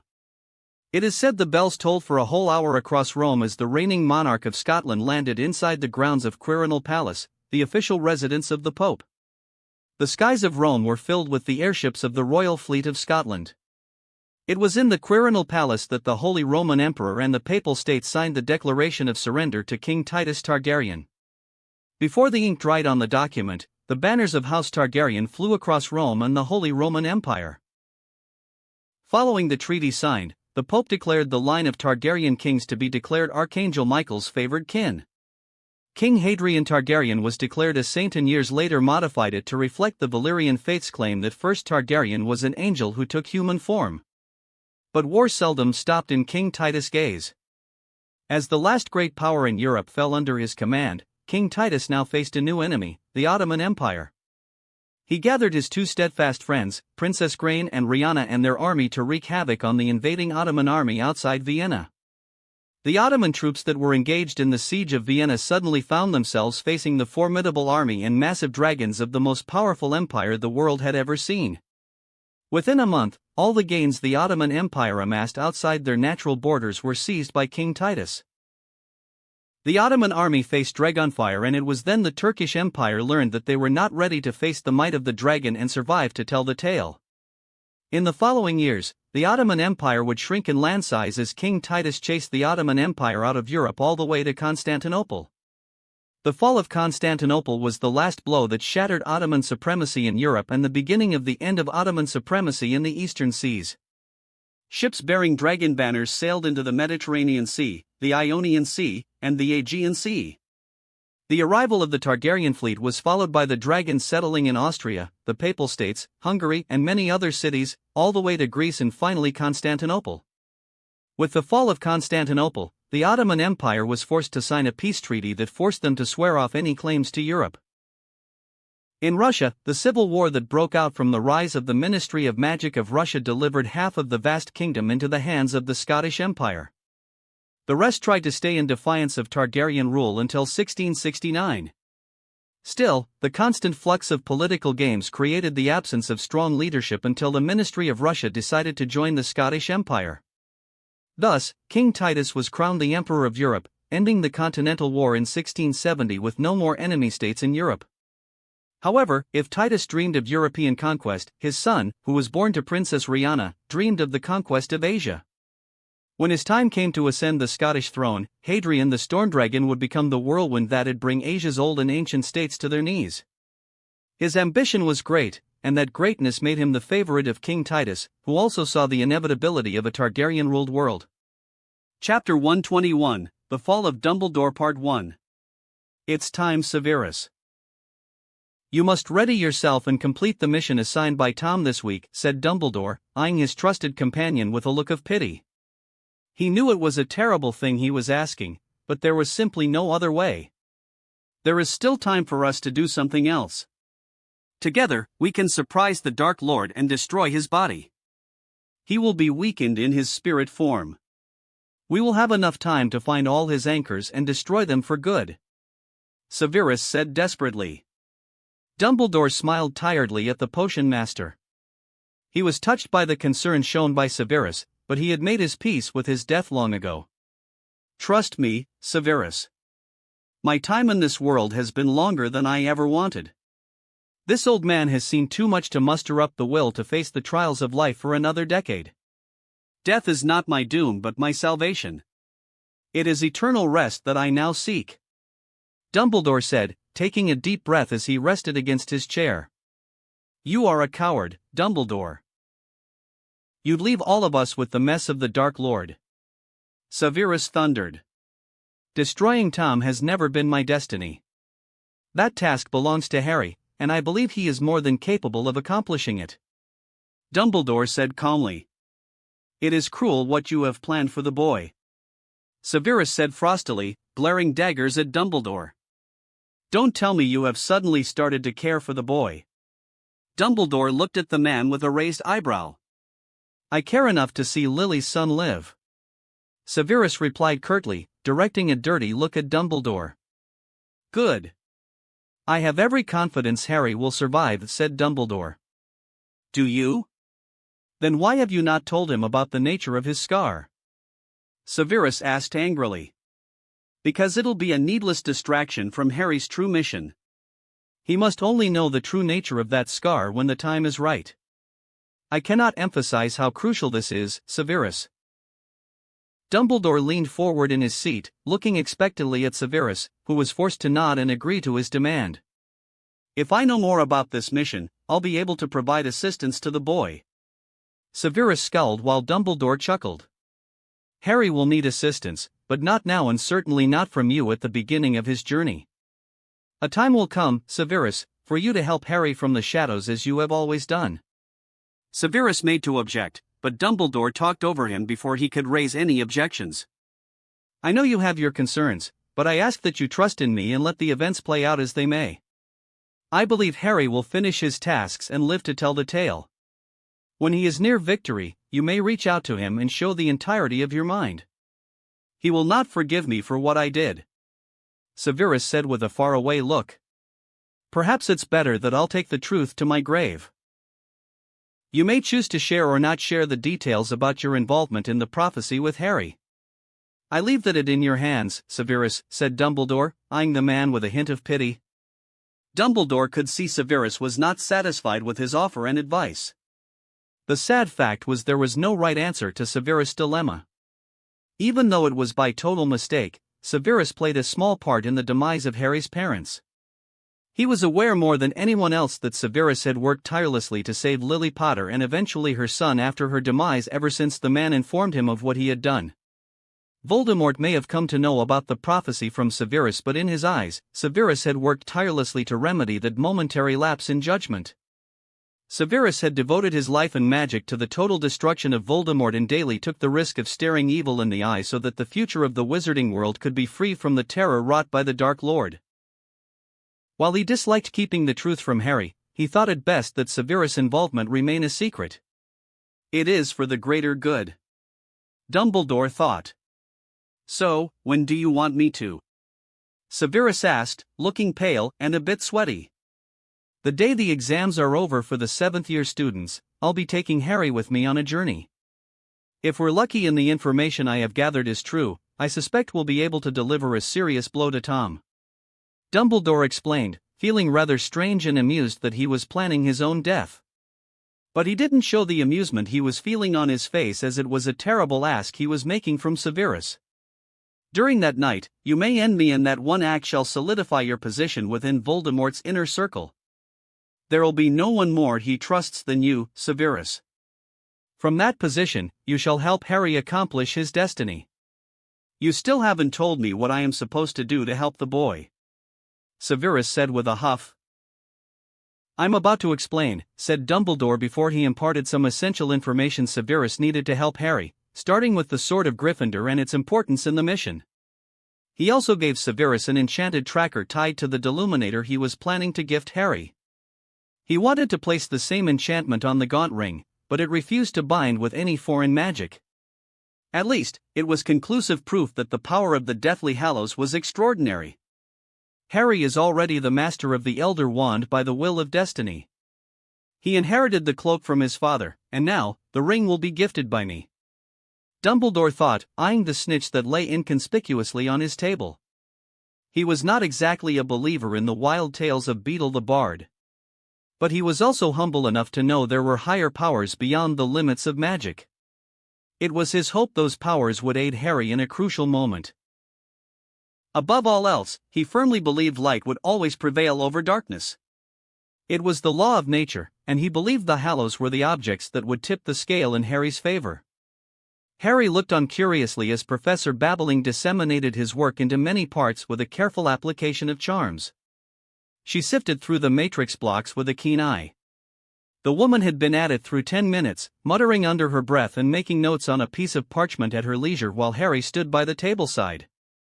This seems to be in order, Babbling declared, stacking up the parchment with a satisfied look. Exemplary work once again, Mr. Potter. I dare say you have a bright career ahead of you as runemaster should you pursue the subject further. Harry just shrugged his shoulders instead of verbally replying. His work was not that great, considering it was a reduced replica of Rowena Ravenclaw's work. All he had done was create a rune matrix that tied down an image to a surface. In this case, he shortened the runes so far that they could be carved on a quill and get a positive result. The idea was to use several small-sized rods to pin imagery to a surface, resulting in a wide area coverage. I think this will work for your new project. It's not strictly necessary for you to pursue this for practical application, but I see no reason not to do so. It'll certainly save you the time next year, said Babbling. I'll think about it. Harry hummed. Off you go then. Oh, also ask Miss Davis to present herself within 5 minutes, said Babbling. Harry just nodded and left the runes class with his exam finished. It was Harry's last exam, leaving him free from any academic obligations for the rest of the days. Ever since the end of the Quidditch Cup, he had been back tinkering about his academic life in Hogwarts. The classes were picking up more pace as professors rushed to cover portions before the exams. The only entertainment in between was the occasional football game organized by the Muggle-born students in the evenings. But those sessions became short and sparring as assignments piled up and the exam drew closer. But now, exams were over. Only some OWLs and newts were left to finish, which will be completed by tomorrow. Only the practical exams were left as the theory parts were finished. He found Tracy sitting at the Hufflepuff table with the rest of his fellow classmates. Tracy, you're up, Harry said as he plopped next to Daphne and stole a cupcake from her plate. Wish me luck, Tracy muttered while gathering a set of parchment into her hands and sped away. How was it? Daphne asked while smacking away his hand when he reached for her lemon juice. It went smoothly. Babbling asked some basic questions about the schematics, but other than that. Harry shrugged as he savored the taste of the cake. Are you planning to hold another meeting of the Knights? Tomorrow night all of us will have to leave the school for home, said Susan. I guess I can call for a small meeting, but there won't be much time. Everyone will have to pack and get ready for the train tomorrow, Harry said, frowning thoughtfully, as he had plans for tonight with Dumbledore. We could meet during the evening then. By then, all exams should be complete, Susan suggested, which sounded manageable to his ears. Therefore, he went around the castle, tracking down the members of the Knights one by one and giving them personal invites. The last few meetings mostly involved training them in obstacle courses set forth by the room to increase reaction time and provide some real-life experience in making decisions under pressure. After all, the Death Eaters or werewolves weren't about to give anyone time to choose a spell before an attack. Therefore, thinking on one's feet became an essential skill in magical combat rather than knowing a bunch of fancy spells. But this time, he was not interested in giving a lesson to anyone in the Knights. When the clock struck 5, Harry opened the portals from the Room of Requirement, and he waited patiently as the students streamed in. It took a few moments for everyone to settle down, and when they did, Harry loudly cleared his throat to gain their attention. Welcome, everyone. We'll only have a short session because of time constraints, but I want to take a minute of your time before we begin. We'll be leaving Hogwarts tomorrow night, and the day after that, we'll be in our homes. It also means we'll be outside the protective wards of Hogwarts. I do not need to tell you what that entails. So, be on your guard in the coming days. Harry looked at the faces of his friends and nodded to himself. All right. With that out of the way, we'll practice the Patronus charm today and use a corporeal Patronus to carry messages. While putting up a proper defense in a fight is important, it's equally important to establish communication with allies. With that, Harry went around the room, helping his friends with the spell in the short time they had before dinner.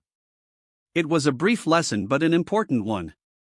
The Death Eaters could block apparition and the Flu network, but they had yet to perfect a ward capable of holding back a messenger Patronus. When the hour came, he dismissed the meeting, pulled the prefects aside, and requested that they keep a keen eye out tonight. While he was certain no one within Hogwarts was working for Voldemort, he wanted to be sure, and therefore, he tasked some of the prefects he trusted with the location of entrances into Hogwarts. In case someone was using those entrances to sneak into Hogwarts, he wanted the teachers alerted. As an added layer of protection, he gave the Marauder's map to Daphne and charged her with keeping an eye on the castle while he was away with Dumbledore. Well, this is not as fun as I imagined, Harry muttered as he looked around the dark alley in Hogsmeade, where he was waiting patiently for Dumbledore to show up. He didn't understand why Dumbledore couldn't have just set a meeting spot in the headmaster's office. It'd have been far more convenient than meeting in a random alley in Hogsmeade. Suddenly, a cracking sound reached his ears, making Harry look around alert as he was sure it was the sound of apparition. He was put at ease when Dumbledore came walking into the alley with his wand tip glowing with a dull white light. The waning candle lights coming from the window sills of many of Hogsmeade's buildings started to dull further as Dumbledore reached him. "Ah, Harry. It seems we're blessed tonight with vacant streets. It'll be better if no one sees our departure," said Dumbledore. Harry had some choice words to say about the convoluted and frankly stupid methods of keeping their actions a secret. There were far simpler ways to keep their departure from Hogwarts a secret. But he didn't make his opinions known because he wanted to finish this excursion as soon as possible.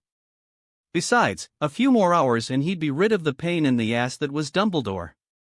So, he kept his mouth shut and went along with Dumbledore. An uncomfortable few seconds later, after getting tightly squeezed through a narrow tube, Harry found himself far away from the comparatively warm surroundings of Hogsmeade and the chilly salt-tinted air of this unfamiliar place. The sea breeze was quite strong, making Harry shiver from head to toe. He immediately put a warming charm on his body, which gave him some respite. A fine spray of salt water carried by the sea breeze inland showered upon him, and he could feel a salty taste on his lips. The moon was lit with brilliant silver light in the night sky, making the surrounding area visible. He stood on a dark rock where seawater churned and foamed below him. He carefully moved away from the edge of the rock in case the wave got strong enough to sweep his legs away. Harry saw a towering cliff behind him, which cast a long shadow on the sea. Behind him, the waters turned dark, giving the area an ominous feeling. "He has a Horcrux in the cave," Harry commented to break the silence. This is a cave Tom once visited as a child when the matrons of the orphanage brought children nearby for a bit of sea air.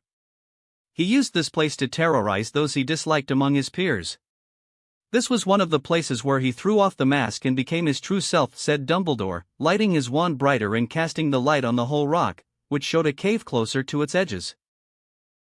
That fact that he chose this place to hide one of his Horcruxes shows that despite assuming the mantle of Lord Voldemort, he still remains that boy who wants to intimidate people and get what he wants. He never grew from his childhood character," Dumbledore added with a disappointed sigh. "On the contrary, Professor. I get the feeling he grew too much going by the feeling I get from that cave," said Harry, concentrating his senses on the cave. "What do you feel, Harry?" Dumbledore asked with a sudden spark of interest firing behind his eyes. "Sacrifice, blood, death and malevolence of the most perverted kind." Harry breathed out as an icky feeling settled in the pit of his stomach after sensing the magic in the cave. "Not bad at all. Now, the cave awaits. Let's go."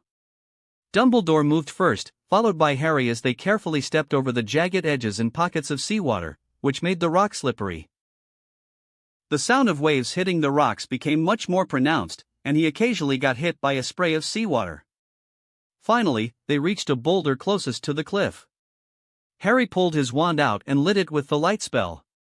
The shade striking on the side of the rock retreated under the light, and he could see the dark waters clearer. "There, look." Dumbledore pointed at a fissure into the cliff where dark was swirling in. "Let's take a dip." Dumbledore boldly threw himself into the water and began swimming towards the rock's fissure. Harry wasn't ready to take on the cold water tonight. So he cast a full-body repelling charm which held back the cold and the seawater from making contact with his body with a thin barrier. He easily followed after Dumbledore and swam to the other side without issue. He maintained the barrier along his body, following Dumbledore into a pitch-black tunnel through the fissure. Space expansion charms, Harry absently noted as he swam further through the tunnel. They finally felt the water receding a bit as their legs began touching the floor. There were steps beneath them which led them up to a large cave. "I believe this is the entrance," Dumbledore said, fawning over a wall with a frown on his face. "There is a key of some sort or a payment to gain entrance." "Blood sacrifice," Harry supplied once he emerged from the water and dried his clothes with a simple spell. "Ah, yes. The oldest of sacrifice known to wizard kind.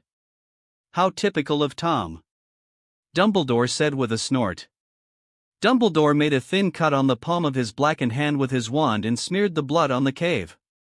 The cave wall parted, and a tunnel appeared, leading into the dark cave. After me, Harry," Dumbledore said, leading the walk with his wand lit while also looking for potential traps. They didn't have to walk much longer as they quickly found themselves before the edge of a lake. Dumbledore threw a ball of light across the lake, which remained suspended near the cave ceiling. The lake turned out to be a body of potion, and under the light, they could see a boat tied to their side of the lake. At the center of the lake, a huge rock was jutting out of the water, holding a crystal basin. The dark and foreboding feeling only increased now that he was this close to the lake. Knowing what it contained, Harry was not surprised his magic was feeling revulsion, death, and rot from the place. "The boat can only hold one adult wizard," Dumbledore said after a careful inspection of the boat. "I suppose I should start breaking the enchantment." A small ripple was made on the lake's surface as Dumbledore poked and prodded the boat with his wand. Harry could feel the dark magic slumbering beneath the lake surge ever so slightly. He'd have missed it if he wasn't focusing on the malevolent magic permeating the lake. "No need," Harry said, stepping forward and touching Dumbledore's shoulder. He concentrated and assumed the spirit form with a thought. His magic enveloped Dumbledore and forcibly enveloped the man with his magic before flying across the lake. Dull gray sparks of vapor converged on the raised rocky platform in the middle of the lake, where Harry and Dumbledore reformed their physical body. "I see you've dabbled in obscure rituals in your leisure time, Harry," Dumbledore said with a bemused look. Harry felt his walls come up and wanted to share a piece of his mind on the man's judgmental tone. "I'm not judging," Dumbledore hastily added, seeing Harry's look. "I've had my fair share of exploring obscure magic. So much wondrous magic has been lost to time. I'm rather happy that you unearthed such a useful form of magic. But be careful, Harry. Ritualistic magics are dangerous. All it takes is one small mistake, and irreversible damage will be dealt to your body and your magic." "I checked multiple times before I went through with the ritual," Harry said cordially with some effort. "I see. Very good. I assume your dalliance with the past was rather productive in gaining some of the obscure magics of the time," Dumbledore said with a growing smile. "Sometimes, life surprises me. Even our greatest of failures can become a blessing in disguise." "Sometimes, but not always," Harry said with a pointed look at the crystal basin. "Ah," Dumbledore's cheerful demeanor fled as his blue eyes settled on the basin with a pained look. "Unfortunately, you're correct, my boy. Tom's actions are some of my worst failures." "But not the worst, old man," Harry thought, eyeing Dumbledore, who was close to his demise as the headmaster poked around the basin looking for a Horcrux. "It's time you leave the board so I may decimate my enemies without restraint." Harry gripped his wand and sharpened his focus as the time neared for him to get rid of Dumbledore for good. His eyes fell on the Elder Wand, and he couldn't help but grin greedily at the most powerful wand in the world. He wondered how it'd feel in his hand and use it to the fullest extent, unlike Dumbledore who feared his own power. Chapter 122, The Fall of Dumbledore Part 2. Harry stared at the back of Dumbledore's head as he muttered and hummed while talking to himself about the wards bound to the crystal basin protecting the Horcrux inside. He didn't disturb the man while Dumbledore tried to discern the nature of the wards and barriers. Instead, his eyes were peeled open, and he observed the lake, which was made of a potion surrounding them from all sides. The unnatural stillness of the lake gave him an eerie feeling, and he felt like 100 eyes were staring at him in hunger from beneath the waters. Creepy cave, Harry thought as he stared around the darkened cave in full alert. Simply marvelous. I dare say this is one of Tom's best creations.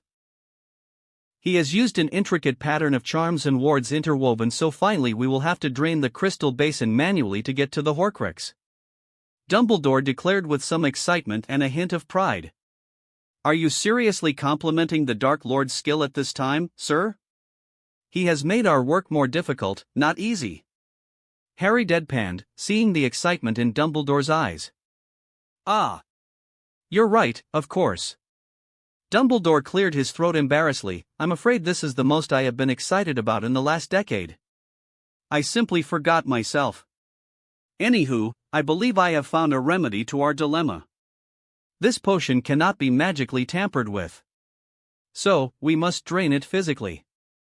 Then, I'll simply throw the potion into the lake, said Harry. Ah, no. That won't do. I believe the potion must be consumed. Otherwise, it'll just replenish the potion in the basin, said Dumbledore. We don't know what the potion will do. It might be poison. Harry warned, showing concern for the well-being of Dumbledore. Sometimes, he marveled at his ability to act. Also, he couldn't help but think Dumbledore forgot he had magic. It'd be so easy to transfigure a pebble into an animal and have that animal consume the potion. Even if that didn't work, the snake summoning spell could easily function as a backup, as the spell summoned a real-life serpent instead of a pale imitation of a transfiguration spell. I do not think so, my boy. Tom wants anyone who attempts to take his Horcrux alive and captured so that he can interrogate them and learn their secrets. This potion is designed to incapacitate, not kill. Dumbledore deduced with a thoughtful look directed at the potion in the crystal basin. But surely, sir, there must be another way. Harry said earnestly. I'm afraid not, my boy. Dumbledore said with finality, this potion might tamper with my senses and chip away at my resolve. No matter what, you must ensure I consume the potion until the Horcrux appears. Even if you have to force-feed me the potion, you must do so because gaining possession of the Horcrux is paramount. Do you understand? Yes, sir. Harry agreed with a nod. Good. Dumbledore nodded before conjuring a cup into his hand. Without wasting more time, Dumbledore dipped the cup into the basin and filled it with the potion. He brought the cup to his lips before winking at Harry. To your good health, Harry. Dumbledore said before draining the potion in the cup in one go. Harry watched this with excitement bubbling within his mind. He stared at Dumbledore as the man continued to take 3 more cups full of potion from the basin and drain them in one go. However, on the 4th attempt, Dumbledore's legs wobbled, and the old man fell to his knees with a painful groan. Dumbledore's eyes were closed, but Harry could see the man's eyes moving restlessly behind the eyelids as if reliving a terrible dream. Dumbledore let out a pitiful whimper reminiscent of a kicked puppy. Harry saw Dumbledore drop the cup, which he caught and helped steady the headmaster. From there, Harry took over. He force-fed the potion to Dumbledore just like he promised. No! Please stop! Please stop! Dumbledore whimpered, shaking his head with his ocean blue eyes becoming dull. A little more, sir. Harry said, pouring 4 more cups of potion into Dumbledore's mouth. No! Please don't do this to me. I'll do anything. Please, I beg you. Dumbledore whimpered pitifully. It'll be over soon, sir. Just one more. Harry consoled the man as he poured more cups of potion into Dumbledore's mouth. Dumbledore continued to beg and ask for an end in all kinds of pitiful ways as Harry supported the man against his shoulder and fed him the potion. Harry couldn't discern the potion Voldemort used despite his knowledge of the subject. He theorized that the potion induced nightmarish memories in a loop. As the Dark Lord wanted anyone breaching the cave incapacitated, he suspected the potion was designed to attack the mind. After all, weakening the mind of an enemy was the easy way to cripple a wizard's magical power. I want to die. Please, let me die. Dumbledore sobbed. Harry was overcome with pity and grief watching an old man like Dumbledore beg so pitifully for death. He was tempted to abandon this pointless exercise and take Dumbledore away from the cave. At the same time, the rational side of his mind kept him grounded in the fact that Dumbledore's time was over. The potion-induced suffering only played a small part in weakening the old man, as death was ensured by the withering curse ravaging Dumbledore's body. Therefore, Harry hardened his heart and tried his best to weather the painful, pitiful sounds from Dumbledore.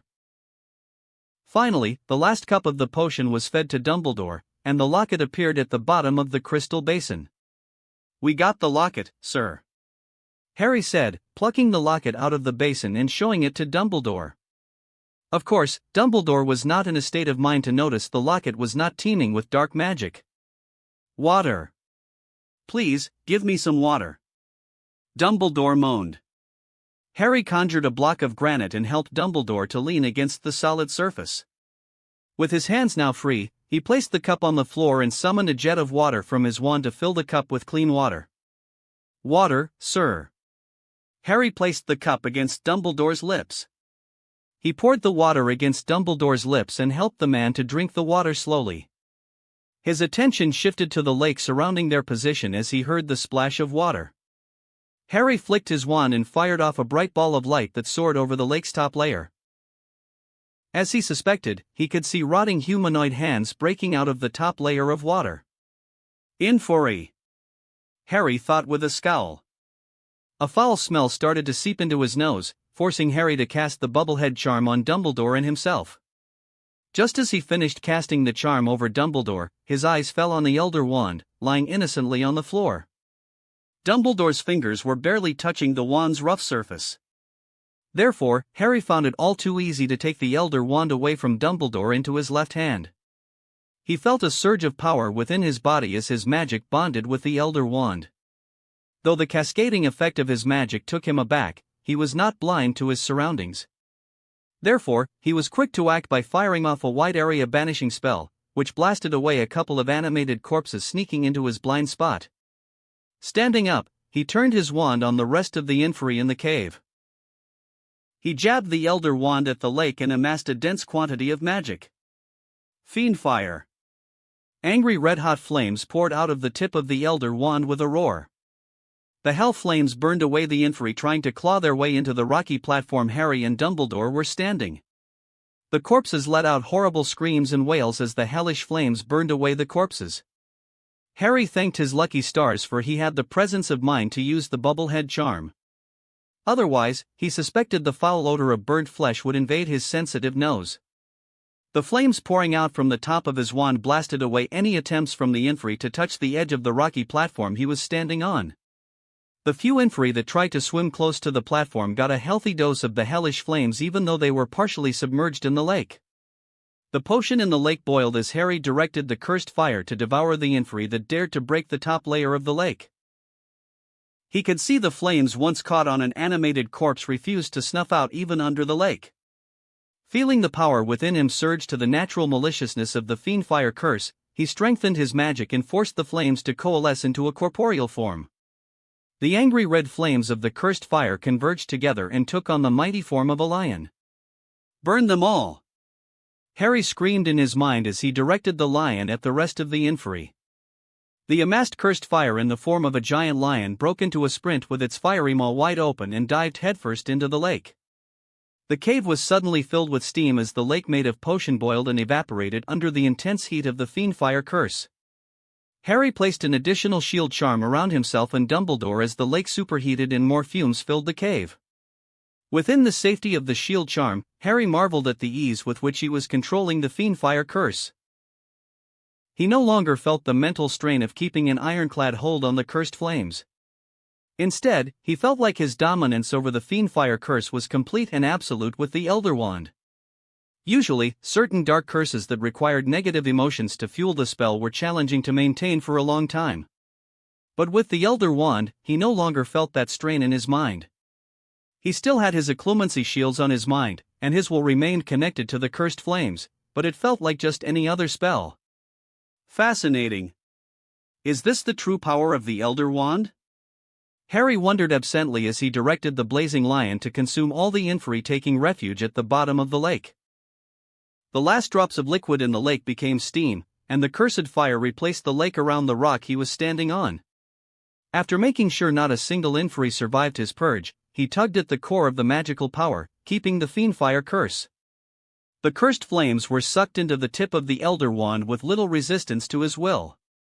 The cursed flames disappeared from the cave, leaving only steam stuck inside. Harry! Harry whirled around to see Dumbledore regaining some of his faculties and staring at him with wide eyes. You, the cursed flames. How? Dumbledore stuttered, his blue eyes swirling with slight disorientation and skin sweating profusely, trying desperately to fight off the potion's influence. Harry calmly looked at Dumbledore, but he refused to utter a single word. The time for words was long gone in his mind. There was only one thing left to do as the fall of Dumbledore would pave the way for his rise as the centerpiece on the board. Harry raised the Elder Wand and pointed it straight between Dumbledore's ocean blue eyes. Legilimens. He powered through the barely coherent protections surrounding Dumbledore's mind like a raging bull. The potion's influence also helped as Dumbledore's mind laid open before his intrusion. Memories flittered by as he searched after the specifics of the old man's plans and political connections. He smashed through any attempts made by Dumbledore to resist him quite painfully and ruthlessly. Dumbledore was screaming as his brutal Legilimens attack tore through the man's mind without care, seeking out every piece of information. Once Harry ensured Dumbledore's mind was bereft of any defense and incapable of forming one after his assault, he jabbed his Holly Wand against Dumbledore's temple. He started extracting memories he found interesting and valuable for the days ahead. He secured memory after memory containing information about Dumbledore's political allies and opponents and the Wizengamot into a glass vial he secured in his moleskin pouch. When he was done, he held in his hands decades of crucial information that could serve his interests in the lawmaking body of Wizarding Britain and even on influential foreign wizards. He also took his time to extract every piece of useful information about magic swirling inside Dumbledore's head, as well as the detailed studies conducted on the Deathly Hallows. When he was finally done extracting anything useful from Dumbledore, he pulled back from the old man's mind. "All this, and you never used it to change magical Britain for the better," Harry said with a snort. "Instead, you pampered and allowed to breed the likes of Malfoy and not in society, hiding behind a twisted form of pacifism which spat on the sacrifices and pain of thousands. But this ends now. Imperio." Dumbledore became docile under the unforgivable curse and Harry gained total command over Dumbledore's senses and mind. He raised his wand straight up, gathering his magic for another spell. Confringo. The power of his spell was such that the blasting curse smashed a sizable hole in the roof of the cave. The seawater rushed into the cave from the hole he blew open at the ceiling. But Harry was unbothered by this fact. He grabbed hold of Dumbledore's shoulder and assumed his spirit form. He flew out of the cave with Dumbledore in the form of glittery grey smoke and apparat away to Hogsmeade. "Why a pretty little thing like he out this dark, eh?" The slurred words of drunk Hogsmeade resident made Tonks eye the bearded man out of the corner of her eyes. "Come with me, lass, and I'll show ye a good time." The drunk placed his hand on her thigh, making Tonks' eyes twitch. She caught the man's offending arm, twisted it in quick order and slammed the drunk idiot on the counter of the bar. Her glass of fire whiskey lay forgotten on the counter as she fished out her wand and placed it against the neck of the drunkard. "Lay your hands on me again, and you can forget ever seeing all fingers on your hand." Tonks growled. The drunkard just moaned against the counter. She had the suspicion that the drunkard was enjoying getting beaten up by a woman, so she growled in frustration. "You ain't gonna get through his thick skull, lass. That man drowned half a bottle of fire whiskey and 2 bottles of butterbeer today. You'll be lucky he even remembers his name," Aberforth said with a snort, eyeing Tonks and the drunkard while cleaning glasses from behind a counter. Tonks rolled her eyes but let go of her hold on the drunkard. To her amusement, the drunk wizard pinned on the counter was now snoring away. "You want another pint?" Aberforth offered, taking a bottle of fire whiskey. "It's on the house." "No. It's time for a patrol on the southern edge," Tonks said, draining her glass of fire whiskey and standing up from her seat after placing a couple of nuts on the counter. Aberforth just nodded, and Tonks walked out of the bar with her hat tucked beneath her arm while adjusting the gloves on her hands. Once outside the bar, she tucked her pink hair and neatly swept it behind her ears before placing her cap on her head. She quickly put a warming charm and repelling charm on her coat as she stepped into the cold night, starting her patrol of the southern side of the village. A few minutes into the patrol, she heard the telltale sound of an apparition right behind her back. Tonks whirled around with wand in hand, a stunning spell on the forefront of her mind, but she cooled down once she saw a familiar bright silvery robe and long white beard of Dumbledore. "Dumbledore!" Tonks cried as she ran towards the hunched-over figure in the dark. It was then she saw another figure in the dark holding up Dumbledore. Tonks directed her wand at the dark figure and lit up her wand with the Lumos spell. "Harry!" Tonks gasped in surprise as she took hold of Dumbledore's free hand, which helped to stabilize a tired Dumbledore. "Oh, hey, Tonks. What is going on? Why are you out here at this hour? What happened to Dumbledore? Tonks asked with wide eyes as she looked back and forth between Dumbledore and Harry. We were hunting something that belonged to the Dark Lord. There were protections guarding that spot, and Dumbledore, the stubborn man he is, chose to head right heedless of the danger.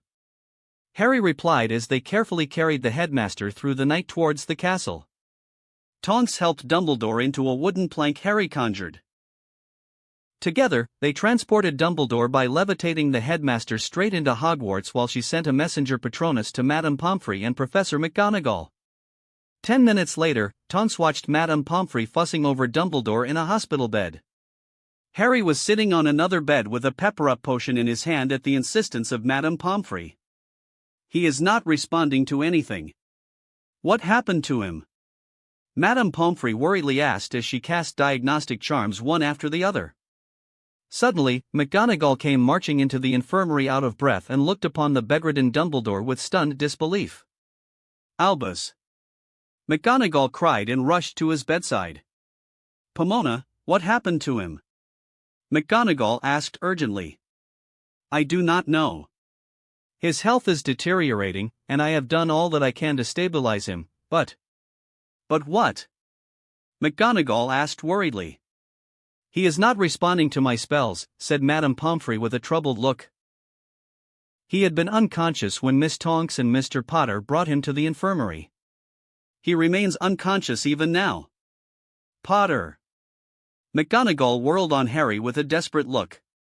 Tell me what is going on. Now. Harry started recounting the day's events, and Tonks couldn't help but stare at Harry with her mouth agape. The entire tale sounded like one from the fanciful tales she used to read as a child. But hearing something of the like from Harry's mouth just emphasized how eventful Harry's school life was compared to hers. There was also the sheer incredulity she felt when Harry recounted Dumbledore's decision to consume a potion made by the Dark Lord while Harry combated hundreds of inferi in a dark cave. All of this was in pursuit of a secret special object supposedly capable of weakening the Dark Lord. She couldn't help but imagine how many other stupendous events happened in Harry's life while he was in Hogwarts in the past. Compared to that, her Hogwarts life was boring. Of course, I didn't have a murderous Dark Lord after my head, so there is that. Tonks thought, feeling a surge of pity for her distant cousin. No matter how powerful or how used Harry grew to situations like this, she felt Harry deserved to be carefree like any other teen in Hogwarts. Perhaps, ma'am, we should let Harry rest for the night. He has been through a horrible ordeal. We can ask for more details tomorrow. Tonks spoke up before the two witches could continue the interrogation. For Merlin's sake, Harry looked like he was about to fall dead any minute and Tonks was not having that happen in her presence. Yes, you're right, Miss Tonks. McGonagall suddenly looked disoriented and a touch compassionate as she stared at Harry. Please go to your dorms, Harry. Straight to bed and sleep as best as you can. After that, McGonagall swiftly addressed Madame Pomfrey. Pomona, can you give Harry a sleeping potion? He'll need the rest after these unfortunate events. Yes, of course. Madame Pomfrey promptly ran towards the cupboard and started searching for the potion. Miss Tonks, will you be okay with escorting Harry to the Gryffindor Tower? I must ask for Severus and Horace's expertise. We have the best potion masters in our school. I'm sure they can find an antidote to whatever potion Albus drank. McGonagall said with an increasingly calm and collected voice as she regained her bearings. Of course, Professor. Tonks promptly chirped. She escorted Harry away from the infirmary straight to the Gryffindor Tower. The fat lady swung the portrait when Harry muttered the password. Don't worry, Harry. Everything will be fine by tomorrow morning. Tonks said while hugging him. Now, go get some sleep. We'll talk tomorrow. Thanks, Tonks. Harry muttered before walking through the doorway. Don't forget to take the potion, she called out before the portrait swung shut. Poor kid. He can't catch a break. Tonks muttered before she walked back to the infirmary and muttered some choice words about Dumbledore. After all, who in their right mind would take a student out of the dorms at night to fight inferi and traps set by the most dangerous Dark Lord Britain had ever known? Dumbledore is surely getting barmy with each passing day. Tonks thought to herself. Chapter 123, The Funeral Part 1. Severus took measured steps as he closed in on the infirmary with a basket full of ingredients in his hand. Each step he took became difficult as he felt like he was being weighed down by tons of iron on his legs and shoulders. The weight of the act he was about to commit was not lost on him. His hands shook uncharacteristically as he turned a corner, and his eyes fell on the doors to the infirmary. 10 more steps, and I'll be a murderer once more. Severus thought. He remembered the first time he had killed. It was on a raid in a Muggle village under the orders of the Dark Lord. It was an orientation all fresh Death Eater recruits had gone through. It was right after he graduated from Hogwarts. He had foolishly chosen to join the Death Eaters, swayed by the honeyed words of Lucius Malfoy and some of his fellow Slytherins. He could still remember that cold night when he and 3 other new recruits led by Walden McNair wreaked havoc in that Muggle village. The events of the night, which he had tried so hard to suppress all these years, resurfaced as he stood before the infirmary. The recruits were assigned a Muggle home to wipe out its inhabitants. This was the ritual to be granted the mark of the Dark Lord. Severus could still hear the screams and desperate begging in his ears of Muggle families his fellow recruits tortured. They were innocent souls who had never harmed anyone from the wizarding world. Those Muggles had never even known the wizarding world existed. Their only experience of magic was probably one from some street performer juggling some balls or a Muggle magic show using smoke and mirrors. He had known that then, but he had watched dispassionately as his fellow recruits burned, mutilated, and tortured those poor people. Even the children were not spared under the watchful eyes of McNair. When it was finally his time, he was faced with an aging couple and their grandson. Those 3 pairs of fearful eyes burned a hole in his mind. No matter how proficient he was in the mind arts, those eyes remained capable of shattering his defenses. He liked to think he was far more merciful than his fellow recruits by granting his 3 victims the mercy of a quick painless death using the killing curse. Whatever reasons and arguments he made in support of his actions to make it seem like kindness, he knew he had committed a worse deed than anyone else that night. He alone had not felt anything that night. He was plain indifferent and considered the pain of others as insignificant before his goals. It was this indifference he considered a greater crime than the act of murder. It took him the death of Lily to truly understand the horrors he had committed in his rage and hatred. For a time, he blamed his Death Eater's companions for his actions. He convinced himself he wouldn't have acted the way he did if not for the Death Eaters or the Dark Lord. But Severus knew better now. With age came more wisdom, and he knew now his actions were his own and no one else was to blame. The fruits of those actions were his own to bear, no matter how much he wished otherwise. It was for this reason he had never sought to build a family of his own. He knew he was unworthy of such a life when he had helped snuff out many families and loved ones of so many people. Now, I'm to become a murderer once more. Severus thought grimly. Taking a deep breath, he cleared his mind and regained his bearings. Severus took measured steps forward, counting each step along the way. He tucked the basket under his arm against his body while his free hand pushed the doors open. Ah, Severus. Why did it take so long? Did you get the ingredients I asked for? Slughorn rushed to his side and took the basket off his hands. Yes, everything you need is right there. Severus said curtly while his onyx eyes fell on the prone form of Dumbledore. Yes. I think this will do. Slughorn hummed and hawed as the potion master sifted through the contents of the basket. To his relief, Severus saw Dumbledore's eyes gain a flash of recognition when they settled on him. The potion he and Slughorn had administered to Dumbledore had brought the headmaster to consciousness. However, despite regaining awareness and opening his eyes, Dumbledore refused to utter a single word. They theorized that whatever elixir the Dark Lord concocted still affected Dumbledore's mind. Severus. Dumbledore rasped. He stared at the headmaster with wide eyes. He was not the only one to do so. Madame Pomfrey stopped what she was doing and rushed to Dumbledore's side. Slughorn, who was about to leave for his potion lab, stopped at the doorway and walked back to Dumbledore's side. "Albus. Are you okay, old friend?" Slughorn fussed over the prone form of the headmaster. "Severus, please." Dumbledore muttered again, raising his cursed hand towards him. Severus gulped at the request being made. He shut his eyes for a brief moment to ready himself for what he was about to do. When he opened his eyes, he gave a curt nod to Dumbledore, assuring that he'd keep his word to the man. For the greater good. Severus thought as he swiftly took his wand into his right hand and pointed it straight at Madame Pomfrey. Expelliarmus. Madame Pomfrey's wand immediately was wrenched from her hand and safely landed in his waiting hand. Flipendo. Incarcerus. He followed up with quick spells which knocked away Madame Pomfrey and bound her with a rope. Severus. What are you doin'? Slughorn shouted, reaching for his wand. Levi Corpus. Expelliarmus. The old potion master was held upside down by his ankles while Severus neatly snatched Slughorn's wand. With two other able-bodied occupants of the infirmary bound, Severus turned his attention back to Dumbledore.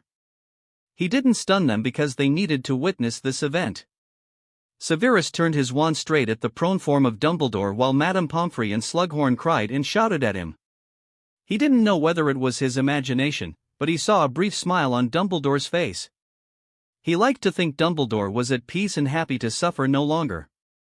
With that self-consolation, Severus gathered his will and magic. Avada Kedavra. The poisonous green-colored spell hissed out of the tip of his wand and struck Dumbledore's chest. Just like that, life was snuffed out from Dumbledore's body. No! Albus. Madame Pomfrey wailed with tears streaming down her cheeks. What have you done? Slughorn cried, his grey eyes glistering with tears. I have done what must be done. Severus said coldly before sweeping out of the infirmary with his cloak billowing behind him. Severus walked right past the many sculptures and warm corridors of Hogwarts. In some ways, he felt wistful as he passed by the familiar spaces of the castle, which had served as his home for more than a decade. The castle was also his escape from a dark childhood. He couldn't help but remember all the fond memories tied to the castle as he strolled out of the castle into the grounds. He paused mid-step, cast his eyes on the castle one last time and seared the image into his mind. But the beauty and tranquility he felt when he watched the castle didn't stop him from leaving behind the mark of the Dark Lord. Mors Mordra. A colossal skull comprised of specks of green stars with a snake protruding from the skull appeared on the night sky over Hogwarts. Severus turned away from the castle and never looked back as he walked towards the edge of the wards before apparating away. Harry lay awake in bed with the sleeping potion remaining untouched in his trunk. The Notice-Me-Not ward surrounding his bed gave him the needed discretion as his wand's tip glowed with light while observing Snape using the Marauder's map. He sat up in his bed when Albus Dumbledore's name disappeared from the infirmary. At the same time, Snape's name and Madame Pomfrey's and Professor Slughorn's names also remained on the map. Dumbledore is dead. Harry muttered as he stared at the map for a long moment. Strangely enough, he felt nothing different as the knowledge of Dumbledore's passing set in. His eyes traced Snape, making his escape from the infirmary, and Harry frowned at the name on the map. He was tempted to go after Snape, but he held off the urge and remained on his bed. While battling Snape was undoubtedly exciting, he held off such baser urges in favor of allowing Snape to dig his own grave. He assumed Madame Pomfrey and Professor Slughorn witnessed Snape's crime since they were present in the infirmary. However, Harry was slightly worried their memories were tampered with by Snape, who remains an accomplished occult. The urge to interfere was great, but Harry remained rooted in the spot. He watched Snape exit the castle into the grounds and walk somewhat close to the Gryffindor Tower. Harry quickly took his omnioculars from his trunk and moved to the window. He opened the glass window and let the cold air into the room. His eyes quickly fell on the illuminated dark mark in the sky, where an illuminated snake could be seen extending out of a light green skull. Using the omnioculars, he even zoomed in on Snape, who was rushing towards the edge of the wards after placing the dark mark in the night sky. Harry snorted before turning away from the window. His dorm mates were out like light despite the chilly air entering their dorm room. He closed the window and returned to bed with his focus back on the Marauder's map. When nothing happened for a while, he tucked the map safely beneath his pillow and went to sleep. The following day, Harry was not surprised to find the castle flooded with horrors. A gloomy raincloud hung over everyone as word had already spread across Hogwarts. The portraits and the ghosts were mostly responsible. The fat lady was the one to break the news in Gryffindor Tower, and he supposed the other portraits were mouthing off to students about Dumbledore's death. So, before anything else that day, Harry got the summons to McGonagall's office. The entire Gryffindor house was in mourning while he set out from the tower straight for McGonagall's office. When he finally arrived at the office, he saw McGonagall sporting baggy eyes, probably from lack of sleep.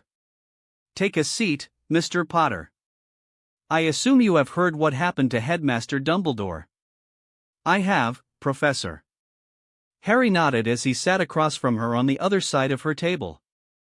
"I need to know what happened last night." "I already told you." Harry started, but he was abruptly cut off. "Enough with the secrets." McGonagall said sharply, "I just found out a man I have known for the better part of my life has been murdered by one of our fellow professors. This happens right after whatever you and Albus were doing last night." "I need to know the truth." Harry stared at McGonagall for a long moment. He wanted to blow her off just like she had done to him in the past, but he liked to think he was not as petty and dismissive as she was. Besides, keeping secrets from people who were important enough in the battle against the Dark Lord was Dumbledore's idiotic style, not his. Harry let out the breath he was holding. "I suppose you deserve to know why Dumbledore did what he did and what we were hunting. But first, I believe the Order also needs to know this. They need to know why Dumbledore believed Voldemort never died that night and why he could have never destroyed Voldemort for good despite his great power. I also think Minister Bones needs to know." McGonagall looked like she swallowed a lemon, but she acquiesced. Harry was temporarily left off the hook and allowed to have breakfast with his friends in the Great Hall. The hall was deathly silent, unlike most days with a dark cloud hanging over them.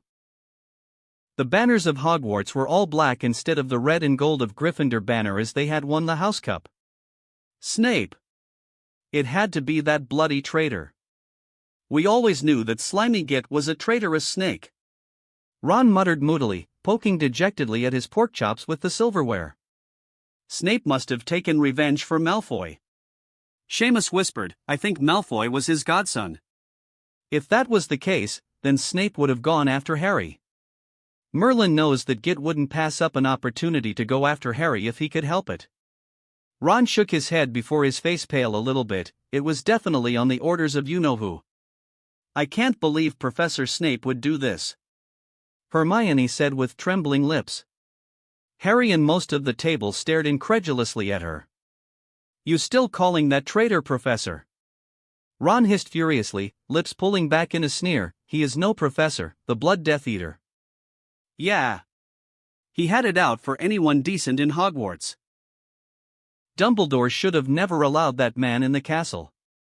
Ron muttered darkly, glaring at the Slytherin table as if he could see Snape in the rival house. It was largely a pointless exercise, considering that the staff had gone to certain lengths to shield Slytherin House from any aspersions cast on them because of Snape's actions. Towards that end, all robes, ties and sweaters were black today, taking the color of mourning instead of the distinct colors of the four houses.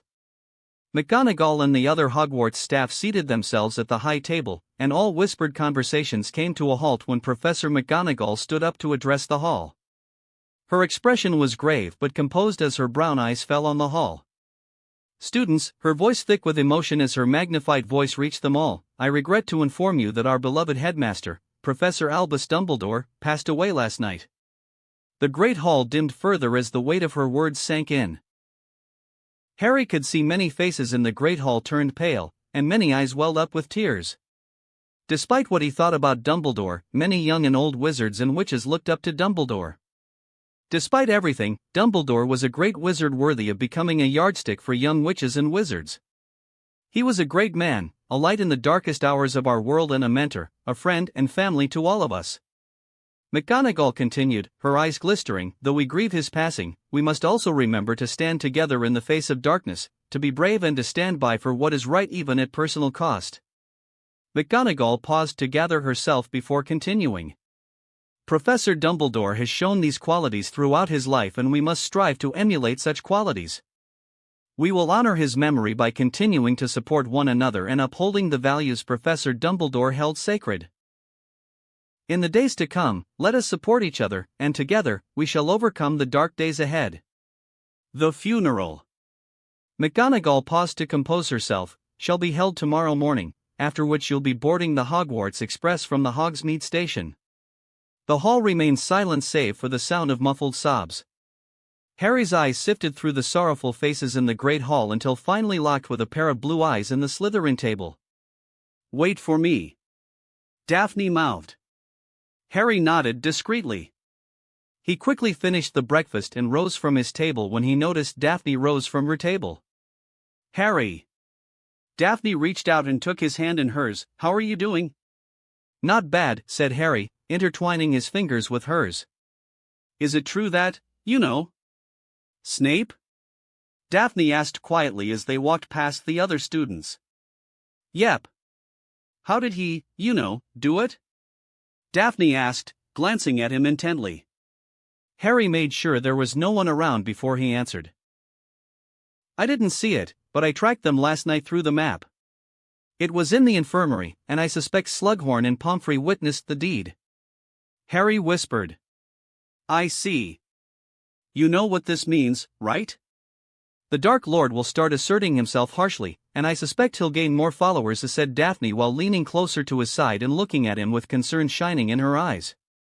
Harry was not wholly bothered by what Voldemort would do with Dumbledore's death. The Ministry was fighting the war with a good attrition record so far. While Dumbledore's death was a morale blow to the Ministry, the facts on the ground were not going to shift too much. The Death Eaters were a diminished organization, with much of its cream of the crop dead.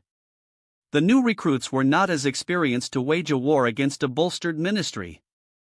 One death is not going to change too much. Voldemort will understand that soon enough. Harry pressed a kiss to the side of her head. "I am concerned.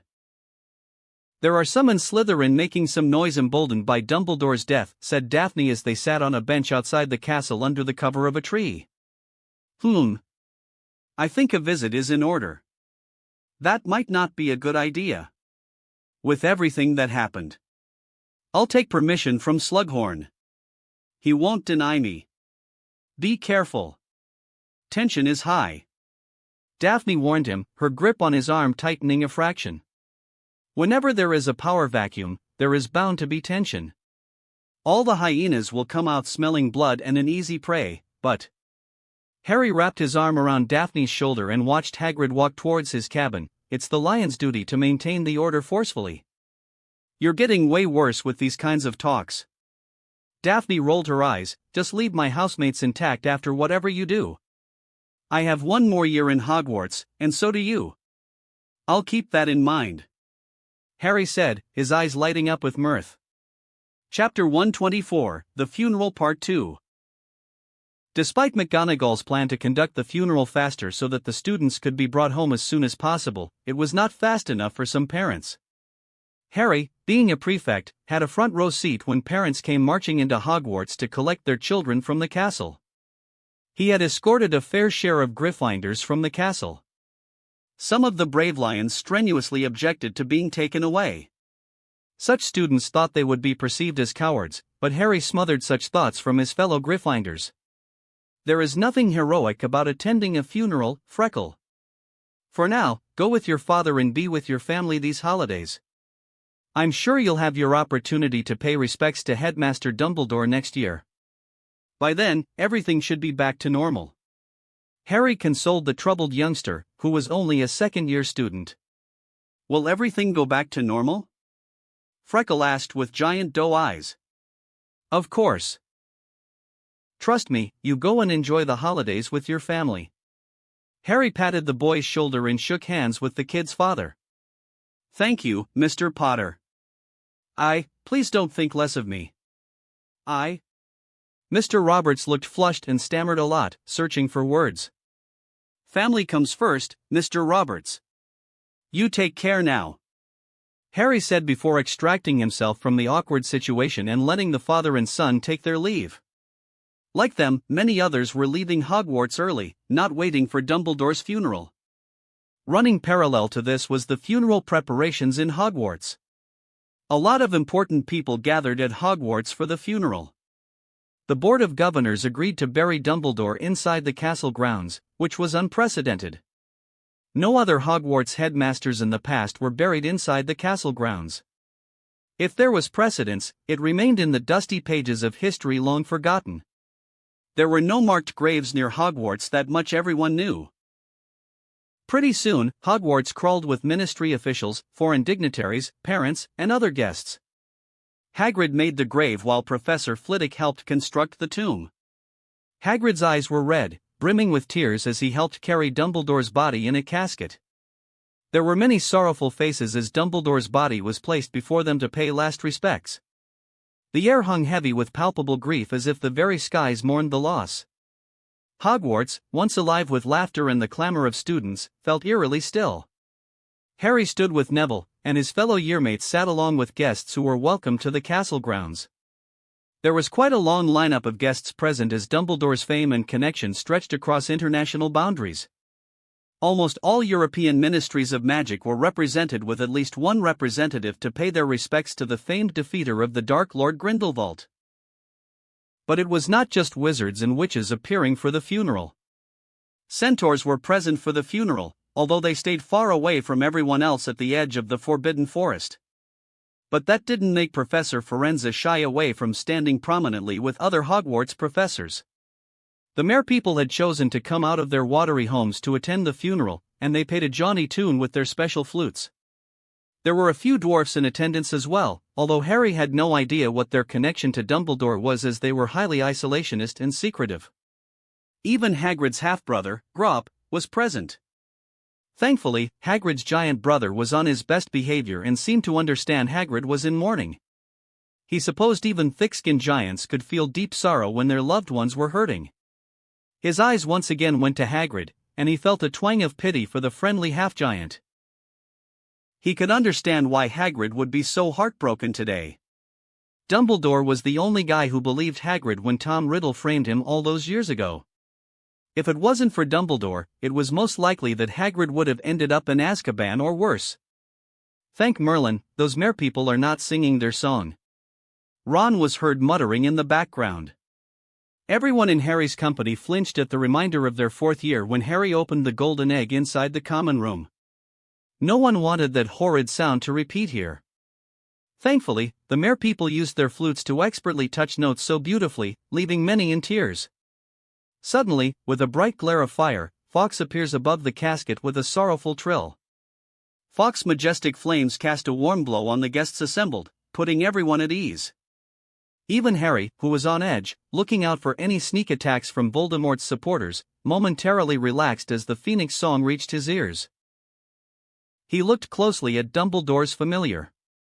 Fawkes looked healthy and brightly lit, with red and gold flames clinging to its body. He wondered what would happen to Fawkes now that Dumbledore was dead. As the thought crossed his mind, Fawkes disappeared in a flash of flame. I suppose he can do whatever he wants, Harry thought. Then, there was a long line of eulogies from those who wanted to honor Dumbledore's memory. It was a long, tedious hour of different people outperforming each other, but he survived the event somehow without falling asleep. When the time came for everyone to pay their last respects to Dumbledore, he went near the open casket, conjured a couple of white lilies and placed them beside the casket. While he did that, he couldn't help but stare at the fake wand Dumbledore was holding in his hands. It was the exact replica of the Elder Wand, but it was entirely a transfigured piece of wood and nothing more. If Voldemort happened to discover the tale of Elder Wand and trace it back to Dumbledore, all he'd be getting would be a piece of wood he transfigured from a pebble. He wished he could see the face Voldemort would make once he took this fake wand. Once he paid his respects, Harry was about to join his friends when he noticed a familiar couple. He swiftly changed direction and went to greet them, expertly evading other guests. I'm surprised you came, Harry commented as he reached the Flammels. Albus was my most talented student. Of course, I'd visit him on his untimely passing. Nicholas said with a poker face that Harry struggled to read. You realize Dumbledore sentenced you to death for his act of destroying the Sorcerer's Stone even though he didn't realize it was fake. Harry said blandly.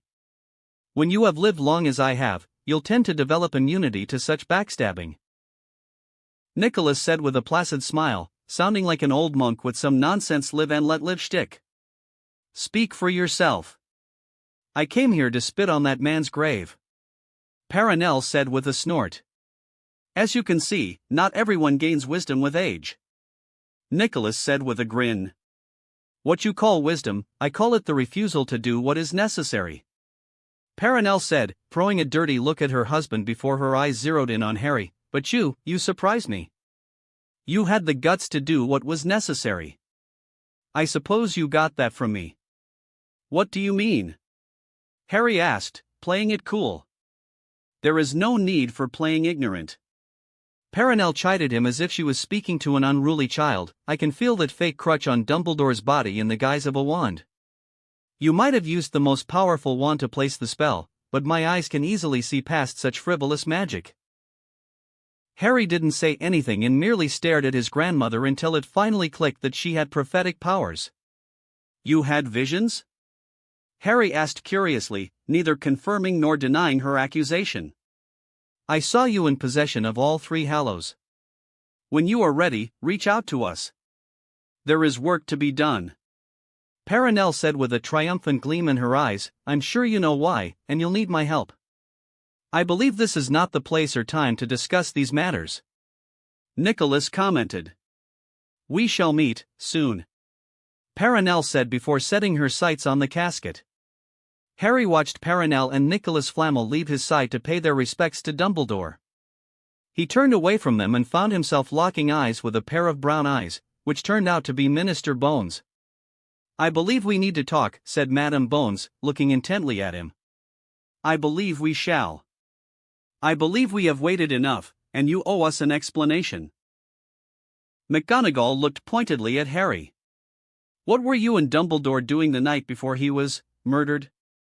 Harry stared at the occupants in the room. Almost all the members of the Order were present inside McGonagall's office, including Moody, Remus, Tonks, Arthur Weasley, Elphias Doge, and Kingsley. Sirius was also present with his wife Bridget, along with Professor Flitwick, Sprout and Slughorn. From the Ministry side, there was Amelia Bones, Rufus Scrimgeour and Damian Greengrass. Dumbledore wanted me to keep this a secret, and I have adhered to his wishes so far. I disagreed with his method, so I'm choosing to reveal this information now, said Harry. If Dumbledore didn't want this information to be known other than you, Mr. Potter, then it's better that this information remains as it is per his wishes. I have known Albus the longest amongst everyone here, and he does not do something without reason, said Elphias Doge, his faith in Dumbledore unwavering. Stubborn old goat. Harry resisted the urge to laugh as he heard Tonks mutter under her breath while Maudie chastised her for the comment. No one is infallible. Dumbledore included. Sirius spoke up, and no one had the guts to correct him, considering he spent 13 years in Azkaban on a faulty assumption. Sirius is right. Remus came to his friend's support. Dumbledore was a great wizard, but he can make mistakes, too. If he didn't, we'll not be sitting here with Dumbledore buried in the ground. Mr. Potter. McGonagall looked expectantly at him. You might have noticed that Voldemort appears to be immortal. Even though his body was destroyed when he attacked my family, he has managed to cling to life and regain his body. Harry started. Yes, we've noticed that. Moody growled. The reason the Dark Lord cannot be killed is because he has achieved immortality by splitting his soul into several pieces and binding them to vessels. He broke his soul into multiple pieces. Elphias Doge cried in horror, looking pale. Yes. Harry nodded. It's the foulest of dark magic performed by the act of murder and an obscure ritual. The details of the process are far too ghastly for me to explain here, but the gist of it is that to kill the Dark Lord, we need to destroy each of his soul containers. He created more than one of these foul things. Arthur Weasley exclaimed, looking horrified at the prospect of multiple soul shards. Yes. You might remember the incident related to the Chamber of Secrets in my second year, Mr. Weasley. How could I forget? Arthur said with a shiver. Are you saying one of these foul things was responsible? Yes. Harry nodded, making Arthur look thoroughly floored. Oh, Merlin. My Ginny, possessed by you-know-whose soul. Arthur just sat there with his shoulder dropping and looking like he wanted to run out of the room and be with his family. Ah. Harry cleared his throat with an uncomfortable look. Unfortunately, yes, but there is nothing to worry about. The soul shard was destroyed that year itself and no longer has any influence over Ginny. So, these soul pieces can possess people? Minister Bones asked while exchanging a concerned look with Scrimgeour. To a certain extent, yes. Harry admitted, but some of these containers are not designed to manipulate but to kill. Professor Dumbledore came across one such container during the summer holidays and was inflicted with a dark withering curse. So, the blackened skin on Albus' right hand. It was. McGonagall asked hesitantly. He fell to the effects of a confundus charm set by the Dark Lord, which made Dumbledore throw caution into the wind and touch one of the soul containers without protection. Harry explained. So, you were out with Albus that night to hunt down one of the Dark Lord's soul shards? Professor Flitwick asked curiously. Yes. We tracked down another one that night in an abandoned cave. The defenses in the cave were rather ingenious, and Dumbledore insisted on taking them on by himself. I was only forced to intervene when the inferi surrounding the cave attacked us, and Dumbledore was too weak to do anything about it. So, I take it you destroyed this soul container then? McGonagall asked, looking displeased for some reason. Harry assumed McGonagall was exasperated at Dumbledore's secretive nature and refusal to ask for help. Yes, and I'm happy to say we have destroyed them. Right now, Voldemort is as mortal as any of us. A well-placed cutting curse can be the end of Voldemort's reign of terror, said Harry, to the relief of everyone in the room. I'd like to inspect this cave you spoke of. Minster Bones suddenly peeked up. Of course, but only after Voldemort is dead for good. Why? Scrimgeour asked, staring suspiciously at Harry. Because if Voldemort learns his soul anchors are destroyed, he'll attempt to make another one, and we'd be forced to deal with an immortal Dark Lord once more. Harry explained, taking no offense from the current head of the DMLE. That could be the reason why Albus kept this a secret. Elphia's Doge commented grimly. Yes, but I believe I can trust the interests of people in this room are aligned in seeing the complete destruction of the Dark Lord and his band of murderers. They need to be brought to heel by any means necessary. Britain cannot be held hostage to his mindless terror any longer. Harry said firmly. Here. Here. Sirius voiced his agreement. Rightly said, Mr. Potter. McGonagall said, looking proudly at him with a hint of a smile before that turned to concern. Could Severus be aware of these soul anchors? If he knows. No. Harry shook his head. Professor Dumbledore never told anyone else about this. How can you be so sure? Albus trusted Severus far more than anyone for some reason. Flitwick said with a pained look, still smarting from the betrayal of their colleague. Because Professor Dumbledore was a firm believer in the prophecy.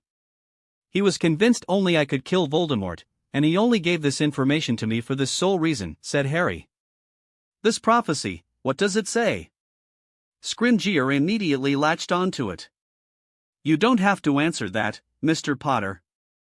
McGonagall immediately intervened, throwing a dirty look at the man. I don't mind actually. It doesn't make much of a difference as far as I'm concerned. Harry shrugged before he recited the prophecy. The one with the power to vanquish the Dark Lord approaches, born to those who have thrice defied him, born as the seventh month dies, and the Dark Lord will mark him as his equal, but he will have power the Dark Lord knows not, and either must die at the hand of the other, for neither can live while the other survives. The one with the power to vanquish the Dark Lord will be born as the seventh month dies. Just like Dumbledore, the prophecy easily made more believers in the span of a couple of seconds. In the minds of those in the room, he solidified the position as the prophesied hero born to destroy the worst Dark Lord their world had ever seen. While Dumbledore might have never aired the prophecy to even the staunch Order members, Harry had no such inhibitions. After all, it was in his interest to make himself invaluable. Every scrap of influence was a stepping stone to take to great heights of political power within the wizarding world. And there was no better position than becoming the prophesied hero, considering he had the magical power and skill to fill that position. If anyone in the room understood that as he did, it was Damian Greengrass. The man was looking at him with a look of understanding. The air in Knot Manor was heavy with the scent of triumph. In the grand drawing room, the flickering candlelight cast elongated shadows, dancing across the walls as if caught in the throes of some dark celebration. Voldemort, pale and snake-like, sat at the head of the long, black table, his crimson eyes gleaming with a mix of satisfaction and malice. The Dark Lord was silently gloating at the sweet taste of victory over his most dangerous enemy.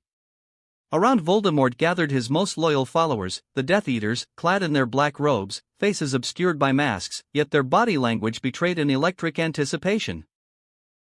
Whispers of Dumbledore's death had swept through the ranks like wildfire, igniting a fervor that rippled through the group.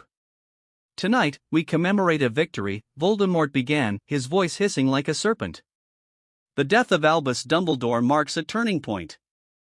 The wizarding world will now understand that hope is a fleeting illusion, easily crushed beneath our boots." The Death Eaters in attendance exchanged excited glances but stayed quiet out of deference for their lord. Voldemort's eyes fell on the sole man other than himself without a mask in the room. It was none other than his spy amongst Dumbledore's little band of rebels, Severus Snape.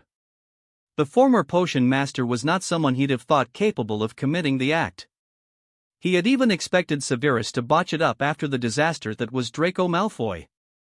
But Severus surprised him by completing the mission. It was so hard to find competent followers, and Severus seemed one of the best he had right now. Of course, he shouldn't have been this much surprised. Severus was a half-blood and had to strive most earnestly for everything, unlike his pureblood followers. For a brief moment, he could see a part of himself in Severus. "You have played your part well. Your loyalty, though questioned by many," Voldemort cast his eyes wide at the other Death Eaters at the table, "has proven invaluable. Come, Severus. Tell us how you achieved this great victory over Albus Dumbledore." Snape leaned into the dim light, the flicker of candles illuminating his pale features. There was a moment of hesitation before he spoke, his voice steady and cool. "Albus Dumbledore is a powerful wizard even my lord respects. I knew I could not overpower such a man, but Dumbledore's weakness lies in seeing the better side in everyone. My success lies in convincing Dumbledore that I was his man through and through so that he never saw the trap being sprung." "Ah, the irony!" Voldemort laughed, his red eyes blazing with mirth. "Albus Dumbledore was brought low by the one he trusted the most. His weak heart finally destroyed him, and you deserve all the credit, Severus. You've performed most splendidly." "His trust was his downfall," Snape replied, his eyes cold as he met Voldemort's gaze. "He underestimated the depth of my resolve." Voldemort rose from his seat, his serpentine form looming over Snape. "You have proven your worth, Severus. Your reward will come in time. But for now, let us toast to this monumental victory." He raised a goblet filled with a dark liquid that swirled ominously. "To Dumbledore, may his legacy be forgotten in the ashes of his defeat." The Death Eaters echoed his sentiment, raising their goblets in a toast. Voldemort savored the moment before his attention shifted to his next most hated enemy that remained in defiance of his designs. "With Dumbledore out of the way, the sole enemy that stands in defiance against me is Harry Potter. The boy will now learn the true power of Lord Voldemort and what it means to attract my enmity." Voldemort hissed, his thin lips stretching across his face as he laughed cruelly. "Now, the real war begins." That wraps up the story of What If Transmigrated as Harry Potter. Thanks so much for listening. A new series will be replacing this one, so stay tuned. Just a quick reminder, the stories, What If Reborn in Naruto World and What If Transmigrated as Harry Potter, are going on hold soon, as we have almost caught up with the author. So once again, I'd love to hear your thoughts on what the next project should be on this channel. I'm currently deciding between these three fanfics. What if becoming a mangaka in One Piece world? What if Dragon Deck user in Yu-Gi-Oh! Zexal. What if Transmigrated as a Kanto gym leader? I will be setting up a poll for this, so please vote in the poll and let me know which 2 stories you'd like to see next on the channel.